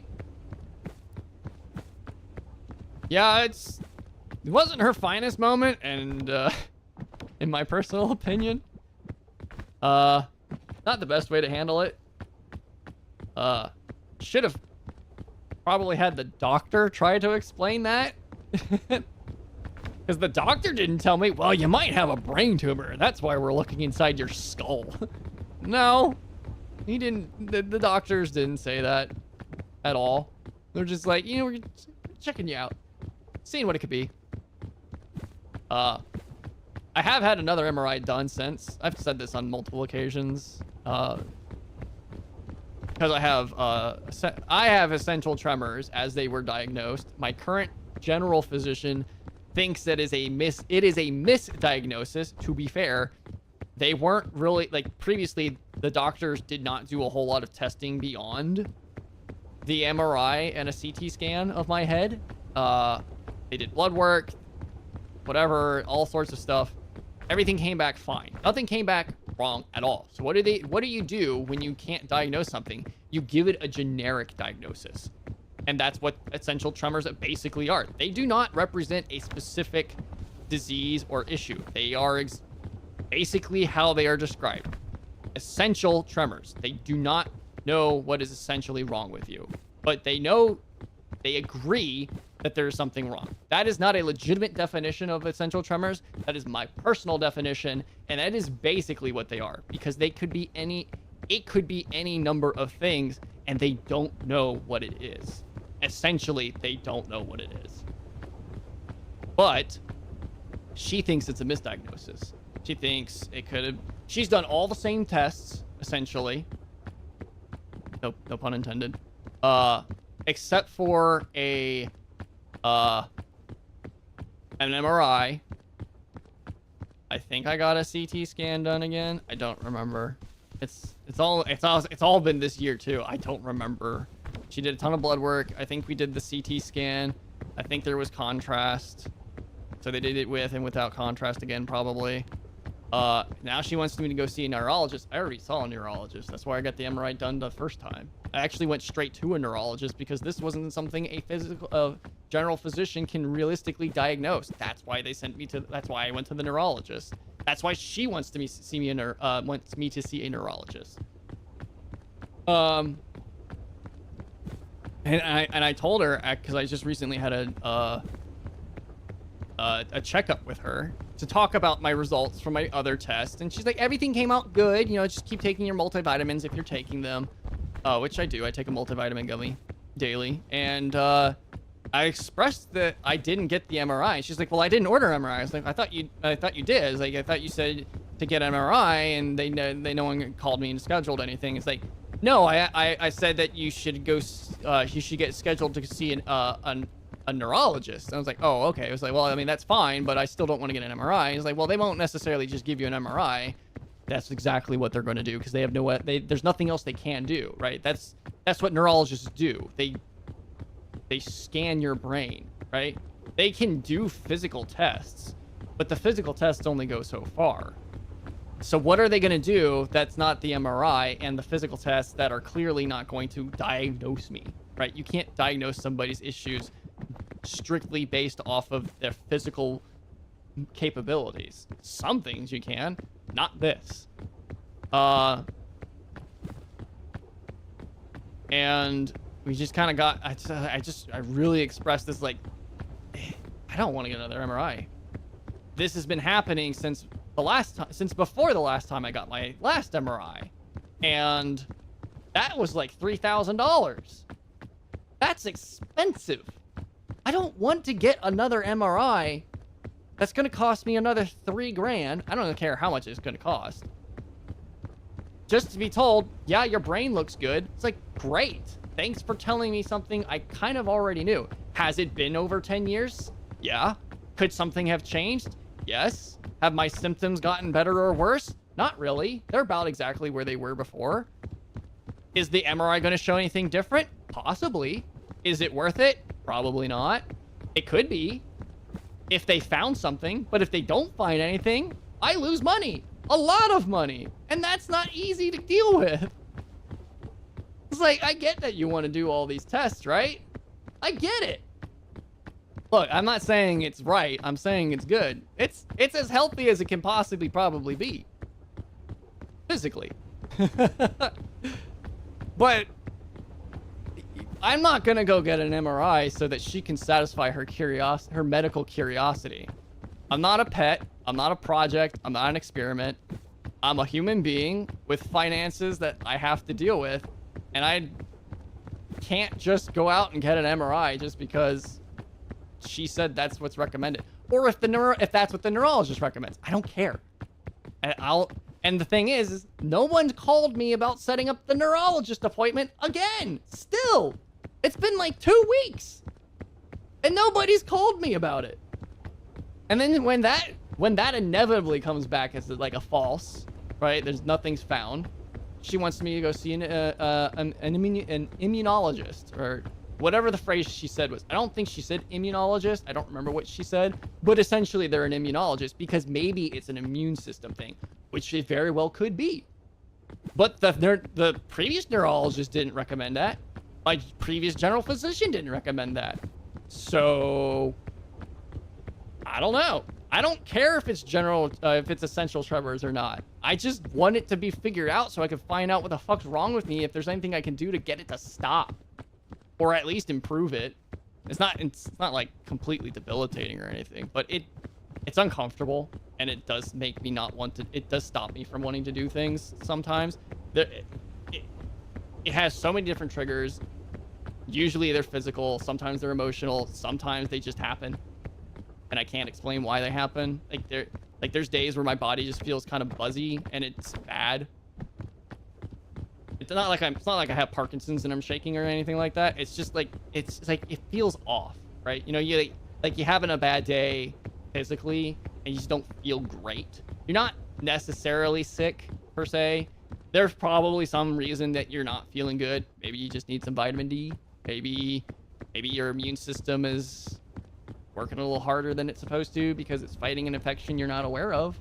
That's a reason. But that's kind of what it is. And so it could be an immunosystem-based response to something, or lack thereof. I don't know. I would like to know, but I also don't want to put myself into financial ruin doing it because it doesn't help me. Especially if it's something that I can't fix or improve upon. Because even if I get it diagnosed, right? Say I get it diagnosed. I go to a doctor, the neurologist finds something, or the immunologist finds something, right? But they come back and say, good news. I know I just said but, so it sounds bad, and it's not good. But they come back and say, good news. We know what this is. We know exactly what this is. There's no cure because most immune system issues are not curable, to my knowledge. They're treatable, but they're not curable. Treat the symptoms, not the disease, essentially, because there's usually not a cure for them. Immune system issues are frequently something that you're usually born with or something that you develop, and they kind of stick with you. The immune system is something very hard to repair, essentially, to my knowledge. I could be wrong. I don't know. I'm not a doctor, again. But they come back, say, good news, we know what it is, we can treat it. But the medication is who knows how expensive. It could be $300 a month. It could be $3,000 a month. It could be $3,000 a year. It doesn't matter. Even $300 a month. Emmett, no, I just put you down. Come on. Even $300 a month is insanely expensive. And that's cheap compared to some medications. It's insanely expensive for a monthly expense. For what may or may not actually treat me. Because even if they say, we know what it is, that's not a guarantee. That just means they think they know what it is. Or you don't respond to the medication because you're not guaranteed to respond to the medication. And you don't know what the medication is going to do to you other than resolve the issue. Because you might have a negative reaction to the medication. It might not work at all. It might only partially resolve the issue. It might make things worse. All those fun things that are medical related. So yeah. But yeah, that's all a segue from the migraine migraine conversation that I've just been yapping about for like the last hour. another transition. At least I remember where I came from with this one, though.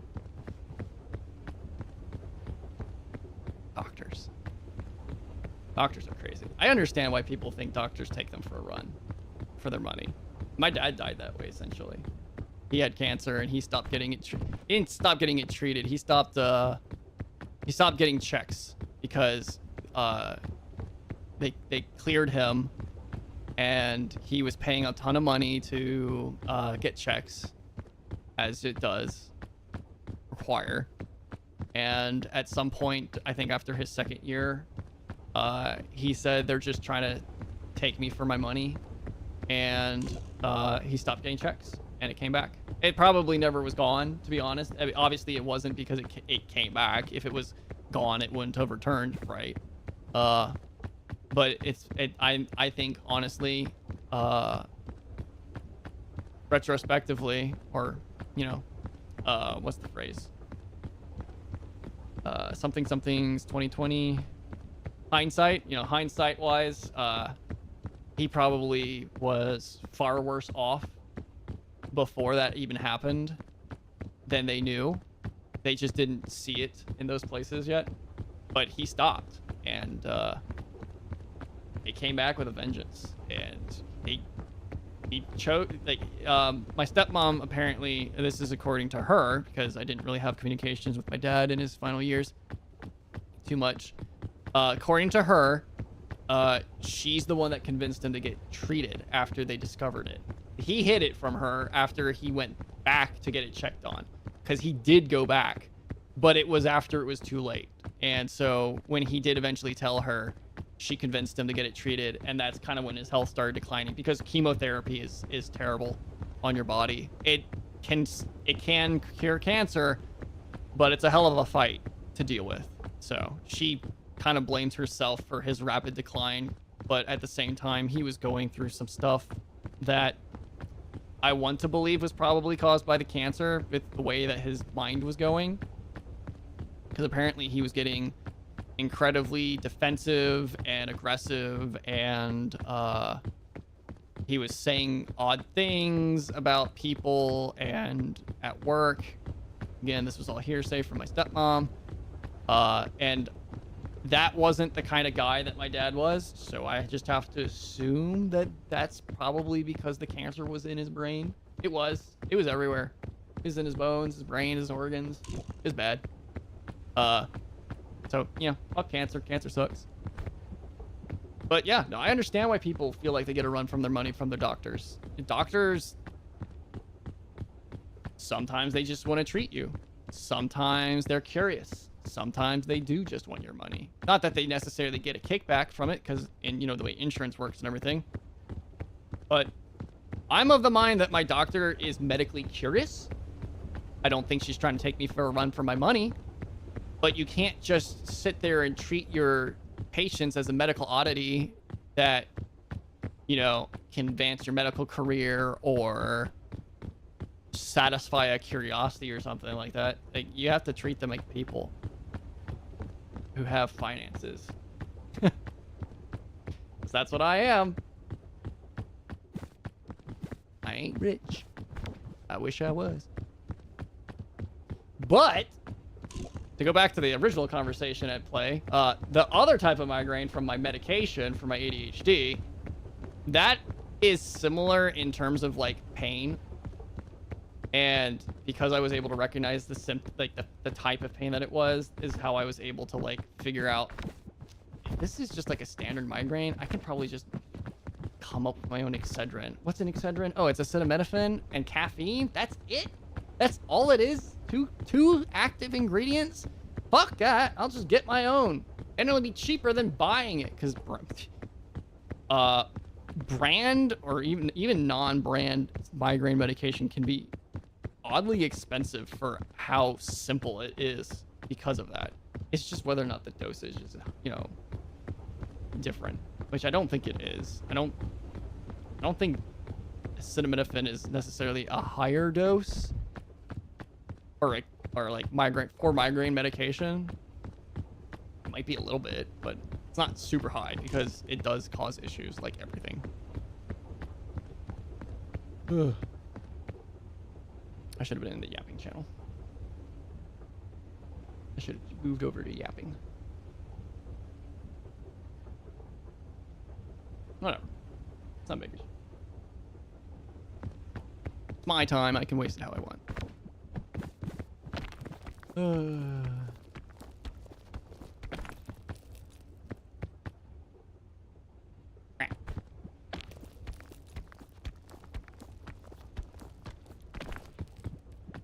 I need to learn how to have conversations that aren't serious all the time. Oh, I almost made it. I don't think you can grab on that.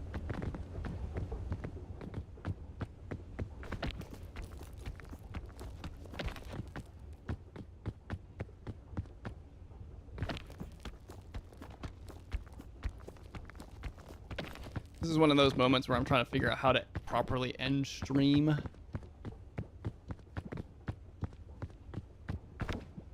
Ugh. Damn it.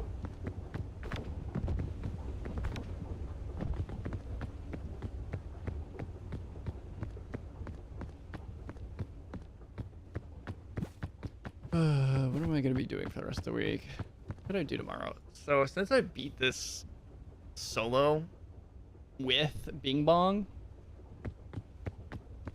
I probably won't play this Thursday. Tomorrow.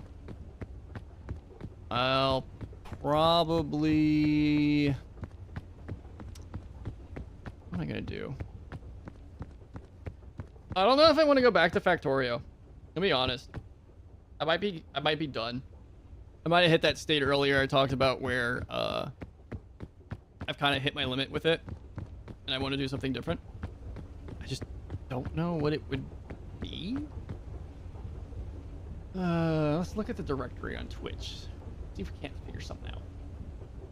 Don't know what it would be.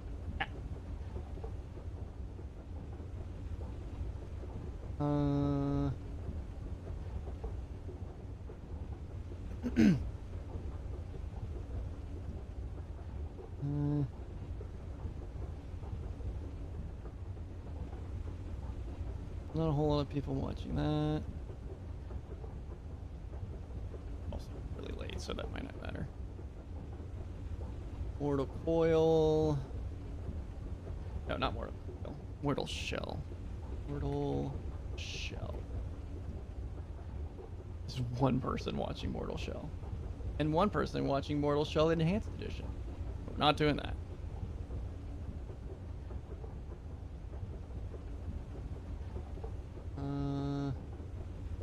Were some games I wanted to think about playing. I've never played Mortal Shell. It's a Dark Souls-like game. Dead Signal. What the hell is Dead Signal? Dead Signal.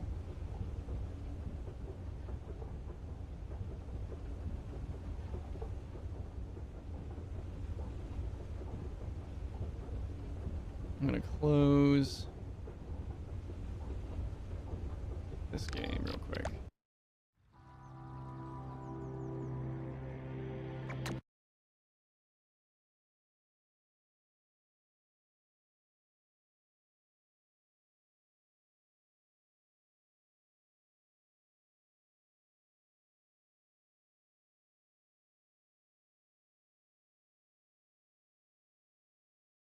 Let's just do this in Steam. I don't want to pull my browser up.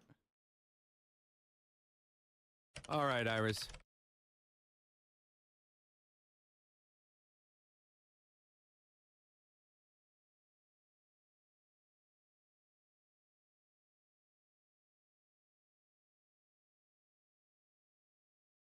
I am full screen.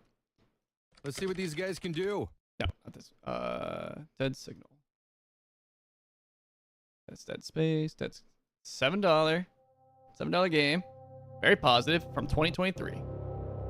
Never heard of this. As of 2021, there are over 85 million security cameras in the United States. They monitor businesses, public parks, mass transportation, even your homes. They are easily breached. Oh, that's actually true. Mostly because people don't change the default password.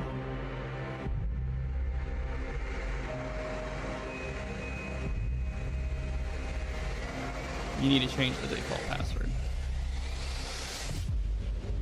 What?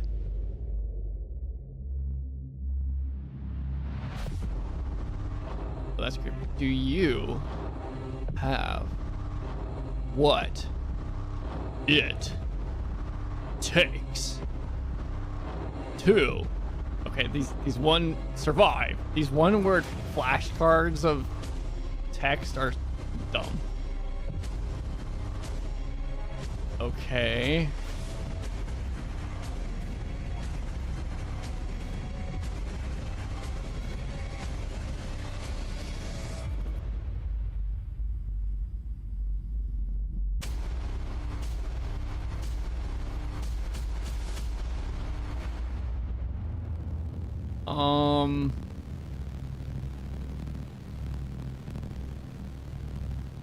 It doesn't seem like a bad game for $7.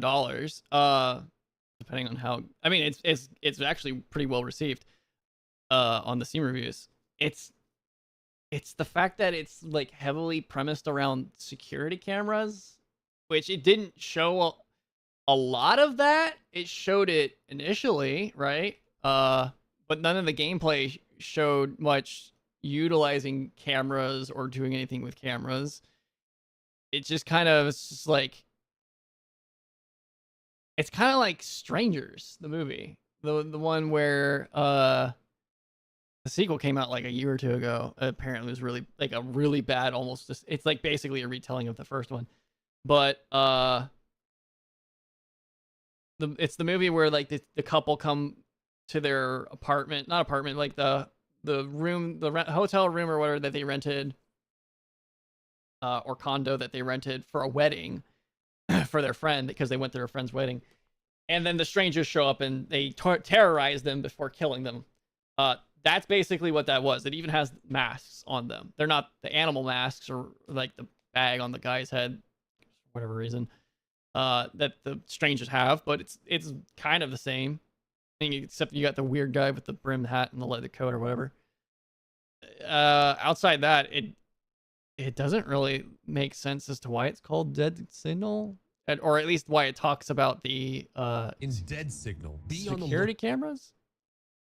Out for unusual activity through the security. Okay, so camera you system. utilize If the you find anything security unusual, cameras. File a report. Unusual activity falls under either access points like Oh, open I know doors, exactly hacks what like this is. laptops or This is an phones, anomaly high-value game, items but without like wallets, anomalies. defense items like guns or dogs, random peeps showing up where they shouldn't, or anything suspicious like unknown bags or persons. Repair camera malfunctions before sending in reports. Every hour you must meet your reports quota shown here on your computer to keep your job, but your duties It's go a little bit beyond more surveillance. high Packages delivered on the quality roof must by be dropped at least off at the it correct seems like room it. number in a timely manner. Fail too many deliveries shown here on your computer and it's game over. Sometimes the satellite dish loses signal. Restore the dead signal on the roof by unlocking the dish and rotating it until connection is reestablished. When starting your shift, be sure to collect your flashlight located somewhere in your apartment. Your prying eyes have not gone unnoticed, so you will need to keep your apartment door closed and locked at all times. Enter the correct door code to lock your apartment. For your safety, the code changes periodically, so be sure to reactivate the lock when the code is updated. The latest code is found here on your computer. Instructions for how to deal with threats to your life can be found in your messages. Properly deal with assailants and marksmen as you carry out your duties. Okay. It's interesting. I might consider that. Put this on my wish list. It's on sale for 13 hours and 52 minutes. I can buy it. It's $7. It's whatever. I can always play it at some point. That's a good one. I don't mind that one. The trailer woefully undersold it, in my personal opinion. But yeah, it's a basically like there's a series of them actually. It's like Observation Post or something. I forget what it's called. But basically what you're doing is you're just it's kind of like an SCP-ish thing where you have multiple cameras throughout a facility or a home or structure, whatever, and you have to find anomalies, is what they're called. I don't need it. I don't need any of that yet. They're anomalies, and you have to report the anomalies. So you send the anomaly report, and then you tell the game will tell you whether or not it was correct, and you have to make sure that you maintain a certain level of anomalies or under a certain level of anomalies in order to survive the night. Essentially, it's built off of like a Five Nights at Freddy's style game, except instead of like maintaining your security room, you're just reporting things. And there's like objects will shift around, people will be placed, people or things will be places they're not supposed to be. Something might shift in terms of like what it's supposed to be. Like a cup might be a book now, or there might be an extra object of something that wasn't there previously, or a picture changes. You know, it becomes creepy or creepier, or like some sort of like fictional anomaly thing starts appearing or does something. Sometimes they could actually like directly kill you, or if you don't respond to them in time. So even if you're like under the number of anomalies, it might not matter, right? So that's basically what that is, but it's in a home invasion scenario, and it's a little bit more high production, it looks like, because it normally in like the one I'm thinking of, they don't really directly tell you how many you have. They might have changed that in like a more recent version, but it would just be like, game's over, you had too many anomalies, start over, you know, whatever. It's not like there's a story to it or anything. They're just randomly, they build a space. Actually, they build a couple spaces for a level. They build multiple levels, and then they launch it, and then they put in different anomalies in each iteration, and there's like additional improvements or whatever into it. So it's like whatever, but it's fine. Markiplier does a bunch of those, and then I think Jacksepticeye also has played a couple of them. There's a lot of streamers have, but those are the ones I watch typically. So there's that. There's Dead Signal. See what else there's going on in the Twitch categories. What are interesting things? What's really interesting, like, who's playing this? Because this game came out in 2023. Oh, that's why there's 17,000 or 19,500 people watching it right now. XQC is playing it right now. That makes sense. Otherwise, there's one other person with nobody watching them. That's a little sad. On her, I'm not like bashing on them. It's just there's 19,000 people watching one game, and they're all watching one person, which is crazy. Rivals, RimWorld. Not gonna play RimWorld. Destiny, World of Warcraft, Apex, Call of Duty, Tibia, Retro. Let's go down. These are all too big. I'm too small of a streamer. Grounded only has a couple thousand, but how many of them are streamers? How many of them are viewers? 2.9 thousand people who are watching Grounded out of 3.6 are all watching one person. This is how hard it is to become a successful streamer, is that if you do the right stuff, like you're doing what you're supposed to, you know, looking at what games are people watching and all that. If you don't do this, you're just jumping into a category that has thousands among thousands of people watching it. But most of those people are just themselves. Actually, most of them are actually, there's actually not a whole lot, but I would still be pretty far down on the list, to be honest. The top third person is a mouse with huge tits and no clothes. That's odd. Odd-ish. If that's not your thing, I guess. I'm not judging. It's just weird to just stumble upon, I guess. I don't know. Wow, Death Stranding 2 only has 3.1 thousand people watching it. That's funny. It just came out. I'm not surprised though. Not much. Dark and Darker. Once Human, Stellar Blade, The Hunt, or Hunt Showdown, Marbles, Special Events, Finals, Honkai Star Rail, Warhammer Space Marine 2. Oh, that still has a decent chunk of people watching it. Most of them are on 2 people.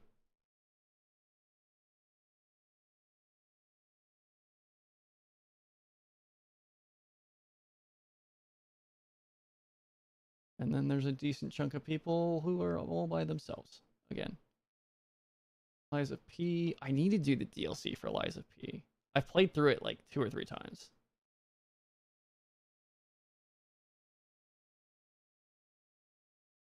But I haven't touched the DLC.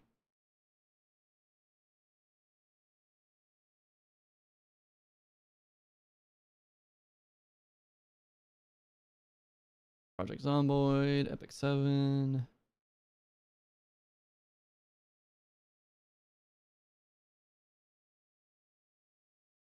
Still Wakes the Deep is supposed to get DLC. I don't know if it's out yet. I would love to play that. Still Wakes the Deep. DLC. Siren's Rest is a 2-hour narrative DLC set in 1986 after the events of the main game. Players take on the role of Myri, who delves into the Beira D wreckage to recover remains, investigate the crew's fate, and uncover answers in the underwater ruins. Here's a breakdown of the key aspects. New character, underwater setting, blah, blah, blah, blah. I don't care about those. I want to know when. It's out. It is out. So I can play it today. Well, not today. I'm doing that today. That's a later thing. But I might do this. There is a reasonable number of people still watching it. Maybe might do that Thursday, actually. I could do that. I could do a little bit of Dead Signal, probably, maybe, and then switch over to the DLC for Still Wakes the Deep. I just have to remember to go get it. Let's go do that now. Still Wakes the Deep. Siren's Rest.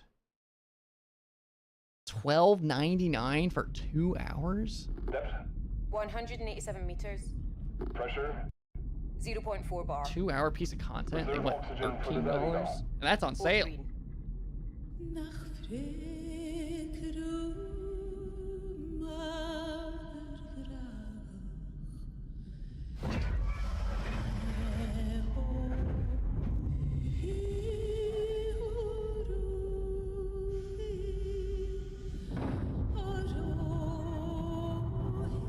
specific keep our expectations low, Manny.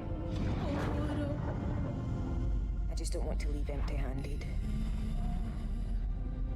A decade in salt water has made its mark. 10 years after the events. No rush. The comms are breaking up, Rob. I'm going to detach. Absolutely not, Manny. We have no idea what's out there. Don't detach yet.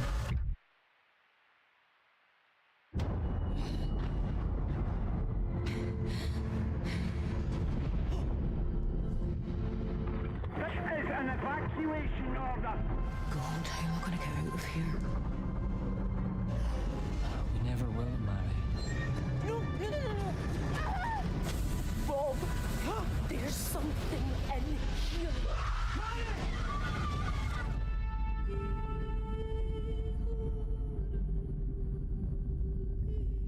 Okay, we're definitely playing that. I just really like the atmosphere of Still Wakes the Deep, and the fact that they made more of it, even though it's not on sale actually. It doesn't surprise me because it's new, but like, it's $13 for a 2-hour piece of content. It's a good game. I had technical issues with it. I solved them for the most part. But it's a good game. It's a good story, good characters, good atmosphere, fantastic quality of visuals. For the most part, there were some cheatier looking things at sometimes, but otherwise, it was still a good game. I loved it. It was so good. So we'll play that Thursday, and we'll play a little bit of Dead Signal as well. There's another one that I think I want to do. I'm always gonna be on a horror kick, because I just love horror games. So I'll always take horror recommendations from anybody, as long as it's a good game. But there was another one. It's something about a convenience store. Shoot, I have to find it. I have to Google this. Damn it. I'm gonna look up convenience store horror game, and I'm going to get like 1,000 results for it, because that's a very stereotypical, like indie game-esque thing to have or to do. A ton of Markiplier's videos in regards to like his 3 scary games either ended up with him going into a convenience store where the majority of the story occurred, or they just like that you go there, you pick something up because this is like someone's story or whatever. It's a very common scenario to be in. Convenience store horror game. But this one is you running a convenience store. And it's, if you've ever watched any of the YouTube series, hold on. If you ever watched any of the YouTube series about, this is gonna fall back to the anomalous activity things that you kind of would see out of Observation Deck or Post or whatever, or like SCP, but for a couple of years, I want to say in like the early 2020s, there were a lot of videos coming out of doppelgangers or analog horror things in general. Analog horror being like 1980s or 1990s, maybe 1970s based TV announcements of people invading the Earth or humanity in general that kind of looked like people but not people, or reports of these things happening where like their physical features would be very what's the phrase, uncanny valley levels of disturbing. When you see something that's familiar to you but you know there's something wrong and it makes you feel uncomfortable, it falls into what's called the uncanny valley of psychology or entertainment media. It's used in a bunch of different places. It's used artistically for those reasons. And so it's kind of this convenience store game is kind of built around that, where you Papers, Please is not a science fiction story, but there are others that are like it. There's one particular where you have to decide whether or not your neighbor is a doppelganger, or not necessarily your neighbor, but like the tenants of an apartment that you're running. It's very Papers, Please-esque, where they tell you where they've been, they give you their documentation, you have to compare their documentation, you have to see whether or not their visual qualities match their description, and then you give the right to them entering the building, or if they're supposed to be taken and escorted off the premises for extermination, whatever.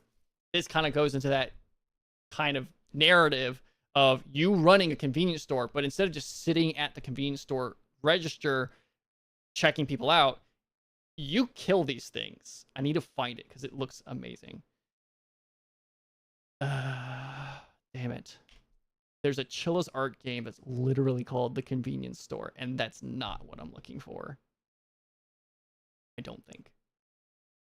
It is set in a similar visual style to a Chilla's Art game.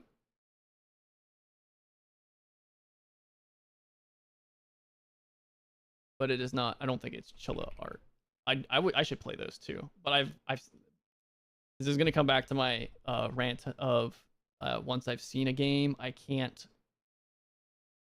want to play it because I've already seen it. I already know what's gonna happen, and I've watched a lot of Chilla Arts games.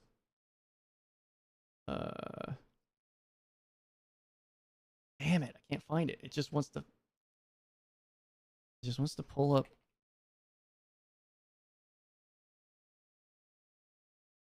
It just wants to do Chilla's art. I don't want Chilla's art.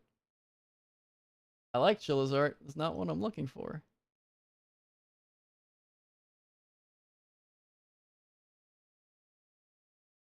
I was just watching someone. I think that there's a demo out for it right now. It's not on Steam, but there's a demo available for it.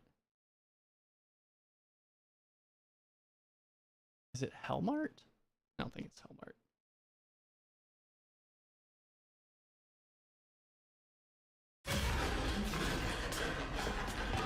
No, this is absolutely not this game.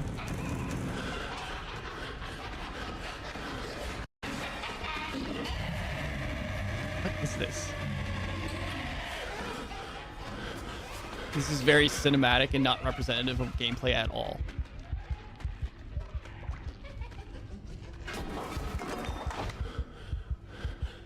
Nice catch.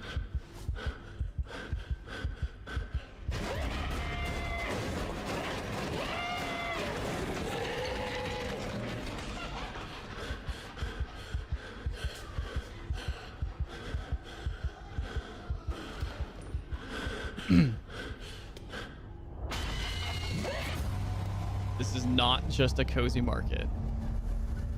Why would you name it Hellmart? I'm saying that as if this is something that was constructed and ran by an actual person and not some sort of demon.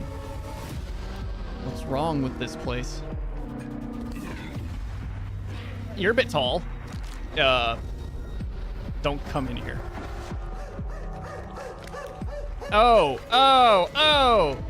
God. What the fuck? Survive all the nights. I didn't see that. Don't let it in.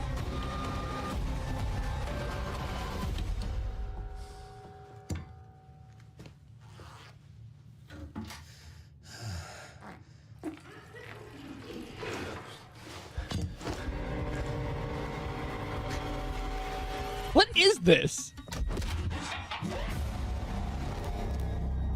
Horror simulator. What do you mean horror simulator? And why would you stay here?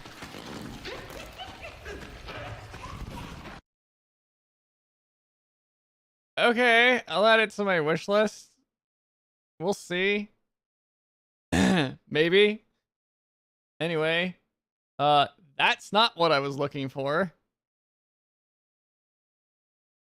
Damn it.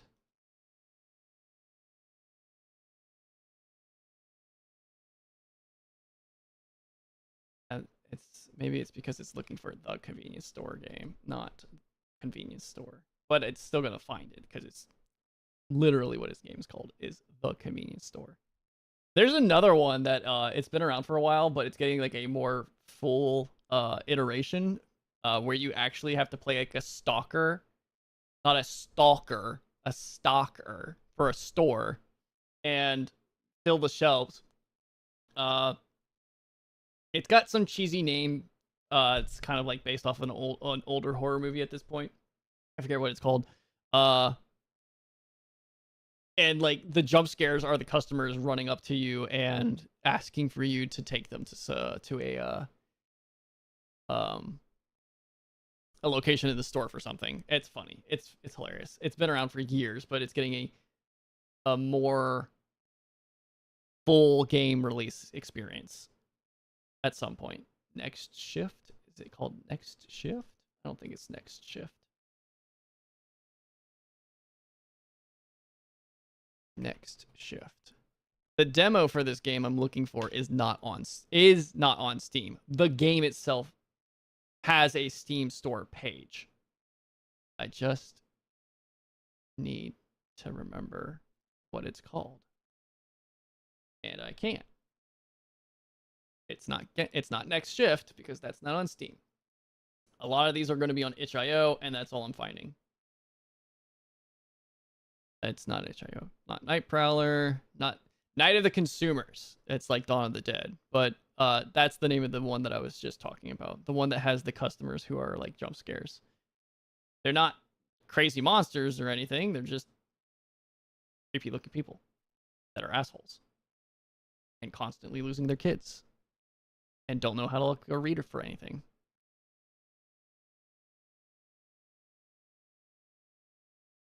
No, that's just for VHS. I've seen it on... Actually, hold on. I've seen it on TikTok. Did Anna recommend it? Anna, did you recommend this to me?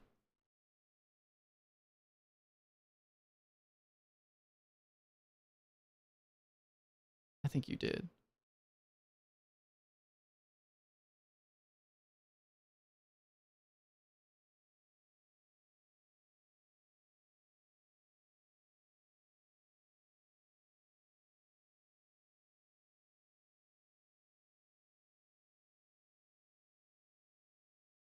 If not, I saw it on TikTok and I just scrolled through it, which sucks because I don't think I shared it.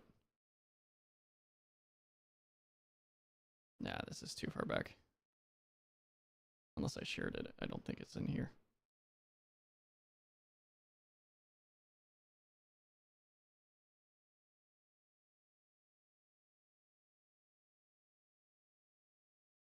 But I'd be willing to try the demo. I just want to find it.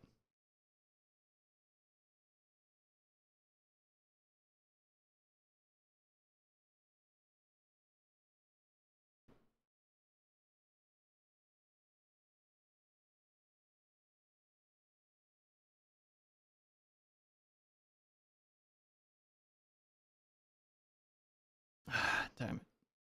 No, it's not in my TikTok. No! What is it called?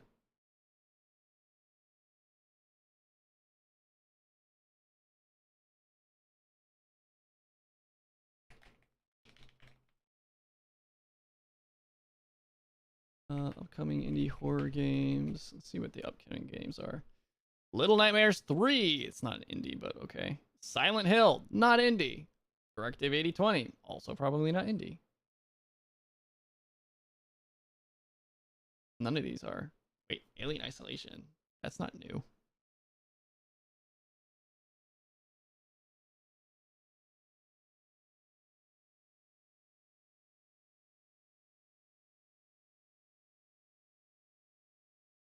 Killing Floor 3. Silent Hill F. I'm looking forward to that. Directive 8020. Little Nightmares, Chronos, The New Dawn. This is not a game I expect to find in an article like this that I'm currently reading because it's not something that they recommend on generally. They don't do indie games. Games Radar doesn't usually talk about indie games unless they blow. Alien Isolation 2? No way. I need to finish that. I didn't really particularly care for it. It was creepy. But I think I stopped playing it because it was buggy. It was really, really buggy. OD, Paranormal Tales, Project M, Reanimal. That looks like a Little Nightmares clone. Silent Hill Remake. Another one? Silent Hill Townfall. Another one? Edinburgh Somnia. Routine. Not Routine. Terror Endless Night. And that's it. So it's not in here. I didn't expect it to be. I was just kind of hoping it would be. Here's one from a month ago.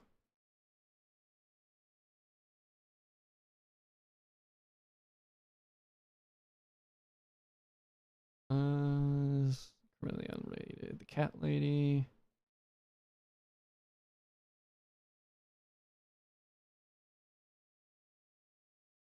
The Long Reach. Amnesia the Bunker. Visage. Necrophosis. Those are not indie games. Why would you respond with non-indie games if they ask for indie games?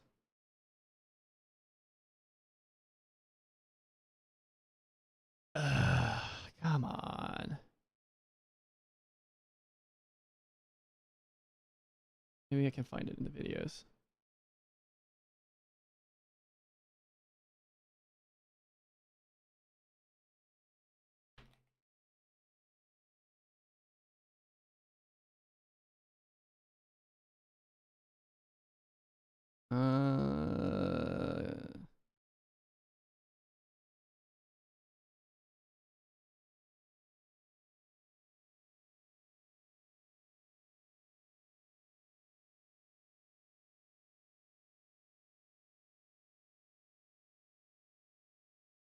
Nightmare Fuels. I don't think that's it. Nightmare Fuels.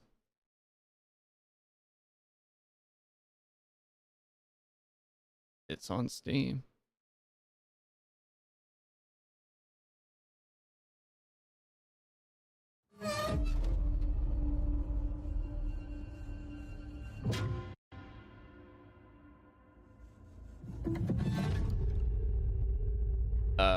Don't think this is it.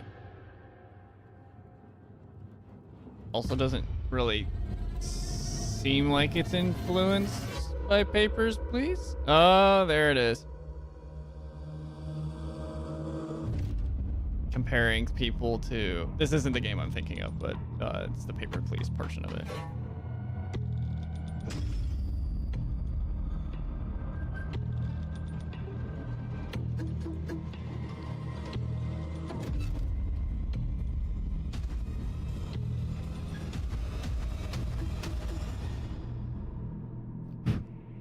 Oh wait, Ant, get off my mic.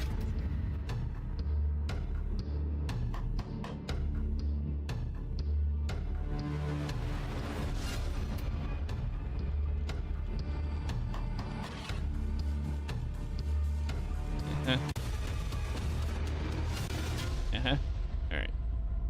Cool. I guess. I'll add to the wish list. You can play it at some point. Not the game I'm looking for.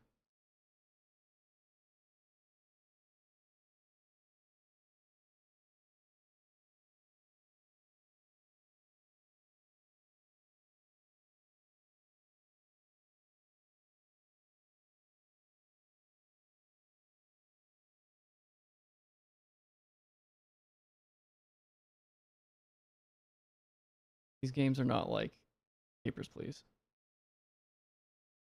The Return of the Obra Dinn is a story-based game. It's like a narrative game, not close to Papers, Please, as far as I'm aware.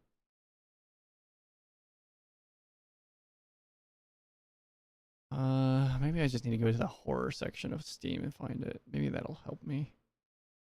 I am struggling.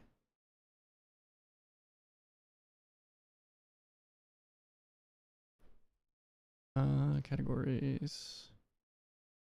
Hobby job, role playing, action. Where? Oh, horror. It's over in themes. Wukong is not a horror game. What? Why would I play Cookie Clicker? Why does anybody play Cookie Clicker? I mean, I get the initial like dopamine draw of it, but like on extended amount of time? Dredge. I need to play this.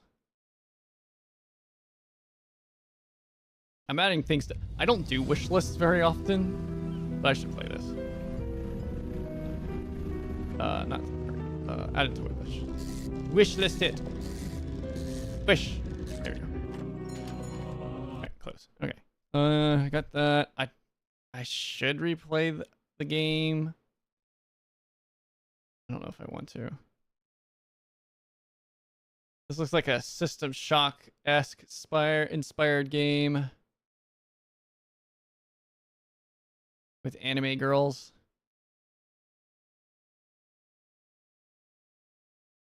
It's very loud. Oh my god, that's loud.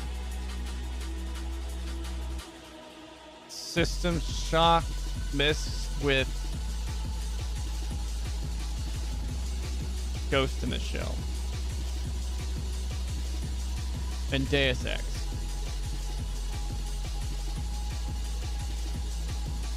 Oh, this is out. Nah, not good. It looks fine. I'm just not interested. Maybe one day. Sons of the Forest, The Last of Us, Little Nightmares 2. I do need to play through this. Oh, I can get it for $3. We're buying this. What's in the deluxe edition? The digital content bundle? Is that all the deluxe edition is? The mesmerizing 4K at uncapped FPS. Wallpapers. Soundtrack. The Attic DLC. And the Art of Little Nightmares 2. I only want that. So I can get the deluxe edition for $4. Or I can get it for $3 and then another $1. Another $5. We're just getting the deluxe edition. I already have. I've already played and beat the first one. It was fantastic. I loved it. Removing dredge. I don't need to buy it right now. Continue payment. Oh no, my payment information. The last 2 digits. They're available. Cool. And then we go back. I will play Death Stranding 2 when I beat the first one. And I don't know whenever that will happen. The Acra, Throne of Bone, Conscript, Eliza P. Dark Tide, Arbites. That is literally RoboCop in Warhammer 40k. New and trending. Popular upcoming. Everdeep Aura. That's cute. Comes out tomorrow, actually. Rated E What's for this? everyone.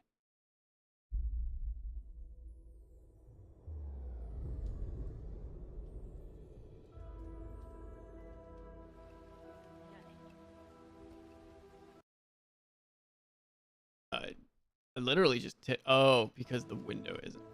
Hold on, wait. Full screen. Full screen.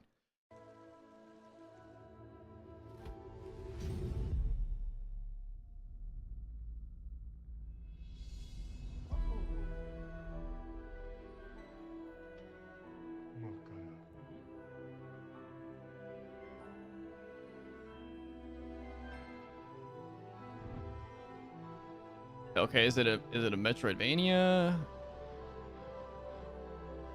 Okay, so there's breaking things, so there's combat of some sort.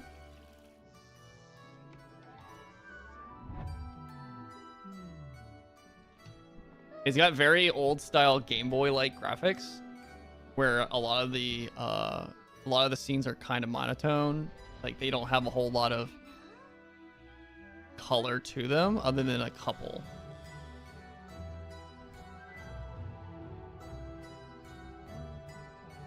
It's an interesting art style.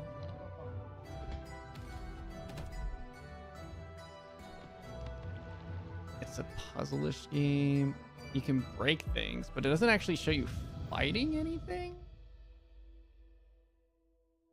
Interesting. I don't know why that would necessarily put it in a horror genre. The Everdeep Monster. That's cute. I'll put it on the wish list. I might play that. It looks interesting. It looks relatively narrative based. I'm not sure if there's any combat to it because it didn't actually show fighting of any kind. Dr. Gloom's Lab, Dreadflats, Ryoku,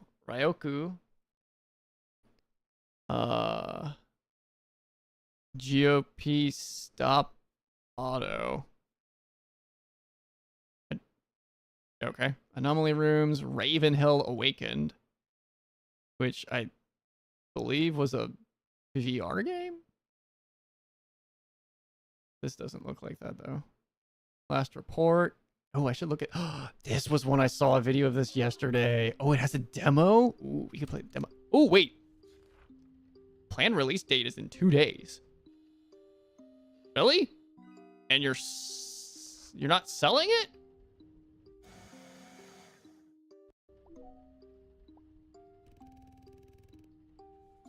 Oh, it's not showing the screen? Why isn't it showing the screen?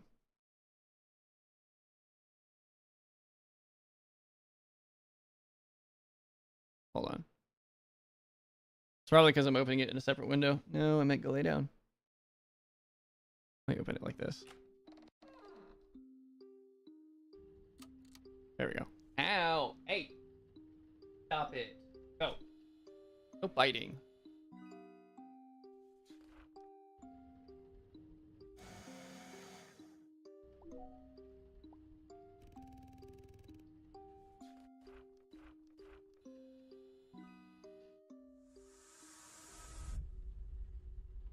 Ooh.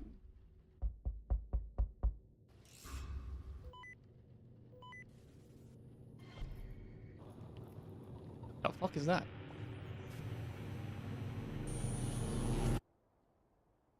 Is this like an anomaly game though? Like I know I've watched this before, but I only watched it partially.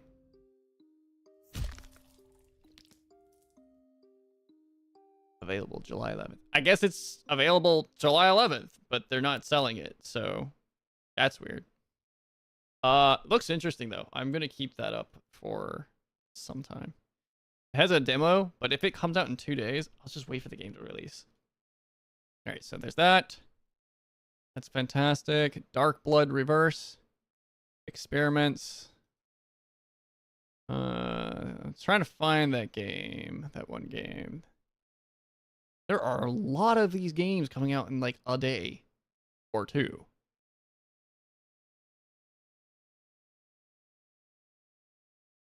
The problem is the game I'm looking for, I don't know when it's expected to come out. Keep Fire.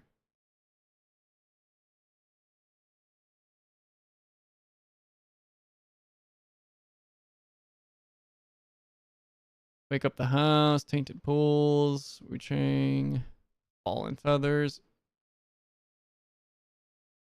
What happened to Lily? Apartment 22, Project M, Camp Keep Alive, Endless Summer. Yeah. Veins like tapeworms. Why would you want that? Nightmare Shift.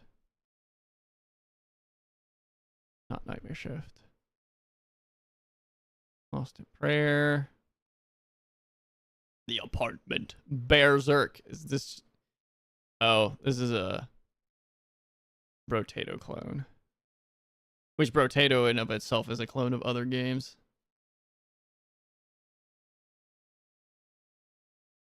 Chained Backrooms. Treasure Tiger. He is coming. Who is he? It's turn-based. Necromancer's Tale, The Drifter, Robot Anomaly, Arc of blah blah blah. Treasure Hunter. Who's at the door? Veilstream. The Naughty Vampire and the Moaning Forest. Nope. Not looking at that one. Soda Hazard, Taste Test, Forest of Soul Slave. That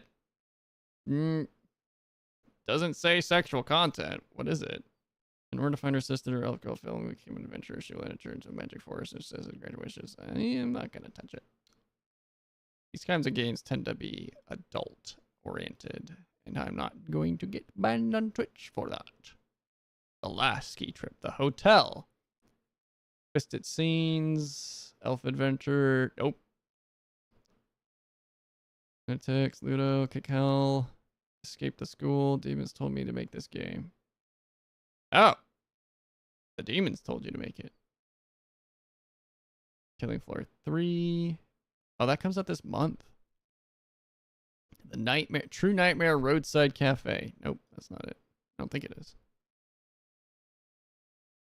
I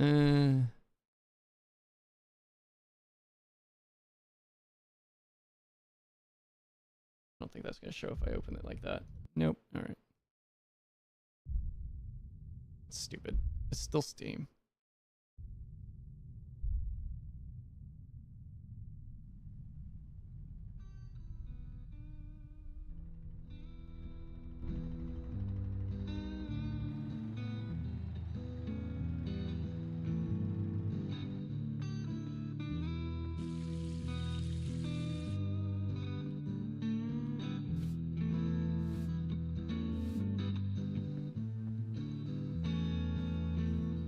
Are you a customer or an employee? The fuck? You just have whole burgers just sitting in your fridge?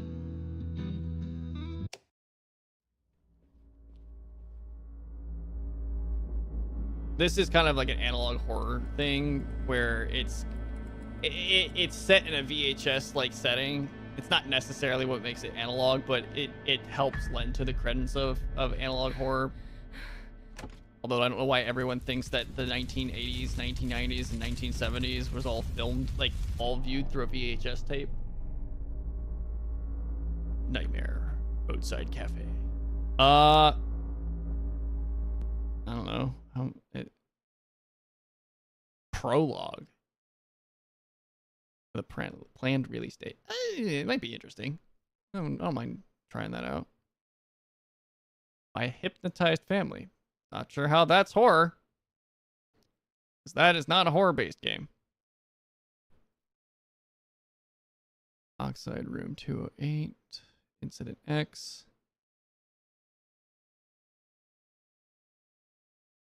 These are all games with like really, really soon release dates. I don't want that. I don't think the game I'm looking for has a release date yet.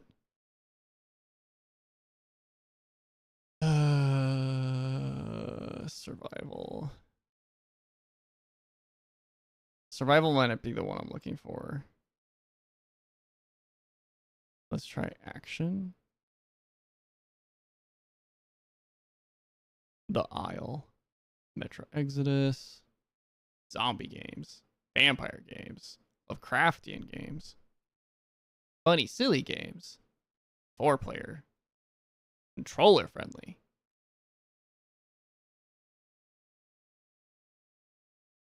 And then it's literally everything I've already looked at.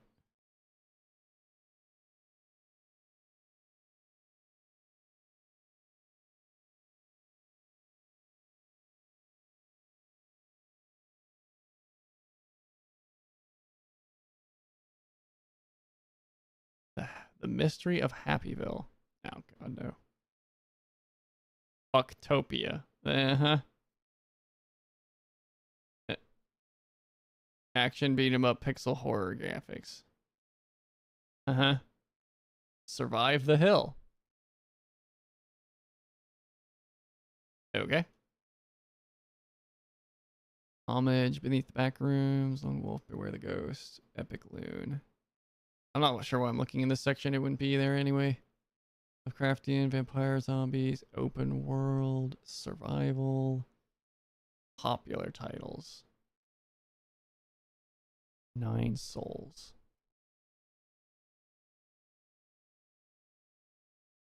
It came out years ago.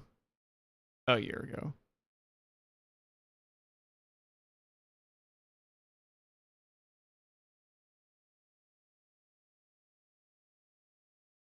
Darkest Days, Wukong, Sons of the Forest, Last of Us, Worshippers of Cthulhu, Nimbus Company. It's a free to play. It's a free to play single player? I need to make money on that. Chapter 8. Been out for a while, I guess. Daisy. Damn it, Steve, I know you have it! Where is it? What is it called?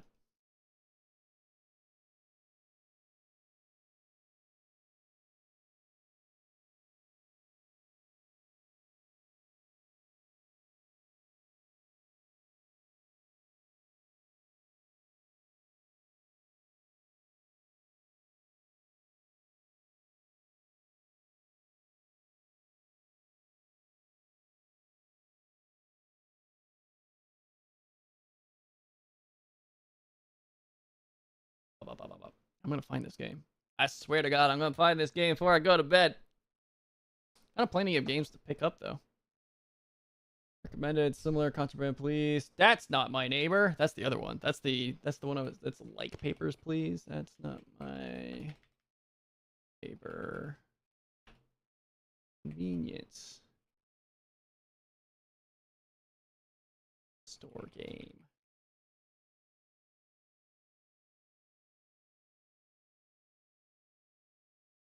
Oh, is this it?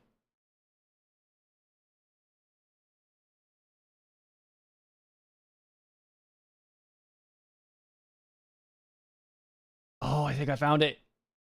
It has the same generic text on it as like all these games. Shift at midnight. I think that's it. I think that's it.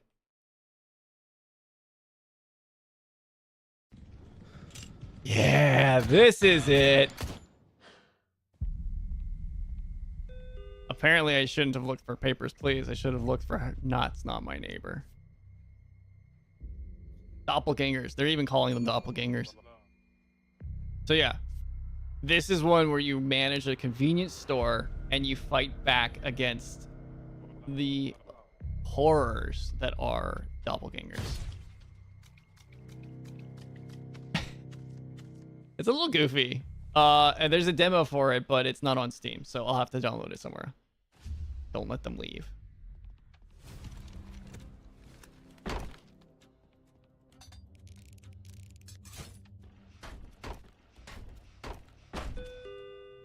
Oh.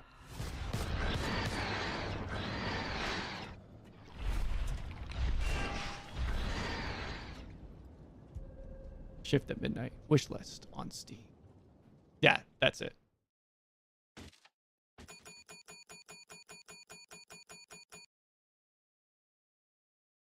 Of course. So yeah, I'm gonna wish list that. All right. That's about it for tonight, though. I extended this a lot longer than I thought I was going to. I didn't intend to. I just did. I'm I don't know. I'm gonna leave it at that. I've got things to try on Thursday now, though. So we got that. I don't know which one was. I don't know which ones we will do. But I'll just pick something and play it. I don't know who's even still here, if anybody. So I'm gonna go ahead and wrap this up here for tonight. If you're sticking around still and you haven't already followed or subscribed, please make sure to do so. I'll be back tomorrow to play whatever the hell I purchased. Probably Still Wakes the Deep DLC. And then I might start with Dead Signal and then move to that, or I might just play Still Wakes the Deep and then switch over from there. I don't know. We'll figure it out. If you want to be a part of the community, you can go to, if you're in Twitch, you can type / Discord to get a link to it. There's also links to it in my description information.